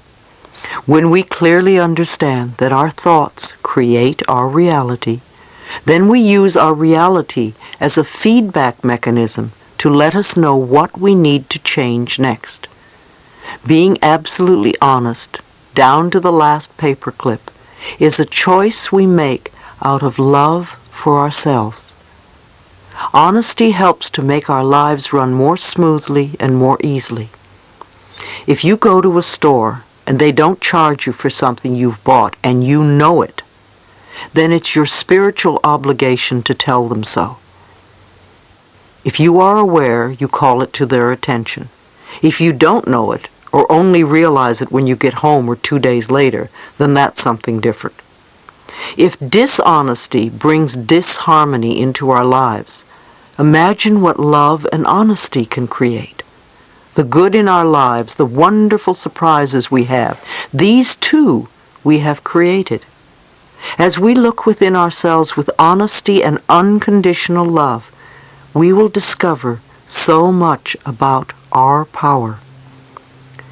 What we can learn to create with our own consciousness has far greater value than any amount of money we could possibly steal. Your home is your sanctuary. Everything is a reflection of what you believe you deserve. Look at your home. Is it a place that you really love to live in? Is it comfortable and joyous, or cramped, dirty, and always messy? The same with your car. Do you like it? How does it reflect the love you have for yourself? Are your clothes a bother and a nuisance and something you have to deal with? Your clothes are also a reflection of how you feel about yourself. Again, the thoughts we have about ourselves can always be changed. If you want to find a new home, begin by opening yourself up to finding the right place and affirm that it is waiting for you. When I was looking for a new home in Los Angeles, I couldn't believe that I would only find appalling places. I kept thinking that this is Los Angeles and it's filled with wonderful apartments, so where are they? It took me 6 months to find the one I wanted, and it was magnificent.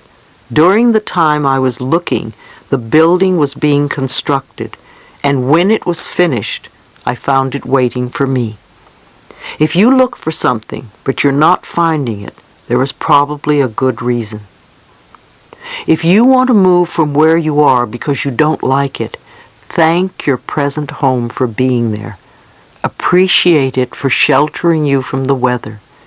If it's difficult to like it, start with one part of the house that you like. It may be a corner of your bedroom.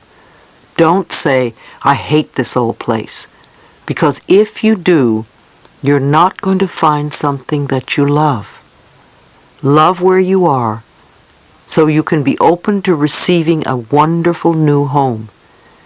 If your home is messy and cluttered, then start cleaning it up.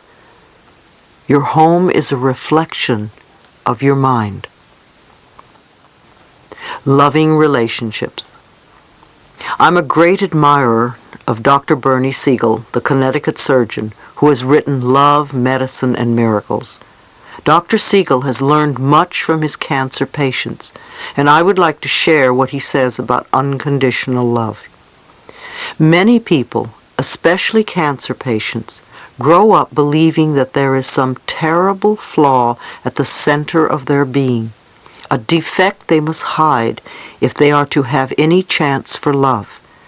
feeling unloved and unlovable and condemned to loneliness if their true selves became known.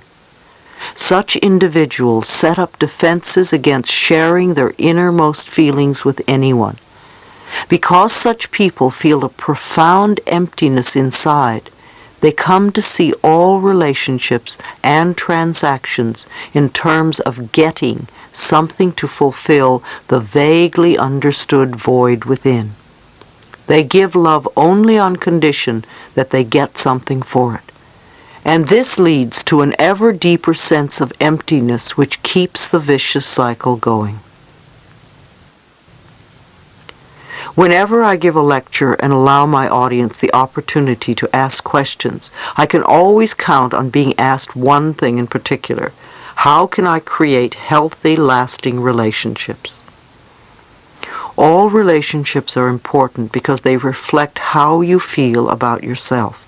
If you are constantly beating yourself up by thinking that everything that goes wrong is your fault, or that you are always a victim, then you are going to attract the type of relationships that reinforce those beliefs in you. One woman told me that she was in a relationship with a very caring and loving man, yet she had a need to test his love. So I asked her, why would you test his love? She said that she felt unworthy of his love because she wasn't loving herself enough. So I suggested that 3 times a day she stand with her arms open and say, I am willing to let the love in. It's safe to let the love in. Then I told her to look into her own eyes and say, I deserve and I am willing to have, even if I don't deserve. Too often you deny your good because you don't believe you can have it. For instance, you want to get married or have a long-lasting relationship. The person you go out with has 4 of the qualities you want in a partner. You know you're on your way.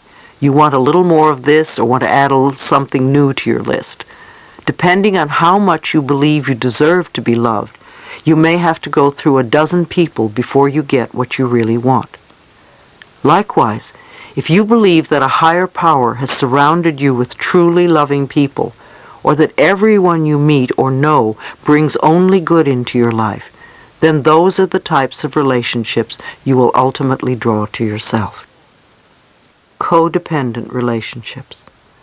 Personal relationships always seem to be the first priority for many of us. Perhaps you are always searching for love. Hunting for love doesn't bring the right partner because the reasons for wanting love are unclear. We think, oh, if I only had someone who loved me, my life would be all better. That's not the way it works. One exercise that I recommend is to write down the qualities you want from a relationship, such as fun, intimacy, open and positive communication, etc., and look at your list. Are these standards impossible to fulfill? Which of these requirements could you supply yourself? There's a big difference between the need for love and being needy for love. When you are needy for love, it simply means that you are missing love and approval from the most important person you know, yourself. You become involved in relationships that are codependent and ineffectual for both partners.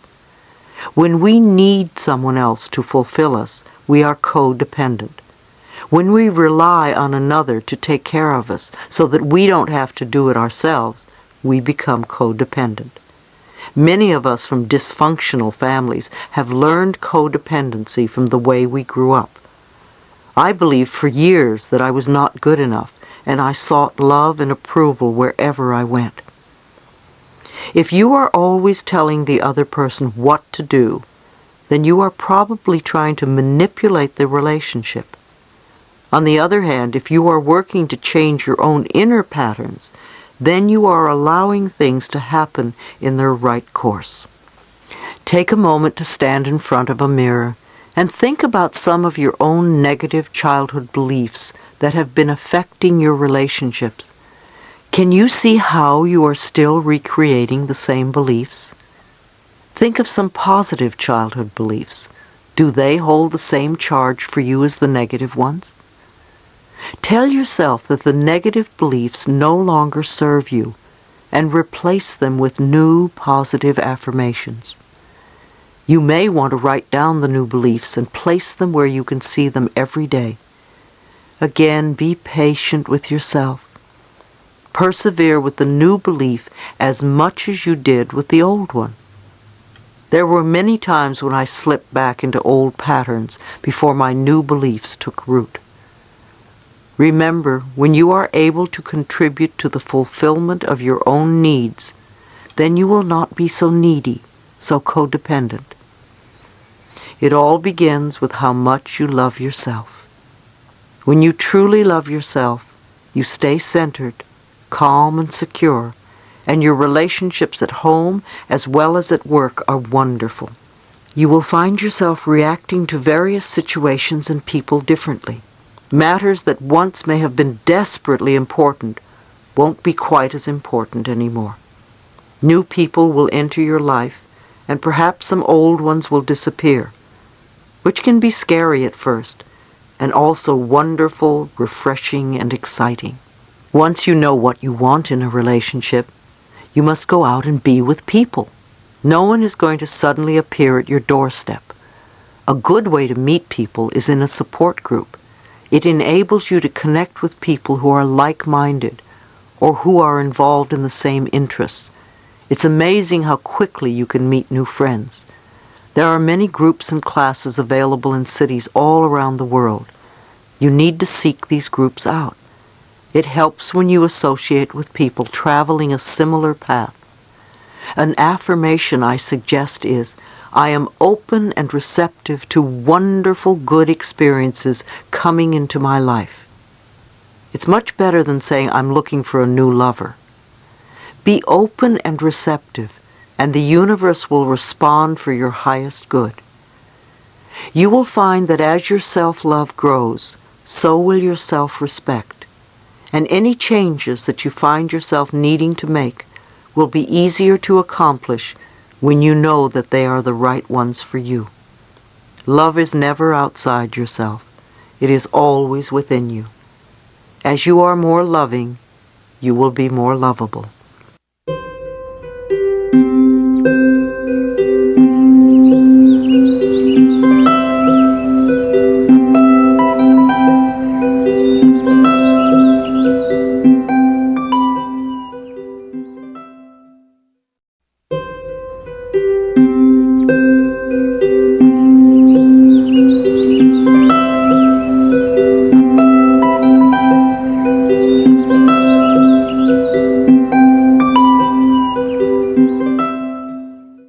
Beliefs about money.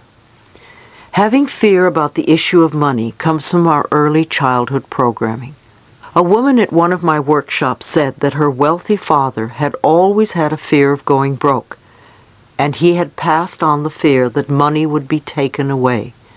She grew up being afraid that she wouldn't be taken care of. Her freedom with money was tied to the fact that her father manipulated his family through guilt. She had plenty of money all her life, and her lesson was to let go of the fear that she couldn't take care of herself. Even without all the money, she still could take care of herself. Many of our parents grew up in the Depression, and many of us have inherited beliefs when we were young, such as we may starve, or we may never find work, or we may lose our home or our car or whatever. Very few children say, no, that's nonsense. Children accept it and say, yes, that's right. Make a list of your parents' beliefs about money. Ask yourself if you are still choosing to believe them now. You will want to go beyond your parents' limitations and fears because your life is not the same now. Stop repeating these old beliefs to yourself. Begin transforming the pictures in your mind. When an opportunity comes up, don't echo your past history of lack. Begin proclaiming the new message for today. You can begin now to affirm that it's okay to have money and riches, and that you will use your money wisely. It is normal and natural for us to have more money at certain times than others. If we can trust the power within us to always take care of us no matter what, we can easily flow through the lean times, knowing that we will have more in the future. Money isn't the answer. Although many of us think that if we have a lot of money, everything will be fine. We won't have any more problems or worries. But money is truly not the answer. Some of us have all the money that we could ever need, and we still aren't happy. Be grateful for what you have. A gentleman I knew told me that he felt guilty because he couldn't pay back his friends for the kindness and gifts they gave him when he was not doing so well. I told him that there are times when the universe gives to us, in whatever form we may need, and we may not be able to give back at that time. In whatever way the universe has decided to respond to your needs, be grateful. There will come a time when you will help someone else. It may not be with money, but with time or compassion. Sometimes we don't realize that these things can be more valuable than money. I can think of many people during the early days of my life who helped me enormously at a time when there was no way for me to pay them back. Years later, I've taken the opportunity to help others. Too often we feel we must exchange prosperity. We must reciprocate. If someone takes us to lunch, we immediately have to take them out to lunch. Or somebody gives us a gift, and we immediately have to buy one for them. We could learn to receive with thanks. Learn to accept, because the universe perceives our openness to receive as not just exchanging prosperity. Much of our problem stems from our inability to receive. We can give, but it's so difficult to receive. When someone gives you a gift, smile and say thank you. If you say to that person, "Oh, it's the wrong size or the wrong color," I guarantee the person won't ever give you another gift. Accept graciously. And if it really isn't right for you, give it to someone else who can use it. We want to be grateful for what we do have, so that we can attract more good to us. If we focus on lack, then we will draw it to us. If we are in debt, we need to forgive ourselves, not berate ourselves. We need to focus on the debt being paid off by doing affirmations and visualizations. The best thing we can do for people who are having money problems is to teach them how to create it in consciousness, because then it's lasting. It's much more lasting than handing them some money. I'm not saying don't give your money away, but don't give it away because you feel guilty. People seem to say, "Well, I have to help other people." You're a people too. You are somebody, and you're worthy of prosperity. Your consciousness is the best bank account you can have. When you put in worthwhile thoughts, you will reap large dividends. Tithing is a universal principle. One of the ways to attract money into your life is to tithe. Tithing 10% of your income has long been an established principle. I like to think of it as giving back to life. When we do that, we seem to prosper more. The churches have always wanted you to tithe to them. It's one of their principal ways of gathering income. In current years, that has expanded to tithing to where you get your spiritual food. Who or what has nourished you on your quest for improving the quality of your life? That could be the perfect place for you to tithe. If tithing to a church or a person doesn't appeal to you, there are many wonderful non-profit organizations that could benefit others by your contributions. Investigate and find the one that is right for you. People often say, "I will tithe when I have more money." Of course, then they never do. If you are going to tithe, start now and watch the blessings flow. However, if you only tithe to get more, then you have missed the point. It must be freely given or it won't work. I feel that life has been very good to me, and I gladly give to life in various ways. There is so much abundance in this world just waiting for you to experience it. If you would know that there is more money than you could ever spend, or more people than you could ever meet, and more joy that you could possibly imagine, you would have everything you need and desire. If you ask for your highest good, then trust the power within to provide it for you. Be honest with yourself and others. Don't cheat, not even a little. It will only come back to you. The infinite intelligence that permeates all says yes to you. When something comes into your life, don't push it away. Say yes to it. Open yourself to receiving good. Say yes to your world. Opportunity and prosperity will increase 100-fold. Chapter 12. Expressing your creativity. When our inner vision opens, our horizons expand.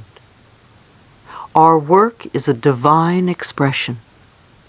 When people ask me about my purpose in life, I tell them that my work is my purpose. It is very sad to know that most people hate their jobs, and even worse, that they don't know what they want to do. Finding your life's purpose, finding work that you love to do, is loving who you are. Your work serves as your expression of creativity.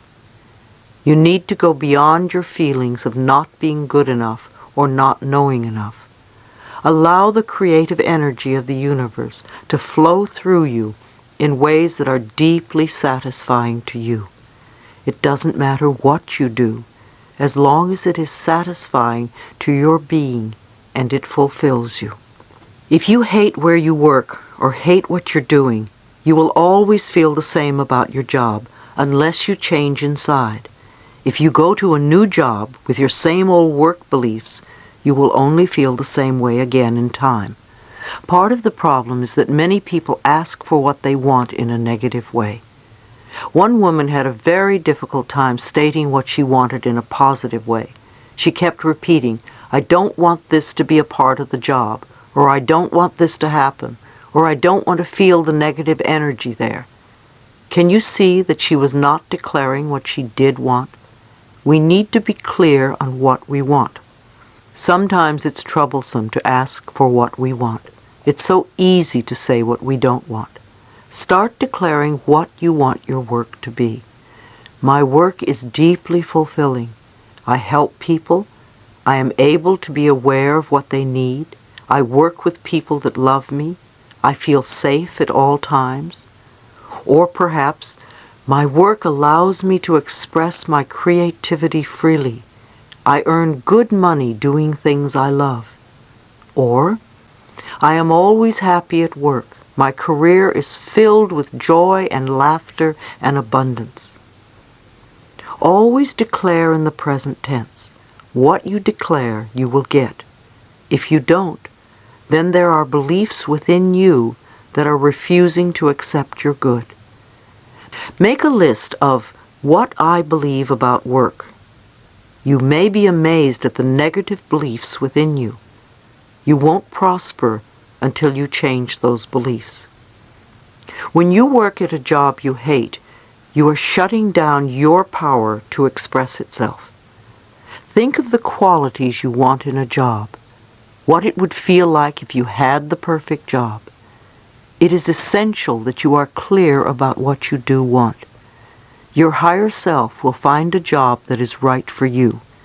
If you don't know, be willing to know. Open yourself to the wisdom that is inside you. I learned early through Science of Mind that my job was to express life. Every time I was presented with a problem, I knew it was an opportunity to grow, and that the power that created me had given me everything I needed to solve that problem. After my initial panic, I would quiet my mind and turn within. I gave thanks for the opportunity to demonstrate the power of the divine intelligence working through me. woman at one of my workshops wanted to be an actress. Her parents persuaded her to attend law school, and she was under a lot of pressure from everyone around her to go into law. However, she stopped going after 1 month. She decided to take an acting class because that is what she always wanted to do. Soon after, she started having dreams that she was going nowhere in her life, and she became miserable and depressed. She was having a problem letting go of her doubts and had reservations about making the biggest mistake in her life, which she feared she could never go back and change. I asked her, "Whose voice is that in there?" And she said those were the words that her father had told her several times. There are many people who can relate to this young woman's story. She wanted to act, and her parents wanted her to be a lawyer. She got to a point of confusion, not knowing what to do. She needed to understand that it was her father's way of saying, "I love you." If she became a lawyer, he felt she would be safe and secure, and that's what he wanted. However, it's not what she wanted. She had to do what was right for her life, even if it did not meet her father's expectations. I told her to sit in front of the mirror and look into her eyes and say, "I love you, and I support you in having what you really want. I'm going to support you in every way that I can." I told her to take the time to listen. She needed to connect to her inner wisdom and realize that she didn't have to please anyone other than herself. She could love her father and still fulfill herself. She had the right to feel worthy and able to do it. And she could tell her father, "I love you, and I don't want to be a lawyer. I want to be an actress," or whatever. It's one of our challenges to do what is right for us, even when those who care about us have other ideas. We are not here to fulfill other people's expectations. When we have strong beliefs that we don't deserve, we have problems doing what we want. If other people tell you that you can't have, and then you deny yourself, the child inside you doesn't believe it deserves anything good. Again, it comes back to learning and practicing ways to love yourself more each day. I repeat, do begin by writing down everything you believe about work and failure and success. Look at all the negatives and realize that those are the beliefs that keep you from flowing in this area. You may find you have many beliefs that say you deserve to fail. Take each negative statement and turn it into a positive one. Begin to shape in your mind what you want your fulfilling work to be. Your income can come from many sources. How many of us believe that we have to work hard to earn a good living? Especially in this country, there is a work ethic that implies that one must work hard to be a good person. And in addition to that, work is drudgery. I have found that if you work at what you love, you can usually create a good income for yourself. If you continually say, "I hate this job," you will get nowhere. Whatever you are doing, bring love and a positive attitude into it. If you are in an uncomfortable situation, look within to see what is the best lesson for you to learn from it. One woman told me that her belief system allowed money to come to her from all sorts of unexpected sources. Her friends criticized her ability to draw wealth to her in her unique way and insisted that she had to work hard to earn money. She said that they knew she didn't work hard at all. So she began to run the fear that if she didn't work hard, that meant that she didn't deserve the money she had. Her consciousness was on the right track originally. She needed to thank herself instead of becoming fearful. She understood how to manifest abundance, and her life was working in that area without any struggle. However, her friends wanted to pull her down because they all worked hard and they didn't have as much money as she did. Many times I reach out my hand to others, And if they take it and want to learn new things and go places, it's wonderful. If they try and drag me down, I say goodbye, and I work with somebody who really wants to come up out of the mud. If your life is filled with love and joy, don't listen to some miserable, lonely person who tells you how to run your life. If your life is rich and abundant, don't listen to someone who is poor and in debt tell you how to run it. Very often our parents are the ones telling us how to do things. They often come from a place of burden and hardship and misery, and then try to tell us how to run our lives. Many people worry about the economy and believe they will either earn or lose money due to the economic situation at present. However, the economy is always moving up and down. So it doesn't matter what is happening out there or what others do to change the economy. We are not stuck because of the economy. No matter what is happening out there in the world, it only matters what you believe about yourself. If you have a fear about becoming homeless, ask yourself, where am I not at home within myself? Where do I feel abandoned? What do I need to do to experience inner peace? All outer experiences reflect inner beliefs. I have long used the affirmation, my income is constantly increasing. Another affirmation I like is, I go beyond my parents' income level. You see, you have a right to earn more than your parents did. It's almost a necessity as things cost more now. Women especially experience a lot of conflict with this one. Often they find it difficult to earn more than their fathers are earning. They need to go beyond their feelings of not deserving and accept the abundance of financial wealth that is their divine right. Your job is only one of many channels of an infinite source of money. Money is not the object of your right work. Money can come to you in many ways and from many avenues. No matter how it comes, accept it with joy and as a gift from the universe.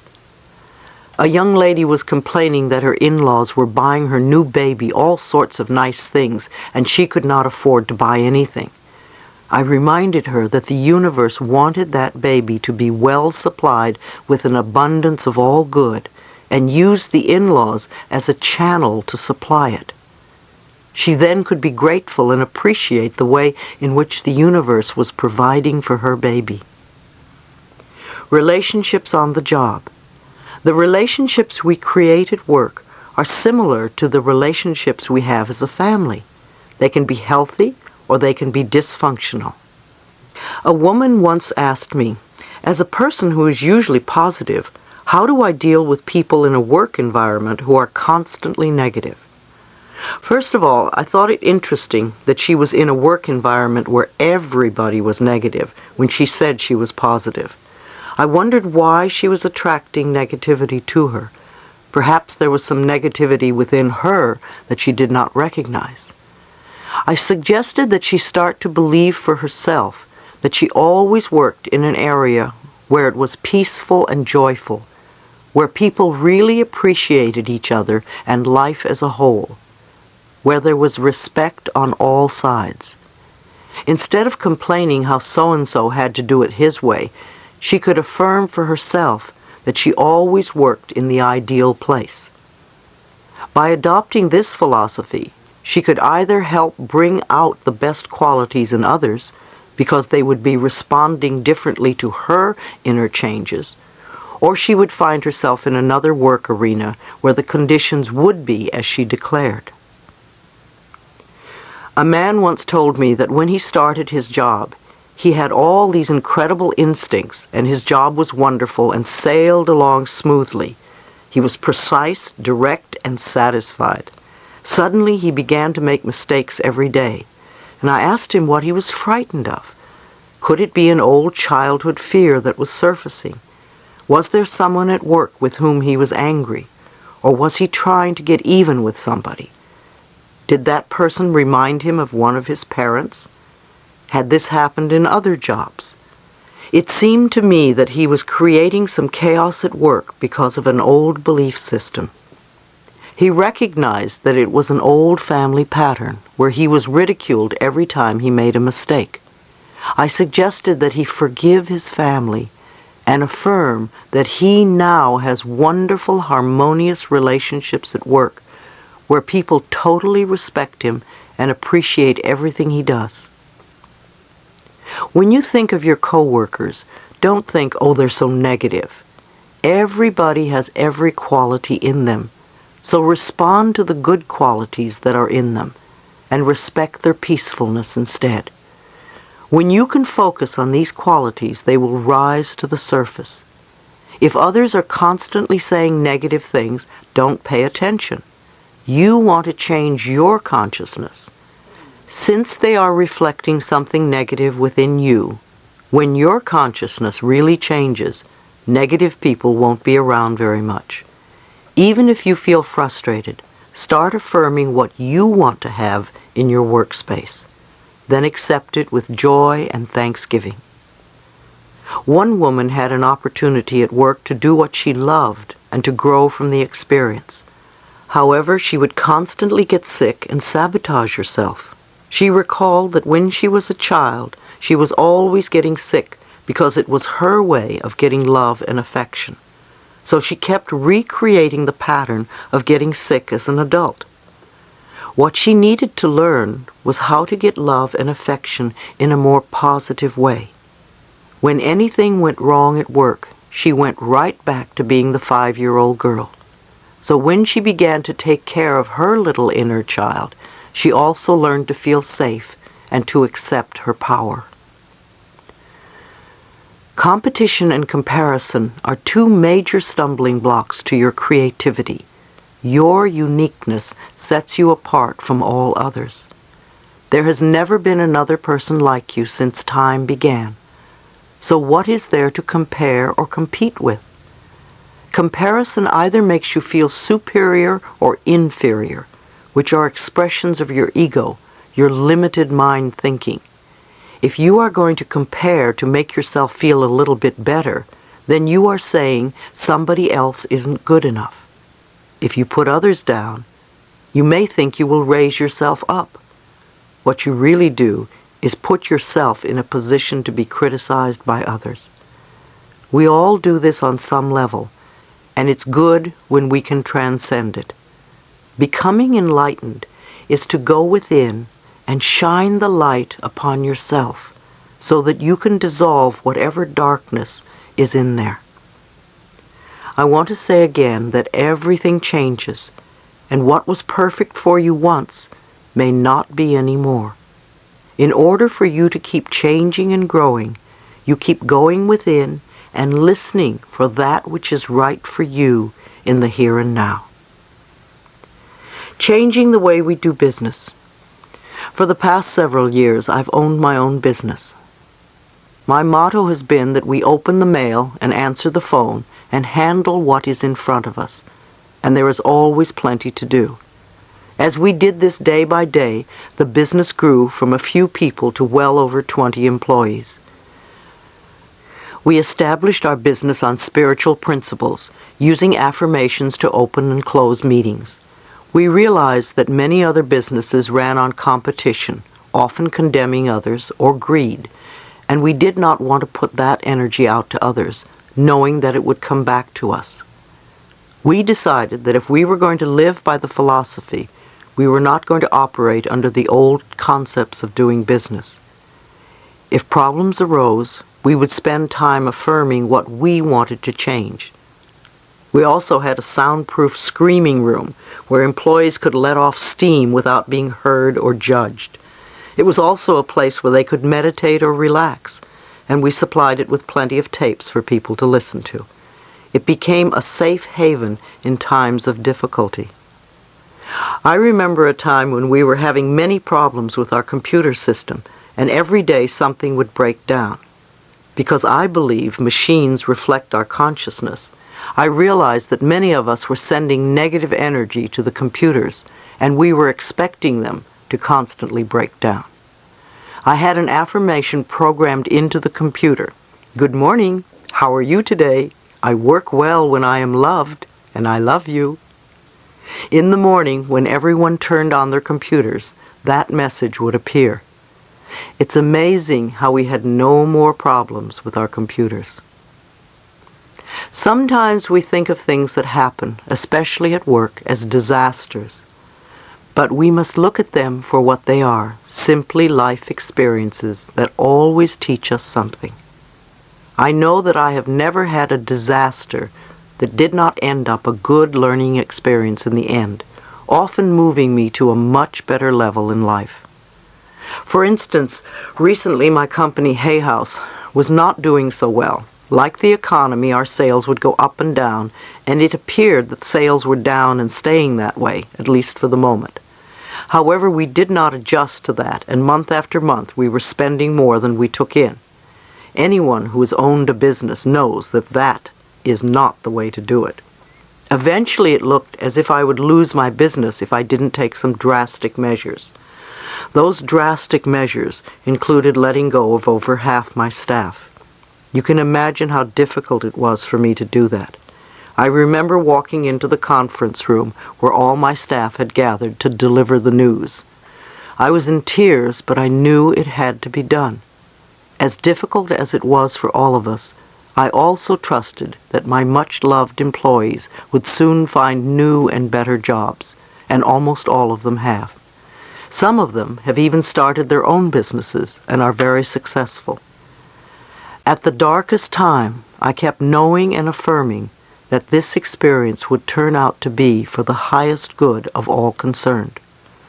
Of course, everyone else assumed the worst. Rumors were flying that Hay House was belly up, not just within the people I knew, but all over the country.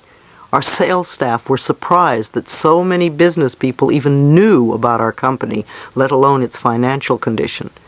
I have to admit that we took great joy in proving these forecasts wrong. By tightening our belts tremendously, we didn't go belly up. With our smaller staff, and each of us determined to make it work, we've come through it very well. But most importantly, we have learned a lot.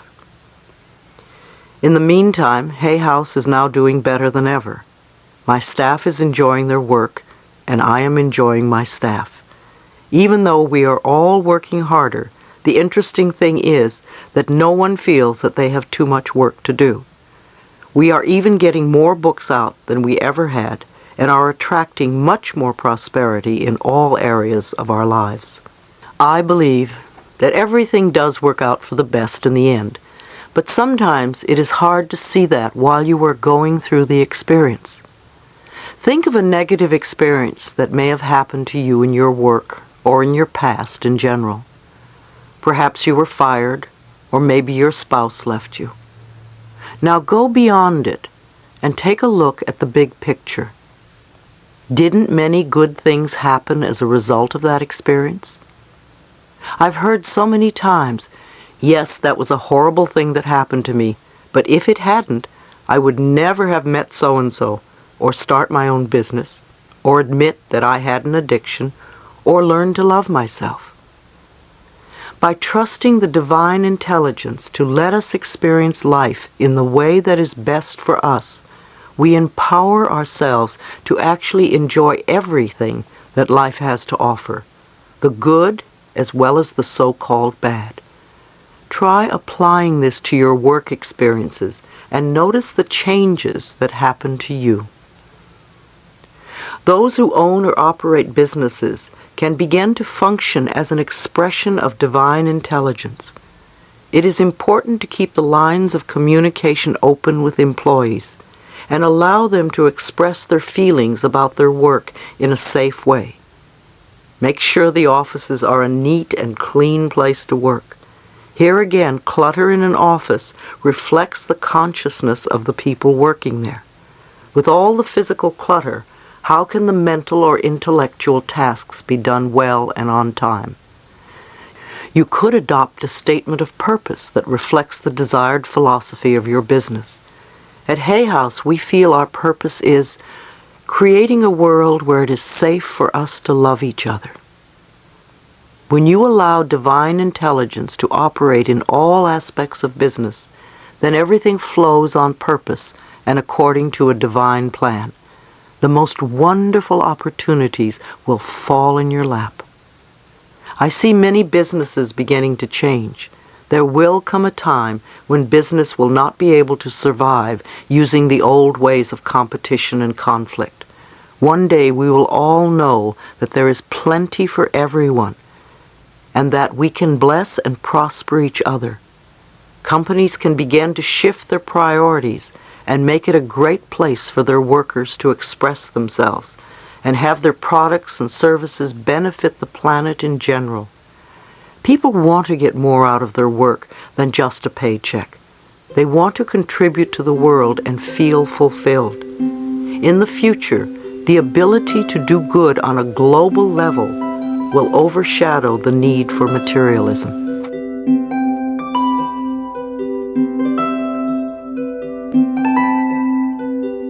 Chapter 13, The Totality of Possibilities. Each one of us is totally linked with the universe and with all of life. The power is within us to expand the horizons of our consciousness. Now I want you to stretch even further.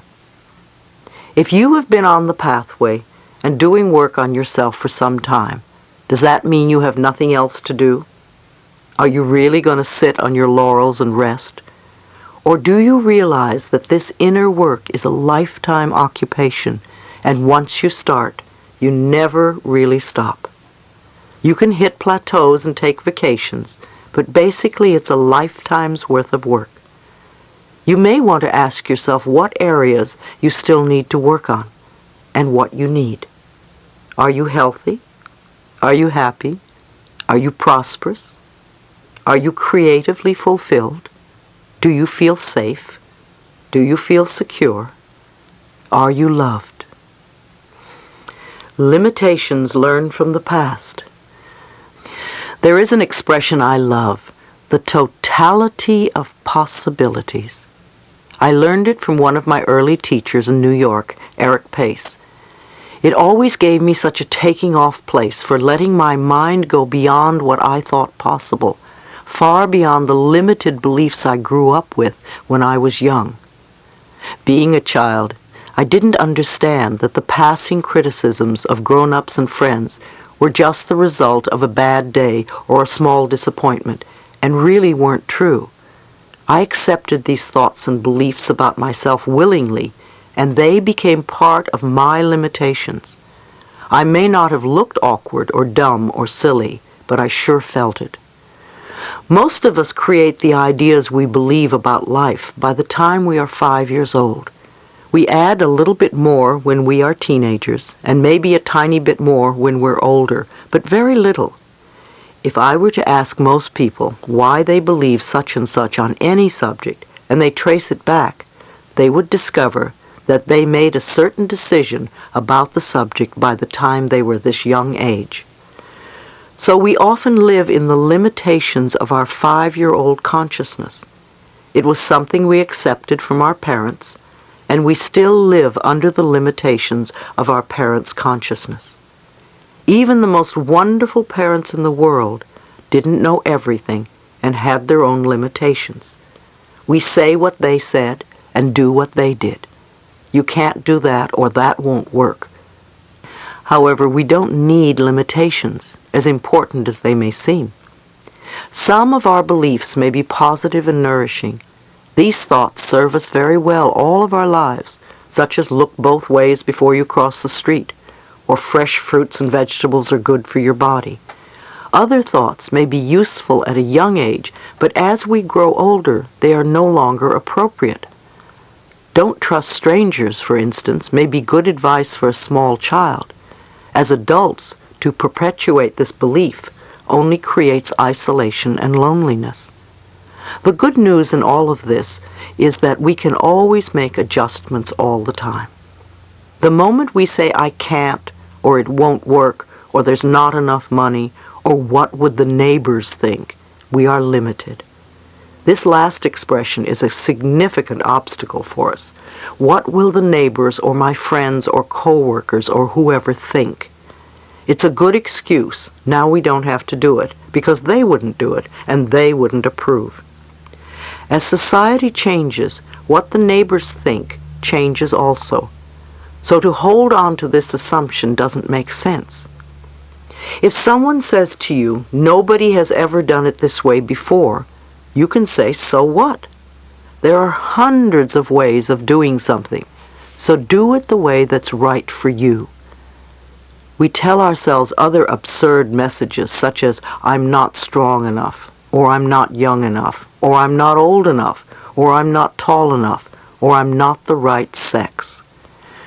How often have you used the last one? Because I'm a woman, I can't do this, or because I'm a man, I can't do that. Your soul has no sexuality. I believe you agreed upon your sexuality before you were born, to learn a spiritual lesson. To feel inferior because of sexuality is not only a poor excuse, but also another way to relinquish your power. Our limitations often stop us from expressing and experiencing the totality of possibilities. I don't have the right education. How many of us have let that one stop us? We want to realize that education is something set up by groups of people who say you can't do such and such unless you do it our way. We can accept that as a limitation, or we can go beyond it. I accepted it for many, many years because I was a high school dropout. I used to say, oh, I don't have any education. I can't think. I can't get a good job. I can't do anything well. And then one day I realized that the limitation was all in my mind and had nothing to do with reality. When I dropped my own limiting beliefs and I allowed myself to move into the totality of possibilities, I discovered that I could think. I discovered that I was very bright and I could communicate. I discovered all sorts of possibilities, which when viewed from the limitations of the past seemed impossible. Limiting the potential within us. Then there are some of you who think you know it all. The trouble with knowing it all is that you don't grow and nothing new can come in. Do you accept that there is a power and an intelligence greater than you? Or do you think that you are it, you in your physical body? If you think that you're it, then you will be running scared because of your limited mind. If you realize that there is a power in this universe that is far greater and wiser and you are part of it, then you can move into the space where the totality of possibilities can operate. How often do you allow yourself to dwell in the limitations of your present consciousness? Every time you say, I can't, you're putting a stop sign in front of you. You shut down the door to your own inner wisdom, and you block the flow of energy that is your spiritual knowingness. Are you willing to go beyond what you believe today? You woke up this morning with certain concepts and ideas. You have the ability to move beyond some of them, to experience a far greater reality. It's called learning, because you are taking in something new. It may fit in with what is already there, or it may be even better. Have you ever noticed that when you start rearranging your closet, you discard clothes and odds and ends that you no longer need? You pile up the possessions you are giving away on one side and throw or give away the stuff that is no longer usable. Then you begin to put everything back, and in a totally different order. It's easier to find what you're looking for, and at the same time, you make room for new clothes. If you bought a new outfit and put it in the old closet, you may have had to jam it between other stuff. If you clean out your closet and rearrange it, then when you bring in the new outfit, it has room for itself. We need to do the same routine with our minds. We need to clean out the contents that no longer work so we have room for new possibilities. Where God is, all things are possible, and God is in each one of us. If we continue with our preconceived ideas, then we are blocked. When someone is ill, do you say, "Oh, poor person, how he or she must be suffering"? Or do you look at the person and see the absolute truth of being and affirm the health of God that is within? Do you see the totality of possibilities and know that miracles can happen? A man I once met told me very emphatically that it was absolutely impossible for a grown person to change. He was living in the desert and had all sorts of illnesses, and he wanted to sell his property. He didn't want to change his thinking, so he was very rigid when it came time to negotiate with a buyer. It had to be done his way. It was apparent that he would have a very burdensome time trying to sell his property because his belief was that he could never change. All he had to do was open his consciousness to a new way of thinking.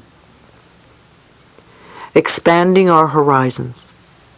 How do we keep ourselves from moving into this totality of possibilities? What else limits us? All our fears are limitations. If you are frightened and you say, "I can't, it won't work," what will happen? Fearful experiences will come back. Judgments are limitations. None of us like to be judged, yet how often do we do it? We are encouraging limitations by our judgments. Every time you find yourself judging or criticizing, no matter how small, remind yourself that what goes out comes back. You may want to stop limiting your possibilities and change your thinking to something wonderful. There is a difference between being judgmental and having an opinion. Many of you are asked for your opinion of something. In actuality, you are really giving your judgment. An opinion is how you feel about something, such as "I prefer not to do this. I prefer to wear red instead of blue." To say someone else is wrong because she wears blue becomes a judgment. We need to discern between the two. Remember, criticism is always making yourself or someone else wrong. If someone asks your opinion, your preference, don't let it become a judgment or criticism against something else. Also, every time you indulge in guilt, you are setting a limitation. If you hurt someone, say you're sorry and don't hurt the person again. Don't walk around feeling guilty, because it keeps you locked out from experiencing your good and has nothing to do with the reality of your true being. When you are unwilling to forgive, you limit your growth. Forgiveness allows you to right a wrong in your spiritual self, to have understanding instead of resentment, to have compassion instead of hatred. Look at your problems as opportunities for you to grow.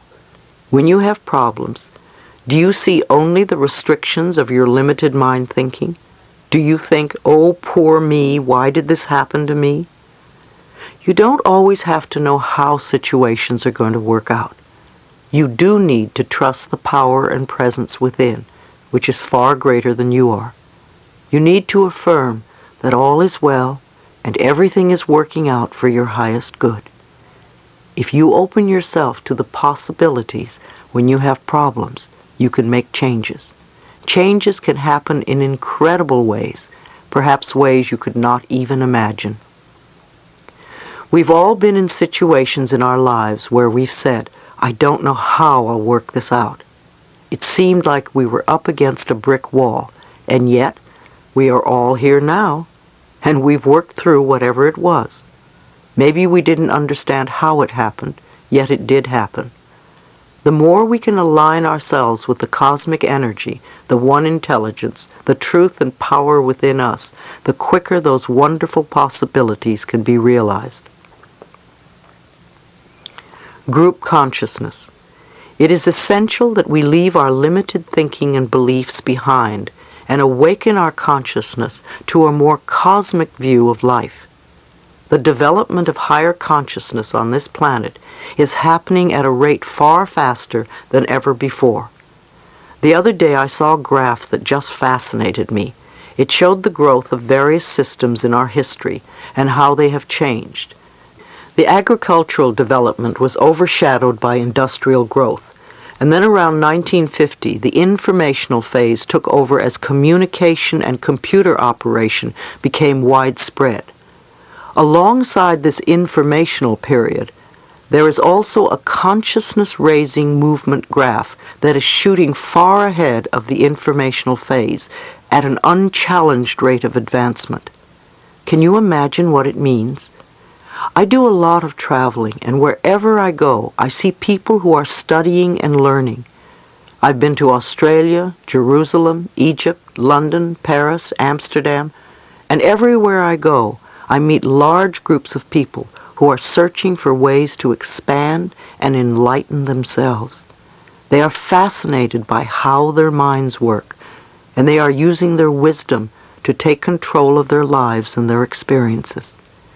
We are reaching new levels of spirituality.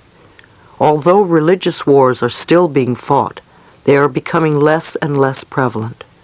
We are beginning to connect with one another on higher levels of consciousness. The collapse of the Berlin Wall and the birth of freedom in Europe are examples of our expanding consciousness, as freedom is our natural birthright. As the consciousness of each person awakens, group consciousness becomes influenced as well. Every time you use your consciousness in a positive way, you are connecting with other people who are doing the same. Every time you use it in a negative way, you are also connecting to that. Every time you meditate, you are connecting with other people on the planet who are meditating. Every time you visualize good for yourself, you do it for others as well. Every time you visualize the healing of your body, you connect with others who are doing the same thing. Our goals are to expand our thinking and to go beyond what was to what might be. Our consciousness can create miracles in the world. The totality of possibilities connects everything, including our universe and beyond. What are you connecting with? Prejudice is a form of fear. If you're prejudiced, you are connecting with other prejudiced people. If you open your consciousness and do the best you can to work on a level of unconditional love, then you connect with the curve on the graph that is climbing upwards. Do you want to be left behind, or do you want to go up with the curve? Often there is a crisis in the world. How many people send positive energy to the troubled area and do affirmations that everything works out as quickly as possible and there is a solution for the highest good of all concerned? You need to use your consciousness in a way that will create harmony and plenty for all people. What sort of energy are you sending? Instead of condemning and complaining, you can connect with the power on the spiritual level and affirm the most positive results imaginable. How far are you willing to expand the horizons of your thinking? Are you willing to go beyond your neighbors? If your neighbors are limited, make new friends. How far will you stretch? How willing are you to change I can't to I can? Every time you hear that something is incurable, know in your mind that it isn't true. Know that there is a power greater. Incurable to me means that the medical profession simply hasn't yet figured out how to cure that particular illness. It doesn't mean that it's not possible. It means that we go within and find a cure. We can go beyond statistics. We are not numbers on a chart. Those are someone else's projections, somebody's limited mind thinking. If we don't give ourselves possibilities, we don't give ourselves hope. Dr. Donald Picciuto at the National AIDS Conference in Washington, D.C. said that we have never had an epidemic, ever, that was 100% fatal.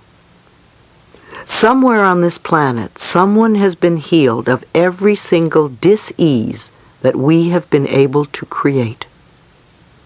If we just accept doom and gloom, we are stuck. We need to take a positive approach so we can find some answers. We need to begin to use the power within us to heal ourselves. We have other powers. It is said that we only use 10% of our brain, only 10%. What is the purpose of the other 90%? I think having psychic ability, telepathy, clairvoyance, or clairaudience are all normal and natural. It's just that we don't allow ourselves to experience these phenomena. We have all sorts of reasons why we don't, or why we don't believe we can. Little children are often very psychic.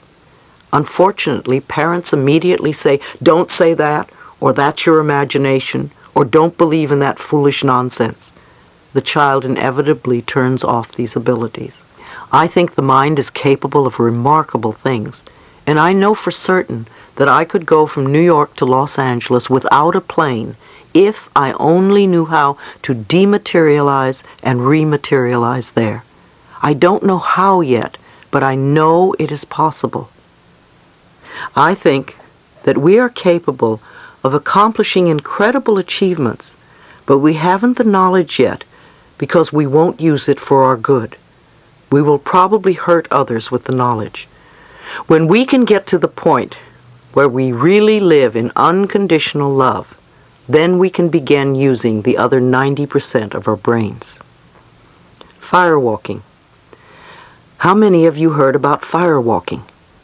Whenever I ask this question at seminars, several hands always go up. And yet we all know that it is totally impossible to walk on hot coals, right? Nobody can do it without burning their feet. Yet people have done it, and they aren't extraordinary people. They are people like you and me, and they probably learned it in one evening by attending a firewalking workshop. I have a friend, Darby Long, who works with Dr. Carl Symington, the cancer specialist. They do a week-long workshop for people with cancer, and during the week they have a firewalking demonstration. Darby has done it herself many times and has even carried people across the hot coals. I always think how incredible it must be for people with cancer to see and experience such a process. It probably blows a lot of people's minds. Their concepts about limitation would somehow be different afterwards. I believe Tony Robbins, the young man who started firewalking in this country, is here to do something really extraordinary on the planet. He studied NLP, neuro-linguistic programming, a process whereby he could observe someone's patterns of behavior and then repeat that person's responses and cues of behavior to achieve similar results.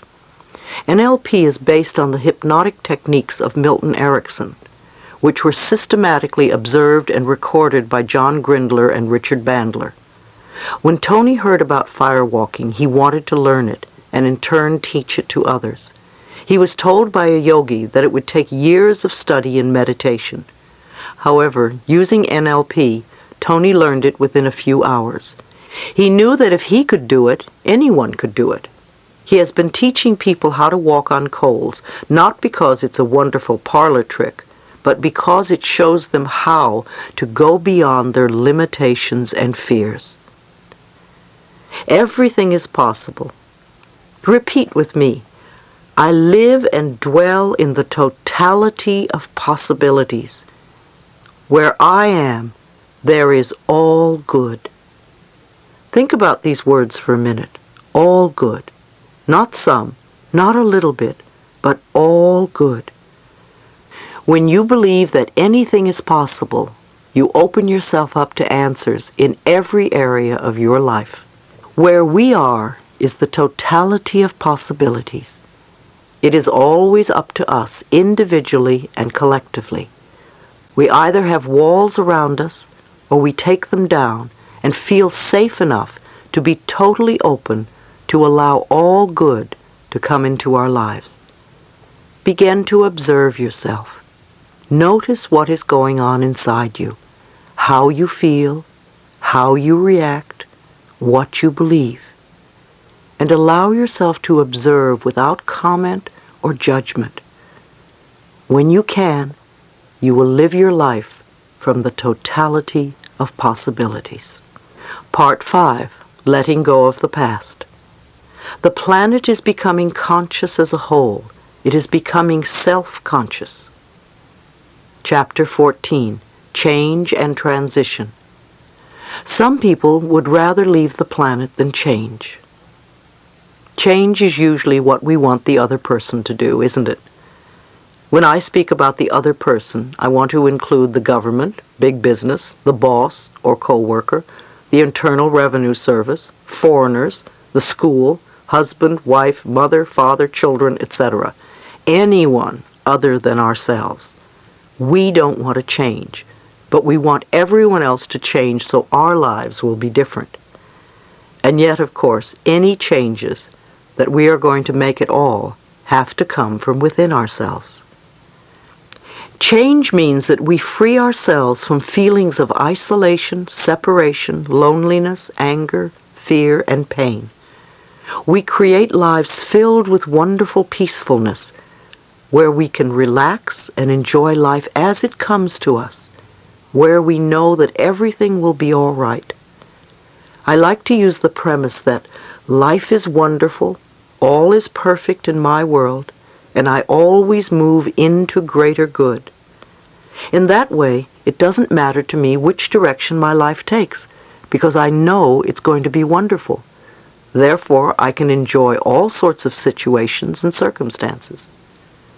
Someone at one of my lectures was going through a lot of turmoil, and the word pain kept coming up in the conversation. She asked me if there was another word she could use, and I thought about the time I'd smashed my finger by slamming a window on it. I knew if I gave in to the pain, I was going to go through a very difficult period. So when it happened, I started to do some mental work right away and referred to my finger as having a lot of sensation. By viewing what happened in that particular way, I think it helped to heal the finger much more quickly and to handle what could have been a very unpleasant experience. Sometimes if we can alter our thinking a little bit, we can completely change a situation. Can you think of change as an inner house cleaning? If you do a little bit at a time, it will eventually all get done. You don't have to do it all, however, before you begin to see results. If you change just a little bit, you'll begin to feel better soon. I was at the Reverend O.C. Smith's City of Angels Science of Mind Church on New Year's Day, and he said something that made me think. He said, "It's the new year, but you've got to realize that the new year is not going to change you. Just because it's a new year, it's not going to make any difference in your life. The only way there's going to be a change is if you are willing to go within and make the change." And that's so true.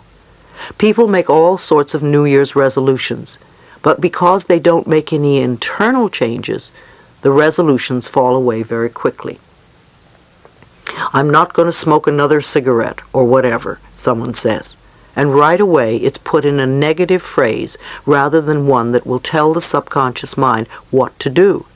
In this situation, you could say instead, "All desire for cigarettes has left me and I am free." Until we make the inner changes, until we are willing to do the mental work, nothing outside of us is going to change.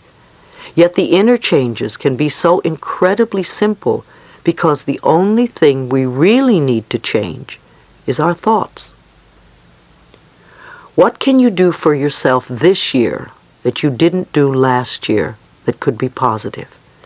Take a moment and think about this question. What would you like to let go of this year that you clung to so tightly last year? What would you like to change in your life? And are you willing to do it? There is a lot of information available that will give you ideas once you are willing to change. The moment you are willing to change, it is remarkable how the universe begins to help you. It brings you what you need. It could be a book, a tape, a teacher, or even a friend making a passing remark that suddenly has deep meaning to you. Sometimes conditions will get worse before they get better, and that's okay, because the process is beginning. The old threads are untangling, so flow with it. Don't panic and think it's not working. Just keep working with your affirmations and the new beliefs you are planting. Making progress. Of course, from the moment you decide to make a change until you get the demonstration, there is a transitional period. You vacillate between the old and the new. You go back and forth between what was and what you would like to be or have. It is a normal and natural process. Often I hear people saying, "Well, I know all this stuff." And my answer is, are you doing it? Knowing what to do and doing it are two separate steps. It takes time until you are strong in the new and have gone the complete shift. Until then, you must be consistent in your efforts to change. For instance, many people say their affirmations maybe 3 times and give up. Then they say that affirmations don't work, or they're silly, or whatever. We want to give ourselves time to practice to make the changes. Change requires action. As I said, it's what you do after you say your affirmations that counts the most. As you go through this transitional phase, remember to praise yourself for each small step forward that you make. If you beat yourself up for the step backward, then change becomes oppressive. Use all the tools available to you as you move from the old to the new. Assure the little child inside that he or she is safe. Author Gerald Jampolsky says that love is letting go of fear, and that there is either fear or there is love. If we are not coming from the loving space of the heart, then we're in fear. And all those states, such as isolation, separation, anger, guilt, and loneliness, are part of the fear syndrome. We want to move from fear into love and make love a more permanent position for us. There are many ways to change. What do you do on a daily basis to make yourself feel good inside? You're not going to do it by blaming other people or by being a victim. So what is it that you do? How are you experiencing peace within you and around you? If you are not doing it now, are you willing to begin? Are you willing to start creating inner harmony and peace? Another question to ask yourself is, do I really want to change? Do you want to continue to complain about what you don't have in your life?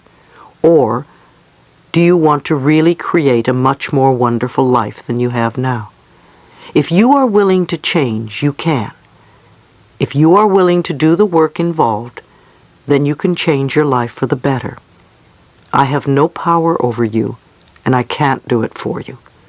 You have the power, and you need to keep reminding yourself of that.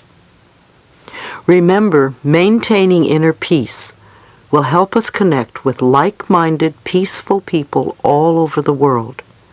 Spirituality connects us all over this planet on a soul level, and the sense of cosmic spirituality that we are just beginning to experience is going to change the world for the better. When I speak of spirituality, I don't necessarily mean religion. Religions tell us who to love and how to love and who is worthy. To me, we are all worthy of love, and we are all lovable. Our spirituality is our direct connection with our higher source, and we don't need a middleman for that. Begin to see that spirituality can connect us all over the planet on a very deep soul level. Several times during the day, you might stop and ask yourself, what kind of people am I connecting with now?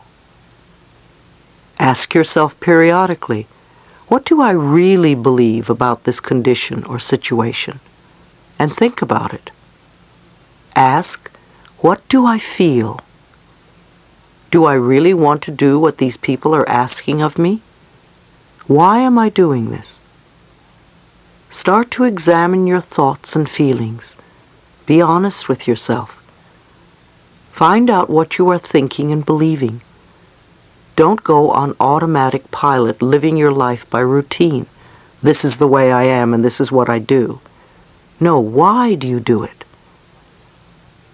If it isn't a positive, nourishing experience, figure out where it came from. When did you first do it? You know what to do now. Connect to the intelligence within you. Stress is another word for fear. We talk a lot about stress these days. Everybody seems to be stressed out about something. Stress seems to be a buzzword, and we use it to the point where I think it's a cop-out. I'm so stressed out, or this is so stressful, or all this stress, stress, stress. Stress to me is a fearful reaction to life's constant changes. It is an excuse we use for not taking responsibility for our feelings.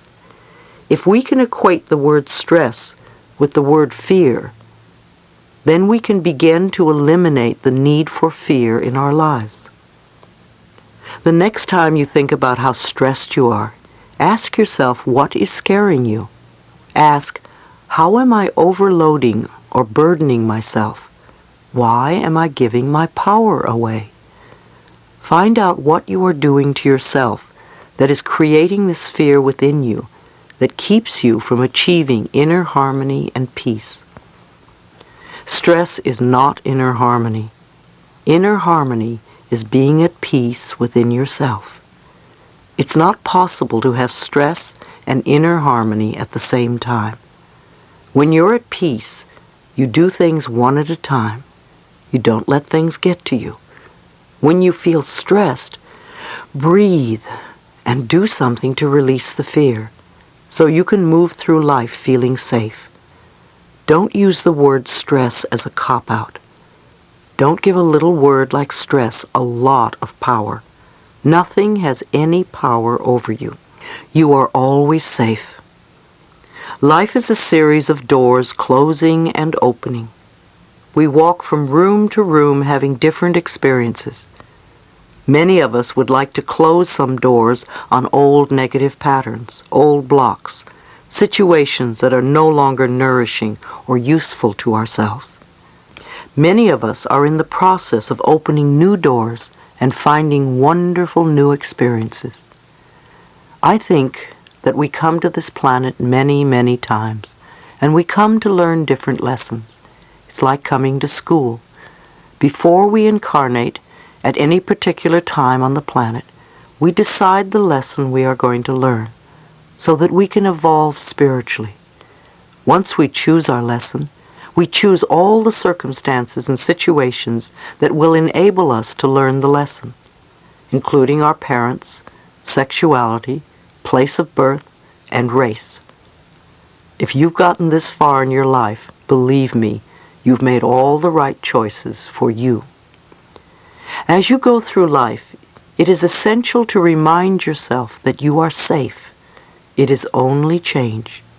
Trust your higher self to lead you and guide you in ways that are best for your spiritual growth. As Joseph Campbell once said, follow your bliss. See yourself opening doors to joy, peace, healing, prosperity, and love. Doors to understanding, compassion, forgiveness, and freedom. Doors to self-worth, self-esteem, and self-love. You are eternal. You will go on forever from experience to experience. Even when you pass through the last doorway on this planet, it is not the end. It is the beginning of another new adventure. Ultimately, you cannot force anyone to change. You can offer them a positive mental atmosphere where they have the possibility to change if they wish.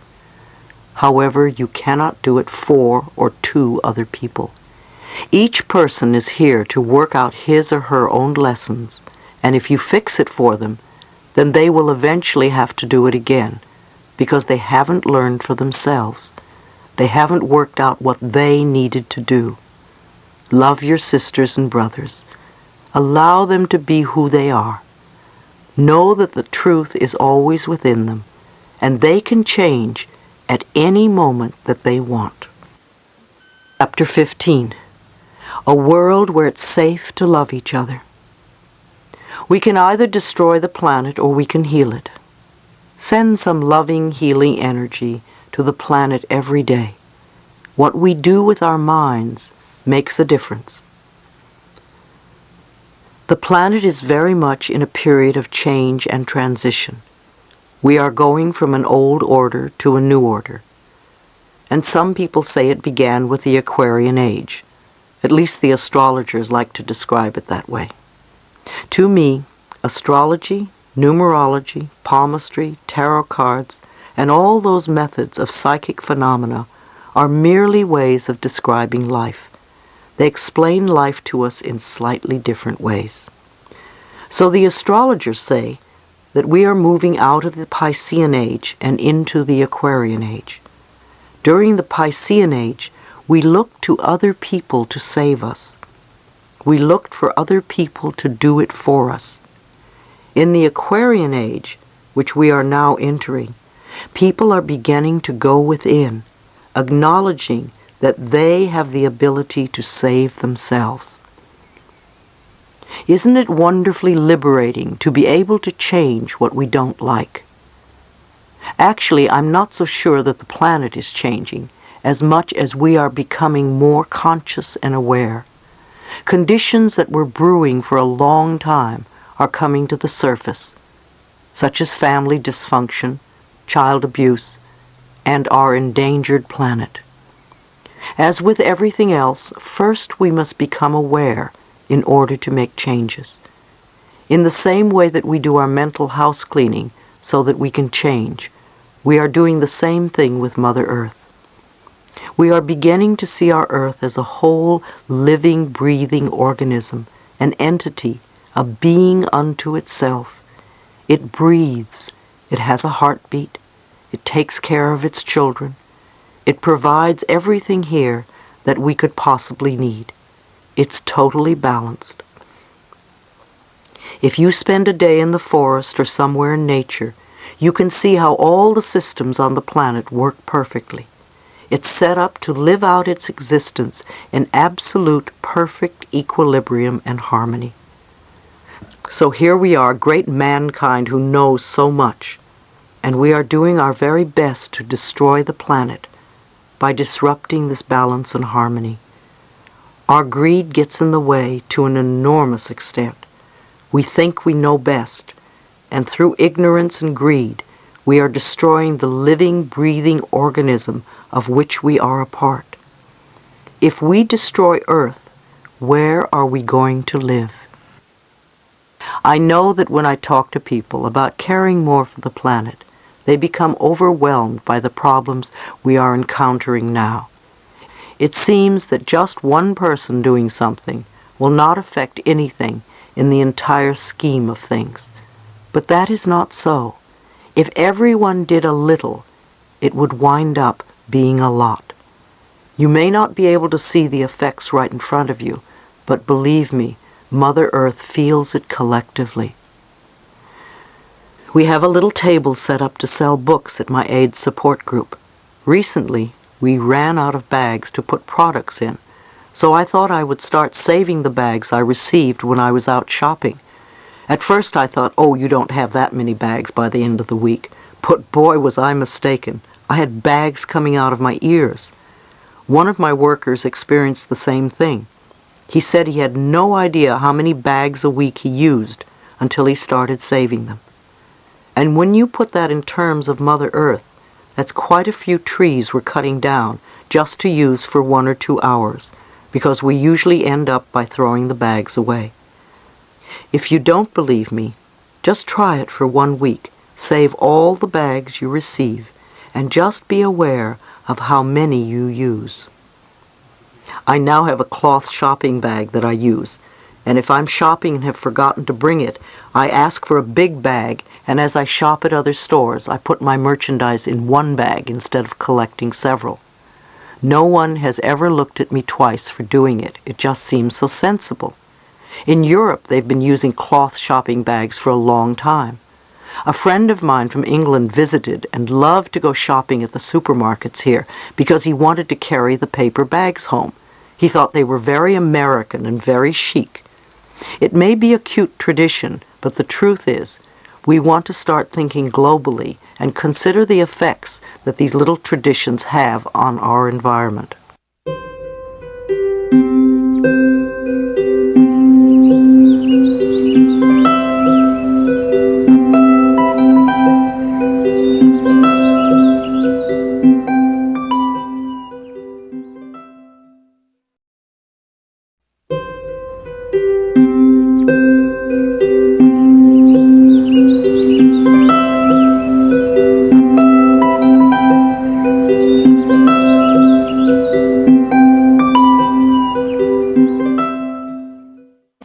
Americans particularly have a thing about the packaging of products. When I was in Mexico a few years ago, I visited a traditional marketplace and was fascinated by the unvarnished fruits and vegetables that were laid out. They certainly weren't as pretty as the ones we have in the States, but they looked natural and healthy to me. However, some of the people I was with thought they looked terrible and unappealing. In another part of the market, there were open bins with powdered spices in it. Again, it fascinated me because all the bins next to each other looked so bright and colorful. My friends said that they would never buy any spices from an open bin like that, and I asked why, and they said because it wasn't clean. When I asked why again, the answer came back that it wasn't in a package, and I had to laugh. Where did they think the spices were before they were put in a package? We have become so used to having things presented to us in a certain way that it's hard to accept it if we don't have all the frills and pretty packaging attached to it. Let's be willing to see where we can make small adjustments for the sake of the environment. Even if all you do is buy a cloth shopping bag or turn the water tap off while you brush your teeth, you have contributed something by doing it. At my office, we conserve as much as possible. There's a maintenance man in our building who picks up our recyclable copy paper every week and takes it to the recycling plant. We use padded envelopes over again. We use recycled paper in our books whenever possible, even though it costs a little more. Sometimes it isn't possible to get it, but we always ask for it anyway, as we realize that if we continue to ask for it, eventually enough printers will have it available. It works that way in all areas of conservation. By creating a demand for something, we can help heal the planet in different ways as a collective power. At home, I do organic gardening and make compost for the garden. Every piece of used vegetation goes into that compost pile. Not a lettuce leaf or a leaf from a tree leaves my property. I believe in returning to the land what is taken away. I have a few friends who even save their vegetable trimmings for me. They put them into a bag in the freezer, and when they visit, they put their collection into my compost bin. What goes in as trash comes out as rich earth filled with nourishment for plants. Because of my recycling practices, my garden produces lavishly for all my needs and is beautiful too. Eat nourishing foods. Our planet is designed to give us every single thing we need to take care of ourselves. It has all the food we need. If we eat the foods of the planet, we are going to be healthy because it is part of the natural design. However, we, in our great intelligence, have designed foods such as Twinkies, and we wonder why our health isn't so good. A lot of us give lip service to diets. We say, yes, we know, as we reach for one sugar-filled treat after another. 2 generations ago, when Betty Crocker or Clarence Birdseye or whomever came out with the first convenience-type food, we said, oh, isn't this wonderful? And then came another, and another, and another. until generations later, there are people in this country now who have never tasted real food. Everything is canned, processed, frozen, chemicalized, and ultimately microwaved. I recently read that the young people in the military today do not have the healthy immune systems that young people had 20 years ago. If we don't give our body natural foods, which it needs to build and repair itself, how can we expect it to last a lifetime? And add to this drugs and cigarettes and alcohol abuse, a dose of self-hatred, and you have the perfect climate for dis-ease to flourish. I had a very interesting experience recently. I took something called a responsible driver's course. It was filled with people over 55 years of age who were there ostensibly to get 3 to 10% off their auto insurance. I really found it fascinating that we spent the whole morning talking about illness, all the illnesses we could look forward to as we grew older. We talked about diseases of the eyes and everything that could go wrong with our ears and our hearts. When lunchtime came, 90% of these same people ran across the street to the nearest fast food restaurant. I thought to myself, we still don't get it, do we? 1,000 people a day die from smoking. That's 365,000 people a year. I understand that over 500,000 people die from cancer each year. 1 million people die from heart attacks every year. 1 million people. Knowing this, why do we still run out to fast food restaurants and pay so little attention to our bodies? Healing ourselves and our planet. Part of the catalyst for this transitional period is the crisis of AIDS. The AIDS crisis is showing us how unloving and prejudiced we are towards each other. We treat people with AIDS with such little compassion. One of the things that I would really like to see happen on this planet, and I want to help create, is a world where it is safe for us to love each other. When we were little, we wanted to be loved for who we were, even if we were too skinny or too fat, too ugly or too shy. We come to this planet to learn unconditional love, first to have it for ourselves, and then to give the same unconditional love to other people. We need to get rid of this idea of them and us. There is no them and us. There is only us. There are no groups that are expendable or less than. Every one of us has a list of those people over there. We can't really be spiritual as long as there is one person over there. Many of us grew up in families where prejudice was normal and natural. This group or that group was not good enough. In order to make ourselves feel better, we would put the other group down. However, as long as we are saying that someone else isn't good enough, what we're really reflecting is that we're not good enough. Remember, we're all mirrors of each other. I remember when I was invited to the Oprah Winfrey Show. I appeared on TV with 5 people with AIDS who were doing quite well. The 6 of us had met the evening before for dinner, and it was such an incredibly powerful gathering. When we sat down to have dinner, the energy was extraordinary. I started to cry because this was something I had been striving for several years, to get a positive message out to the American public that there is hope. These people were healing themselves, and it wasn't easy. The medical community told them that they were going to die. They had to experiment with many different methods by trial and error, and they were willing to expand and go beyond their own limitations. We taped the next day, and it was a beautiful show. I was pleased that women with AIDS were also represented on the show. I wanted Middle America to open their hearts and to realize that AIDS doesn't only affect a group that they don't care about. It affects everybody. When I came out, Oprah said to me off camera, "Louise, Louise, Louise," and came to me and gave me a big hug. I believe We relayed the message of hope that day. I've heard Dr. Bernie Siegel say that there is someone who has healed his or herself of every form of cancer.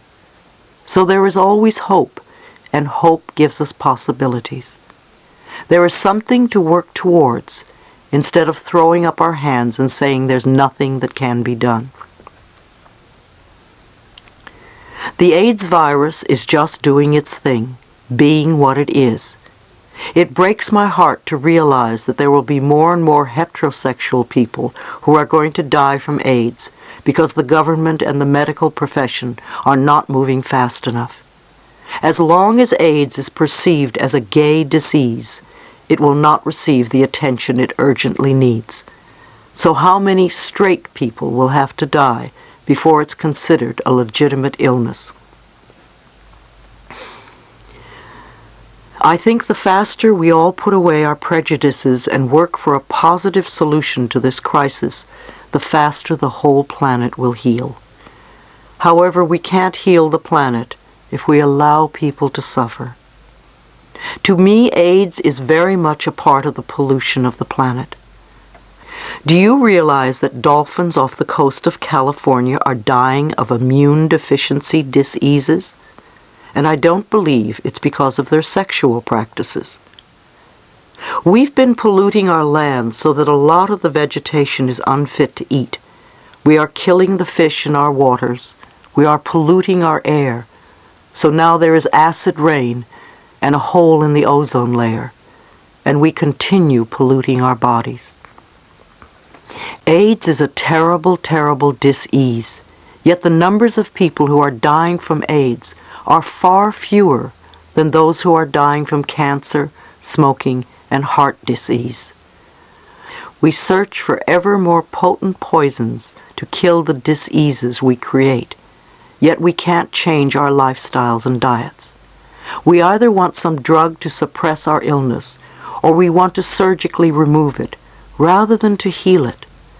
The more we suppress, the more that problems manifest in other ways.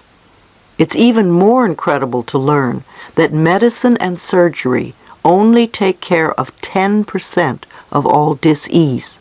That's right. Even with all the money we spend on chemicals, radiation, and surgery, they only help 10% of our diseases. I read an article that said that the diseases in the next century will be caused by new strains of bacteria that will affect our weakened immune systems. These bacteria strains have begun to mutate so that the drugs we have now will have no effect on them. Obviously, the more we build up our immune systems, the quicker we are going to heal ourselves and the planet. And I'm not only referring to our physical immune systems, I mean our mental and emotional immune systems as well. To me, healing and curing bring about two different results. I think healing needs to be a team effort. If you expect your doctor to fix you, he or she may take care of the symptoms. However, that doesn't heal the problem. Healing is making yourself whole. To be healed, you must be a part of the team, you and your doctor or healthcare professional. There are many holistic MDs who not only treat you physically, but who see you as a whole person. We have been living with erroneous belief systems, not only individual ones, but societal ones as well. There are people who say that earaches run in their family. Others believe that when they go out in the rain they catch cold, or they get 3 colds every winter. Or when someone catches a cold in the office, everyone gets a cold because it's contagious. Contagious is an idea, and the idea is contagious. A lot of people talk about dis-ease being hereditary. I don't think that's necessarily so. I think that what we pick up are the mental patterns of our parents. Children are very aware. They begin to imitate their parents, even their illnesses. If a father tightens his colon every time he feels angry, the child picks up on that. It's no wonder that when the father gets colitis years later, the child gets colitis too. Everyone knows that cancer is not contagious, Yet why does it run in families? Because the patterns of resentment run in families. Resentment builds and builds until finally there is cancer. We must allow ourselves to be aware of everything so that we can make conscious, intelligent choices. Some things may horrify us, which is part of the awakening process, but then we can do something about them. Everything in the universe, from child abuse and AIDS to the homeless situation and starvation, needs our love. A tiny child who is loved and appreciated will become a strong, self-assured adult. The planet, which has everything here for us and all of life, if we allow it to be itself, will take care of us always. Let's not think about our past limitations. Let's open ourselves to the potential of this incredible decade. We can make these final 10 years of the century a time of healing. We have the power within us to clean up, clean our bodies, our emotions, and all the various messes we have made. We can look around and see what needs care. The way each of us chooses to live will have a tremendous impact on our future and on our world. For the highest good of all. You can take this time to apply your personal growth methods to the entire planet. If you just do things for the planet and not for yourself, then you're not in balance. If you only work for yourself and stop there, then that's not balanced either. So let's see how we can begin to balance ourselves and the environment. We know that our thoughts shape and create our lives. We don't always live the philosophy totally. Nonetheless, we've accepted the basic premise. If we want to change our immediate world, we must change our thinking. If we want to change the greater world around us, we need to change our thinking about it, not viewing it as them and us. If all the effort you put out in complaining about what's wrong with the world is applied to positive affirmations and visualizations of the world, you could really help to turn things around. Remember, every time you use your mind, you are connecting to like-minded people. If you inflict judgment, criticism, and prejudice on others, you are connecting to all the other people who are doing the same. However, if you are meditating, visualizing peace, loving yourself, and loving the planet, you are connecting with these kinds of people. You could be at home, bedridden, and still help to heal the planet by the way you use your mind, by practicing inner peace. I heard Robert Schuller of the United Nations once say, "The human species needs to know that we deserve to have peace." How true these words are. If we can make our young people aware of what is happening in the world and give them options as to what they can do about it, then we can really begin to see a shift in consciousness. Teaching our children early about conservation efforts is one way to reassure them that important work is being done.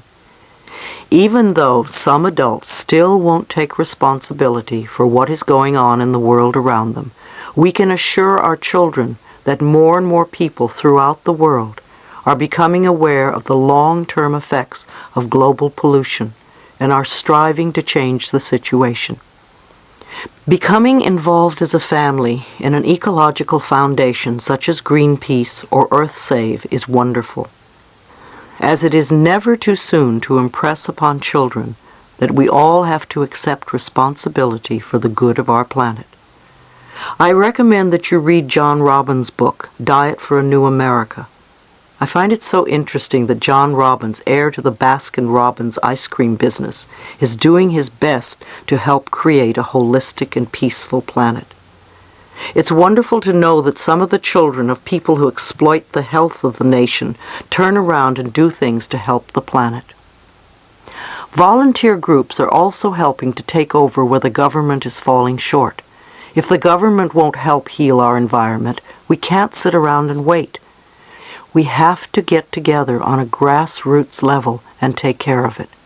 We can all do our part. Start to find out where you can help. Volunteer where you can. Give 1 hour a month if you can't do anything else. We are definitely on the cutting edge of the forces that are going to help heal this planet. We are at a point right now where we can all go down the tubes, or we can heal the planet. It isn't up to them. It's up to us, individually and collectively. I see more and more opportunities for a blending of the scientific technologies of the past and the future with the spiritual truths of yesterday, today, and tomorrow. It is time these elements come together. By understanding that acts of violence come from a person who is a traumatized child, we could combine our knowledge and technologies to help them heal and change. We only perpetrate violence by starting wars or throwing people in prisons and forgetting them. Instead, we want to encourage self-awareness, self-esteem, and self-love. The tools for transformation are available. We just have to use them. Lazarus has a wonderful exercise that I would like to share with you. Pick a spot on the planet. It could be anywhere, very far away, or just around the corner. Some place on the planet that you would like to help heal. Envision that place as peaceful, with people well fed and clothed, and living in safety and peace. Take a moment every day and envision it. Put your love to work to help heal the planet. You are important. By sharing your love and all the magnificent gifts within you, you will begin to change the energy on this beautiful, blue-green, fragile planet that we call our home. And so it is. Afterward, I remember when I couldn't sing very well at all. I still don't sing very well, but I'm much more brave. I lead people in song at the end of my workshops and support groups. Perhaps one day I will take some lessons and learn. However, I haven't gotten around to it yet. At one event, I began to lead everyone in song, and the man in charge of the sound system turned off my microphone. Joseph Vatimo, my assistant, said, "What are you doing?" And the other man said, "She's singing off-key." It was so terribly embarrassing. Now, it really doesn't matter anymore. I just sing my heart out, and it seems to open up a little bit more. I've had some extraordinary experiences in my life, and the one that has opened my heart on a very deep level has been working with people with AIDS. I can hug people now who, a few years ago, I couldn't even look at. I've gone beyond a lot of my own personal limitations. In reward for that, I have found so much love. Wherever I go, people give me tremendous amounts of love. In October 1987, Joseph and I went to Washington, D.C. to march for governmental help for AIDS. I don't know how many are aware of the AIDS quilt. It's rather incredible. Many, many people from around the country got together and made quilt patches to commemorate someone who has died from AIDS. These patches are made with so much love and put together with patches from all over the world to make an enormous quilt. When we were in Washington, the patches were put into sections and displayed between the Washington and Lincoln monuments. At 6 o'clock in the morning, we began to read the names of the people on the quilt. As we did, people would unfold the patch and put it in place next to the others. It was a very emotional time, as you can imagine. People were crying everywhere. I was standing with my list waiting to read when I felt this tap on my shoulder. I could hear someone say, "Could I ask you a question, please?" And I turned around, and the young man standing behind me looked at the badge with my name on it and shouted, "Louise Hay, oh my God!" And he went into absolute hysteria and flung himself in my arms. We held each other, and he just sobbed and sobbed. Finally, when he could contain himself, he told me that his lover had read my book many times, and when he was about to leave the planet, His lover had asked him to read a treatment from my book. He read it slowly, as his lover read the lines with him, and the very last words his lover said were, "All is well," and he died. So here was I right in front of him. He was extremely touched. When he could compose himself enough, I said, "But what did you want to ask me?" It seems that he had not been able to complete his lover's patch on time, and he wanted me to add his lover's name to my list. He just happened to pick me. I remember this moment very well, because it showed me that life is really very simple, and the things that are important are also simple, and everything falls into place. I want to share a quote with you from Emmett Fox. If you don't know Emmett Fox, he was a very popular teacher in the 40s and 50s and early 60s, and one of the clearest teachers I know. He has written some beautiful books, and these are some of my favorite words of his. "There is no difficulty that enough love will not conquer. There is no dis-ease that enough love will not heal. No door that enough love will not open. No gulf that enough love will not bridge. No wall that enough love will not throw down. And no sin that enough love will not redeem. It makes no difference how deeply seated may be the trouble, how hopeless the outlook, how muddled the tangle, how great the mistake. A sufficient realization of love will dissolve it all. And if you could love enough, you would be the happiest and most powerful person in the world." It's true, you know. It sounds wonderful, and it is true. What do you need to do to get to that space where you could be the happiest and most powerful person in the world? I think inner space travel is just beginning. We are just beginning to learn about the power that we have inside us. We are not going to find it if we contract. The more we can open to ourselves, the more we are going to find the universal energies available to assist us. There are incredible accomplishments that we are capable of. Take a few deep breaths.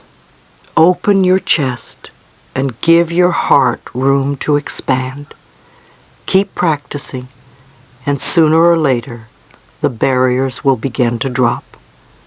Today is your beginning point. And so it is.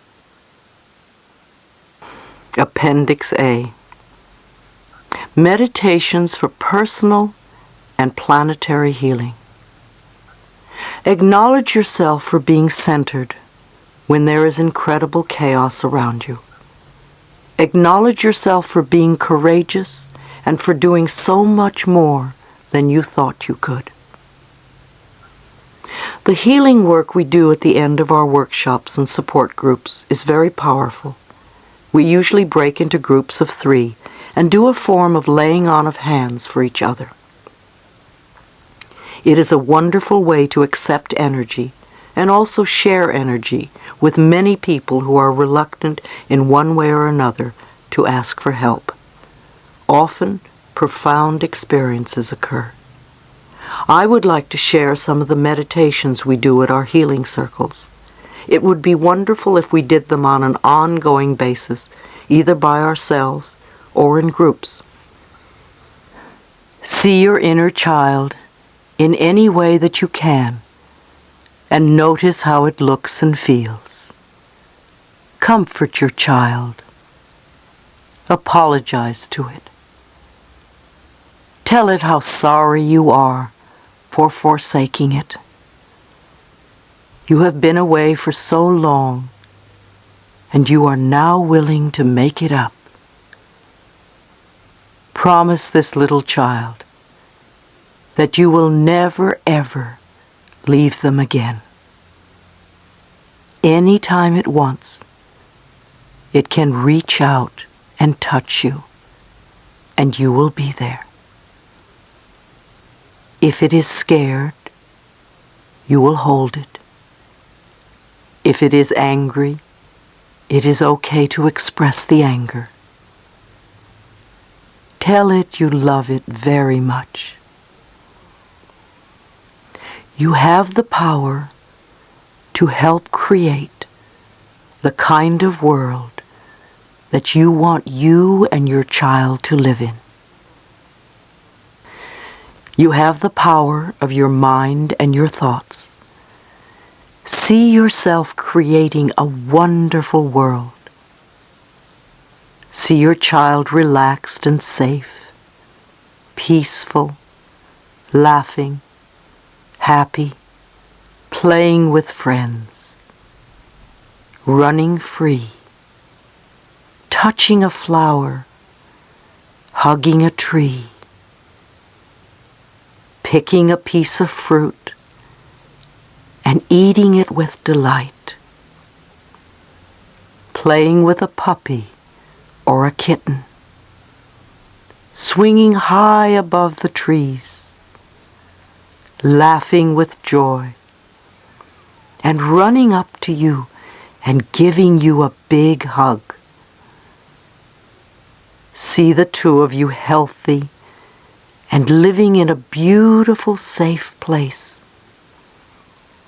having wonderful relationships with your parents, friends, and co-workers, being greeted with joy wherever you go, having a special kind of love. See where you want to live and what you want to work at. And see yourselves as healthy, very healthy, joyous, and free. And so it is.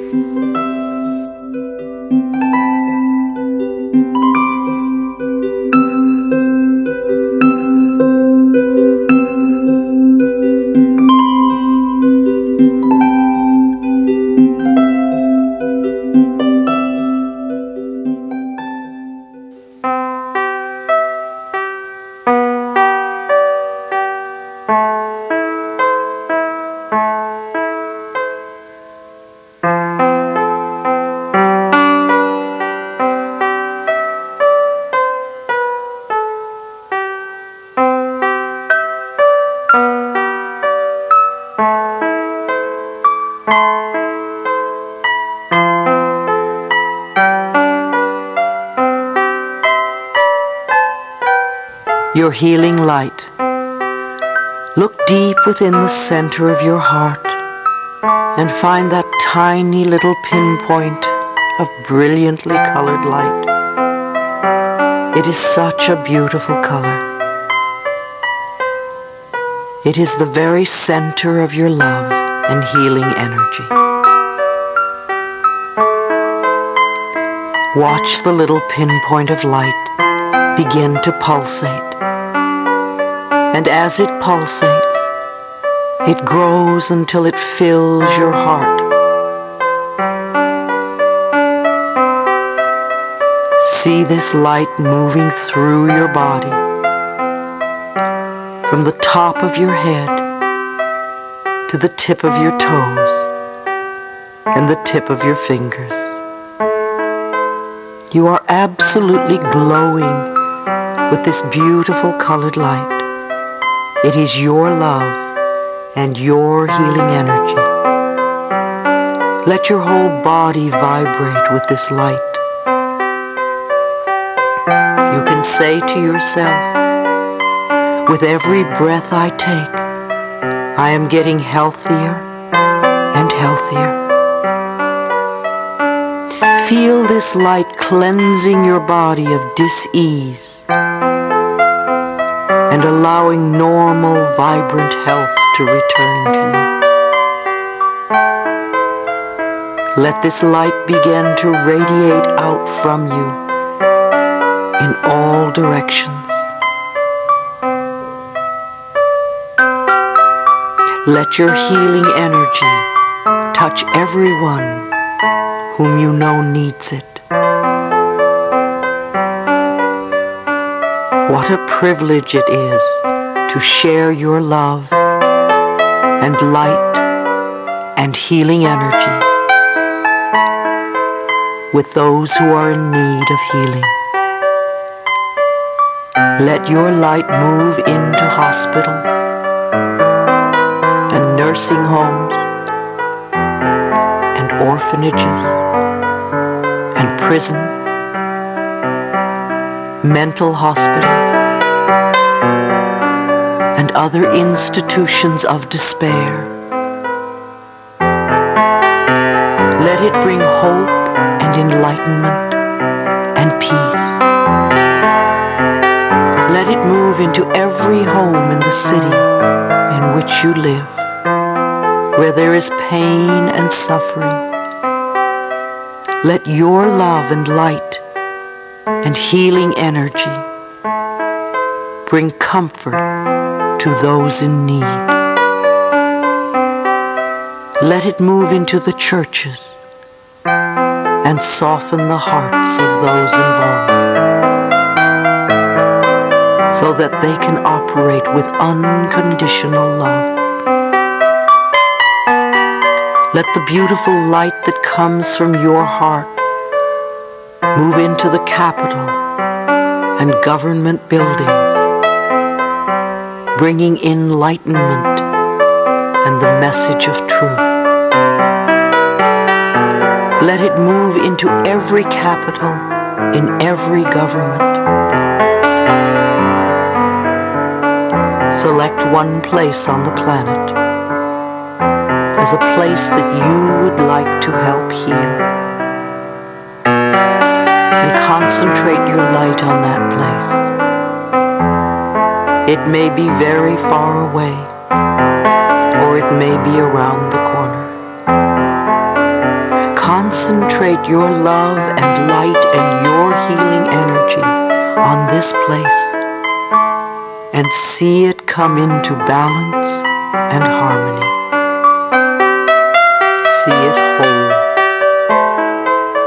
Take a moment every day to send your love and light and healing energy to this particular place on the planet. We are the people. We are the children. We are the world. We are the future. What we give out comes back to us multiplied. Give your love, and so it is.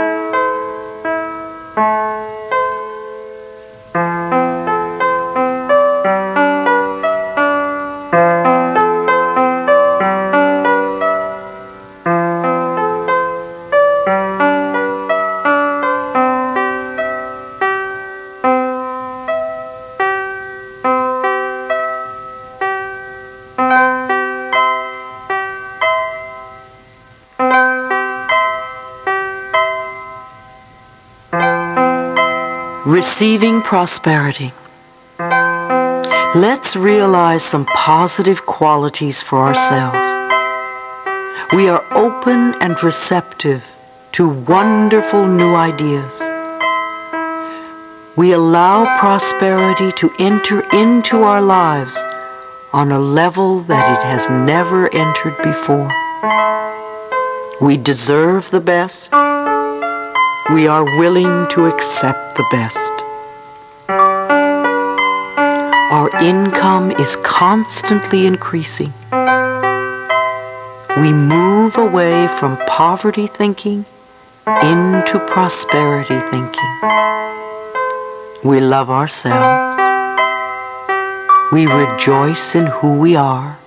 And we know that life is here for us and will supply us with everything that we need.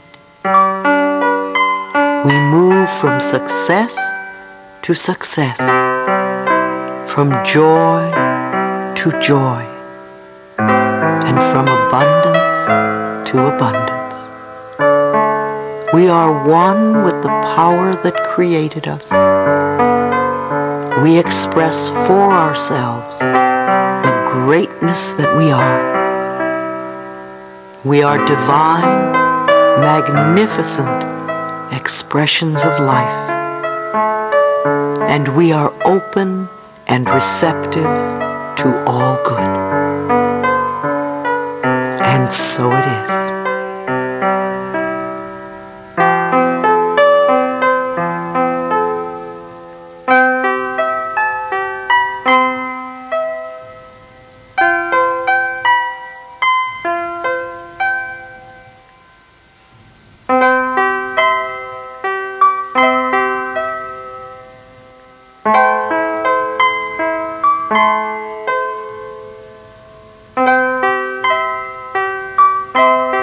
Welcome the child. Put your hand over your heart. Close your eyes. Allow yourself not only to see your inner child, but to be that child. And let my voice be your family as I say to you, we're so glad you came. We've been waiting for you. We wanted you so much to be part of our family. You're so important to us. We're so glad you're a little boy. We're so glad you're a little girl. We love your uniqueness and your specialness. The family wouldn't be the same without you. We love you. We want to hold you. We want to help you grow up to be all that you can be. You don't have to be like us. You can be yourself. You're so beautiful. You're so bright. You're so creative. It gives us such a pleasure to have you here. We love you more than anything in the whole world. We thank you for choosing our family. We know you're blessed. You have blessed us by coming. We love you. We really love you. Let your little child make these words true for it. Be aware that every day you can hold yourself and say these words. You can look in the mirror and say these words. You can hold a friend and say these words.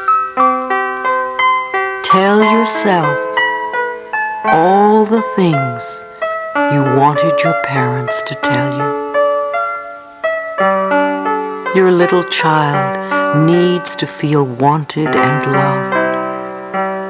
Give that to your child.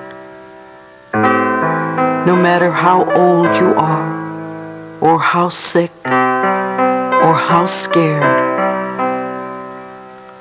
your little child needs to be wanted and loved. Keep telling your child, I want you and I love you. It is the truth for you. The universe wants you here, and that's why you are here. You've always been loved, and will always be loved throughout eternity. You can live happily ever after. And so it is.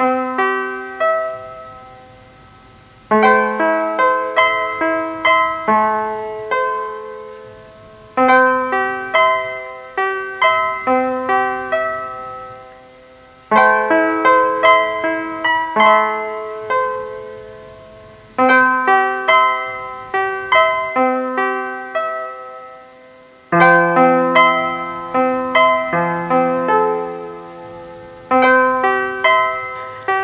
is healing. Love is the most powerful healing force there is. I open myself to love. I am willing to love and to be loved. I see myself prosper. I see myself healthy. I see myself creatively fulfilled. And I live in peace and safety. Send everyone you know thoughts of comfort and acceptance and support and love. Be aware that as you send these thoughts out, you also receive them back. Envelop your family in a circle of love, whether they are living or not. Include your friends, the people at work, and everyone from your past, and all the people you would like to forgive, but don't know how. Send love to everyone with AIDS and cancer, and to the friends and lovers, hospice workers, doctors, nurses, alternative therapists, and caretakers. Let's see an end to AIDS and cancer and other terminal illnesses. In your mind's eye, see a headline that reads, "Cure for cancer found. Cure for AIDS found." Put yourself in this circle of love. Forgive yourself. Affirm that you have wonderful, harmonious relationships with your parents, where there is mutual respect and caring on both sides. Let the circle of love envelop the entire planet, and let your heart open so you can find that space within you where there is unconditional love. See everyone living with dignity and in peace and joy. You are worth loving. You are beautiful. You are powerful. You open yourself to all good. And so it is.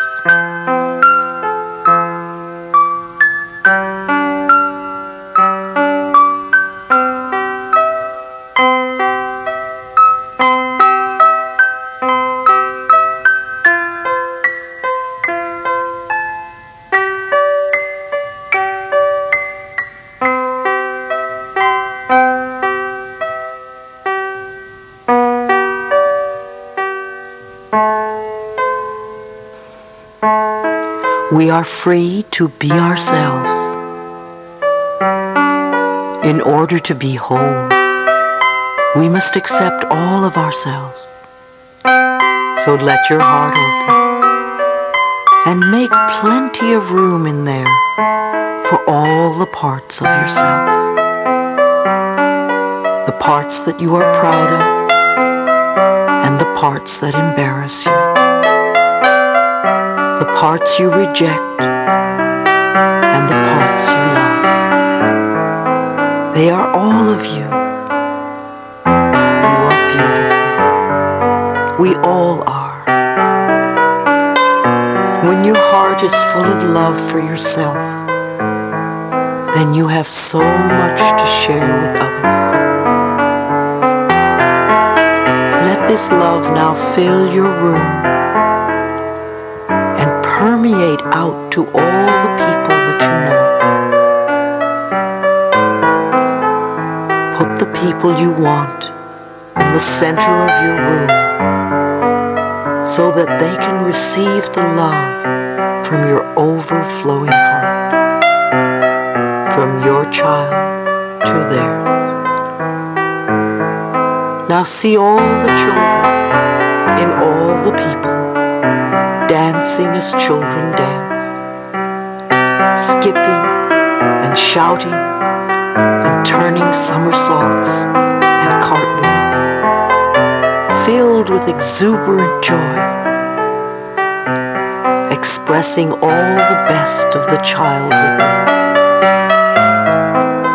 And let your child go and play with the other children. Let your child dance. Let your child feel safe and free. Let your child be all that it ever wanted to be. You are perfect, whole, and complete, and all is well in your wonderful world. And so it is.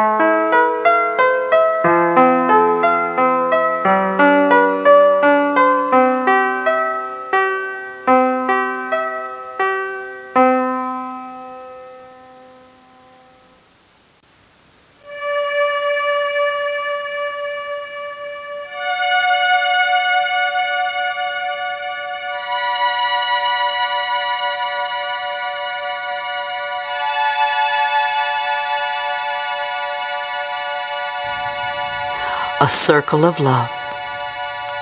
See yourself standing in a very safe space. Release your burdens and pains and fears, old negative addictions and patterns. See them falling away from you.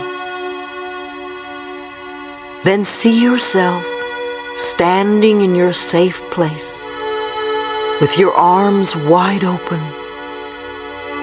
saying, I am open and receptive to, declaring for yourself what it is you want,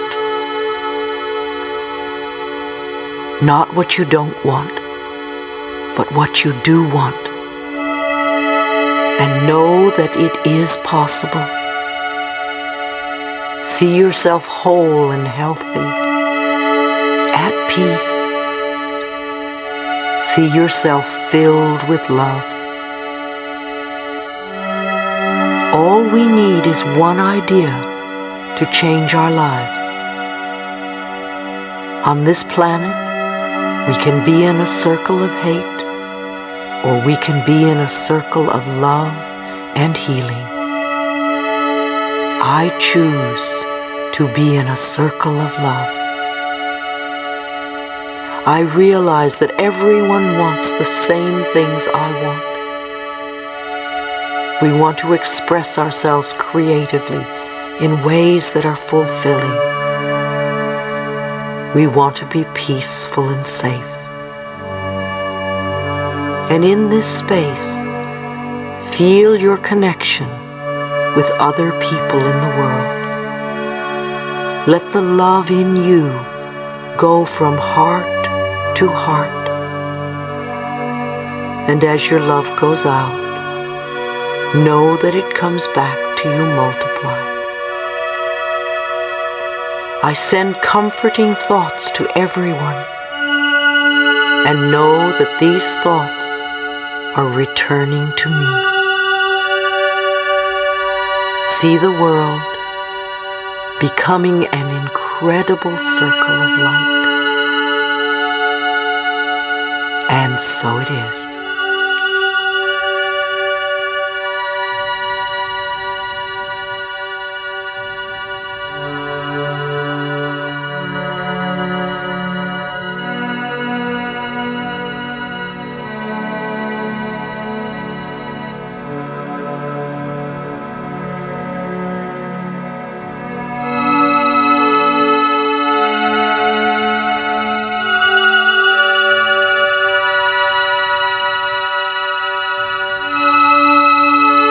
You deserve love. We don't have to believe everything. In the perfect time-space sequence, that which you need will rise to the surface.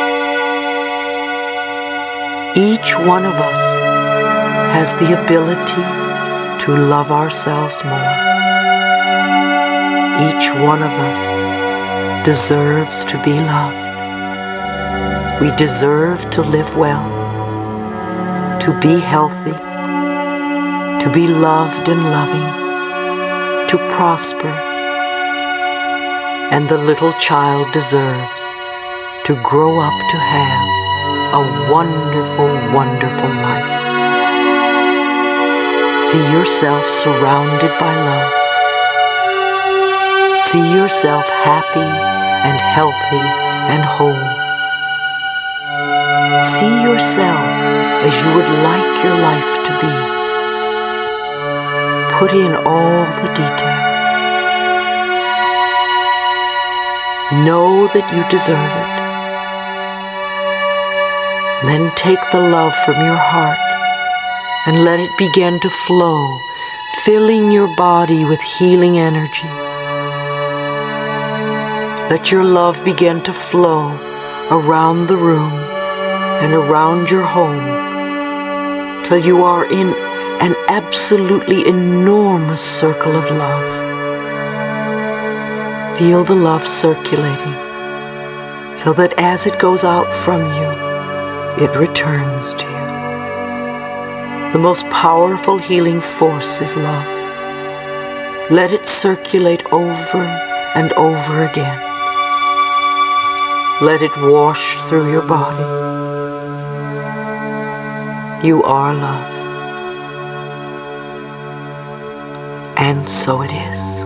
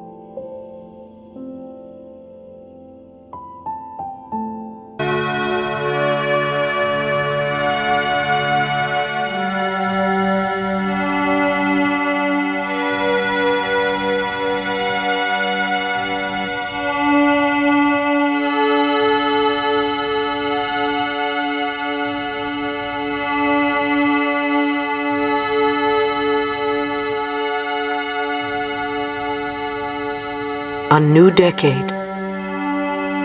See a new door opening to a decade of great healing. Healing that we have not understood in the past.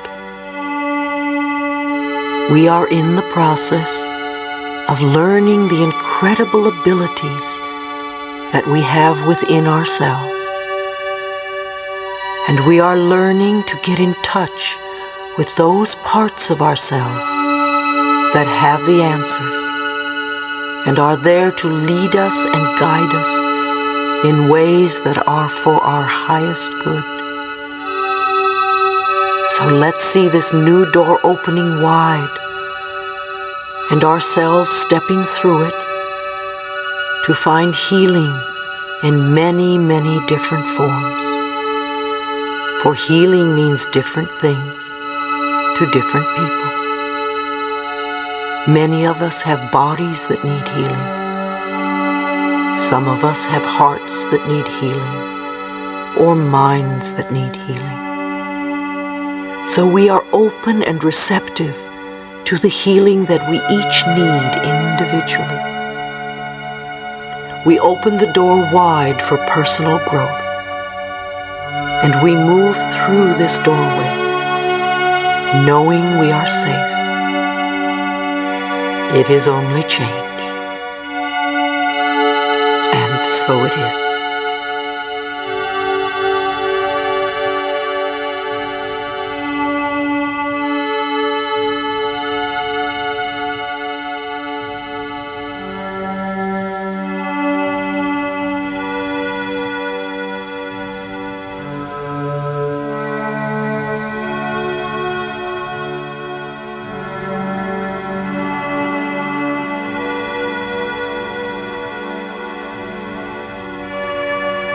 Spirit am I.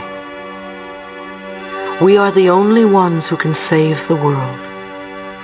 As we band together with a common cause, we find the answers. We must always remember that there is a part of us that is far more than our bodies, far more than our personalities, far more than our dis-eases, and more than our past. There is a part of us that is more than our relationships.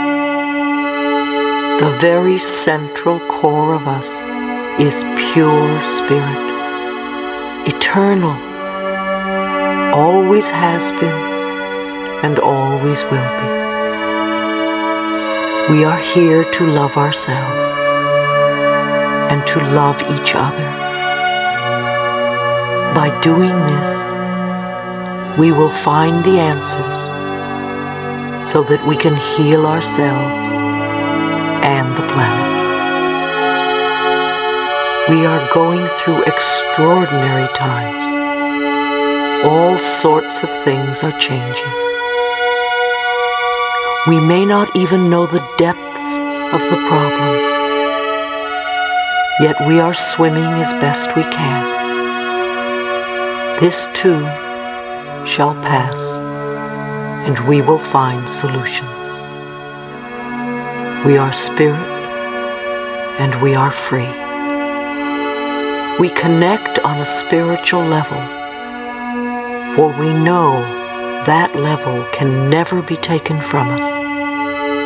And on the level of spirit, we are all one. We are free. And so it is.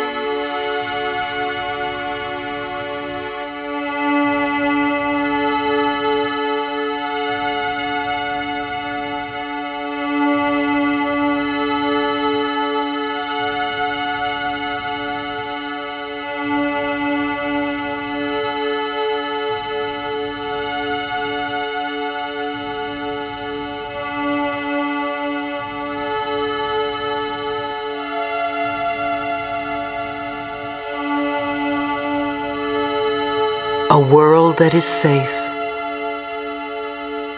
If you're in a group, you might like to hold a hand on either side of you. We've touched on many things, and each of us has something we can relate to. We've talked about negative things and positive things. We've talked about fears and frustrations, and how scary it is to go up to somebody and just say hello. Many of us still do not trust ourselves to take care of ourselves, and we feel lost and lonely. Yet we have been working on ourselves for some time and have noticed that our lives are changing. Lots of problems in the past aren't problems anymore. It doesn't change overnight, but if we are persistent and consistent, positive things do happen. So let's share the energy we have and the love we have with other people. Know that as we give from our hearts, we are also receiving from other hearts. Let's open our hearts so that we can take in everyone with love, support, and caring. Let's move that love to people in the street who have no homes and no place to go. Let's share our love with those who are angry, frightened, or in pain. Every person, and all those in denial, those who are in the process of leaving the planet, and those who have already left. Let's share our love with everybody, whether they accept it or not. There is no way we can be hurt if our love is rejected. Let's hold the entire planet in our hearts. The animals, fish, the birds, the vegetation, and all the people. All the people we are angry at or frustrated with. Those who are not doing it our way. And those who are expressing so-called evil. Let's take them into our hearts too, so that out of the feeling of safety, they can begin to recognize who they really are.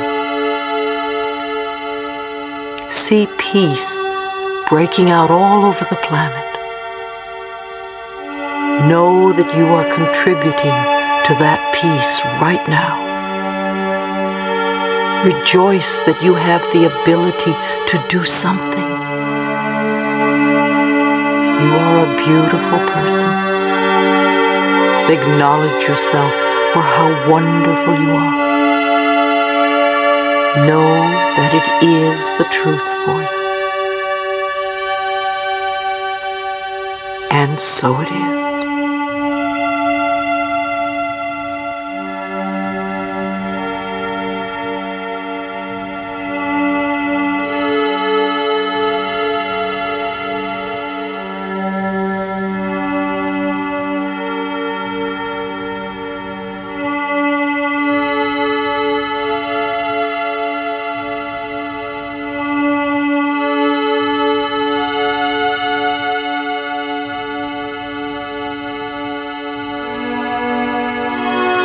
The light has come, an exercise for two people. Sit opposite your partner and hold your partner's hands. Look into each other's eyes. Take a nice deep breath and release any fear that you may have. Take another deep breath and release your judgment and allow yourself to be with this person.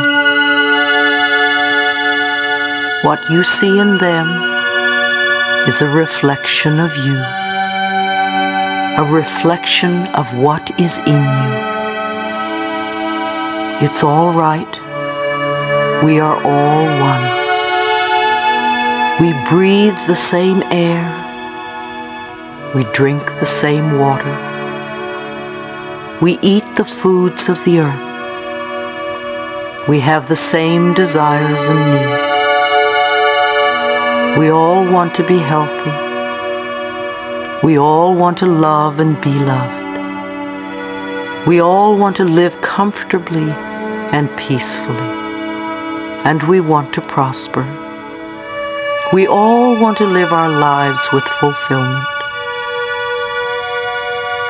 Allow yourself to look at this person with love and be willing to receive the love back. Know that you are safe. As you look at your partner, affirm for them perfect health. Affirm for them loving relationships so that they are surrounded by loving people wherever they may be. Affirm for them prosperity so that they live comfortably. Affirm for them comfort and safety. And know that what you give out returns to you multiplied. So affirm for them the very best of everything, and know that they deserve it, and see them willing to accept it. And so it is.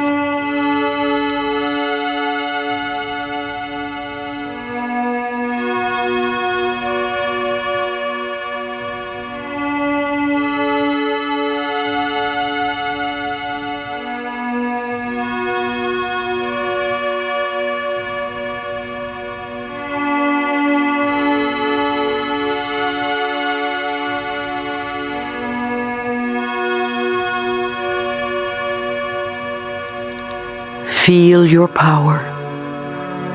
Feel your power. Feel the power of your breath.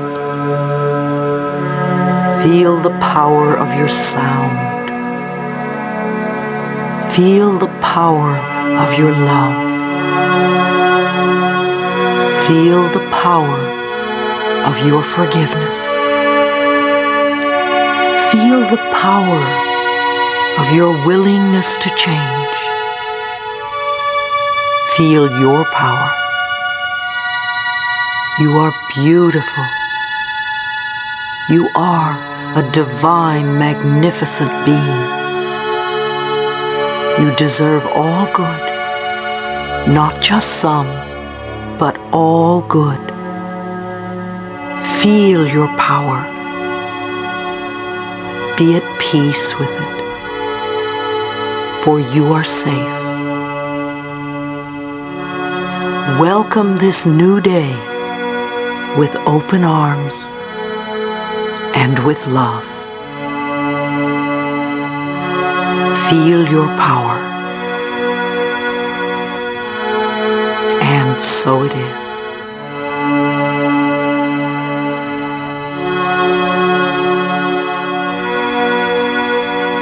I love you. This is Louise Hay.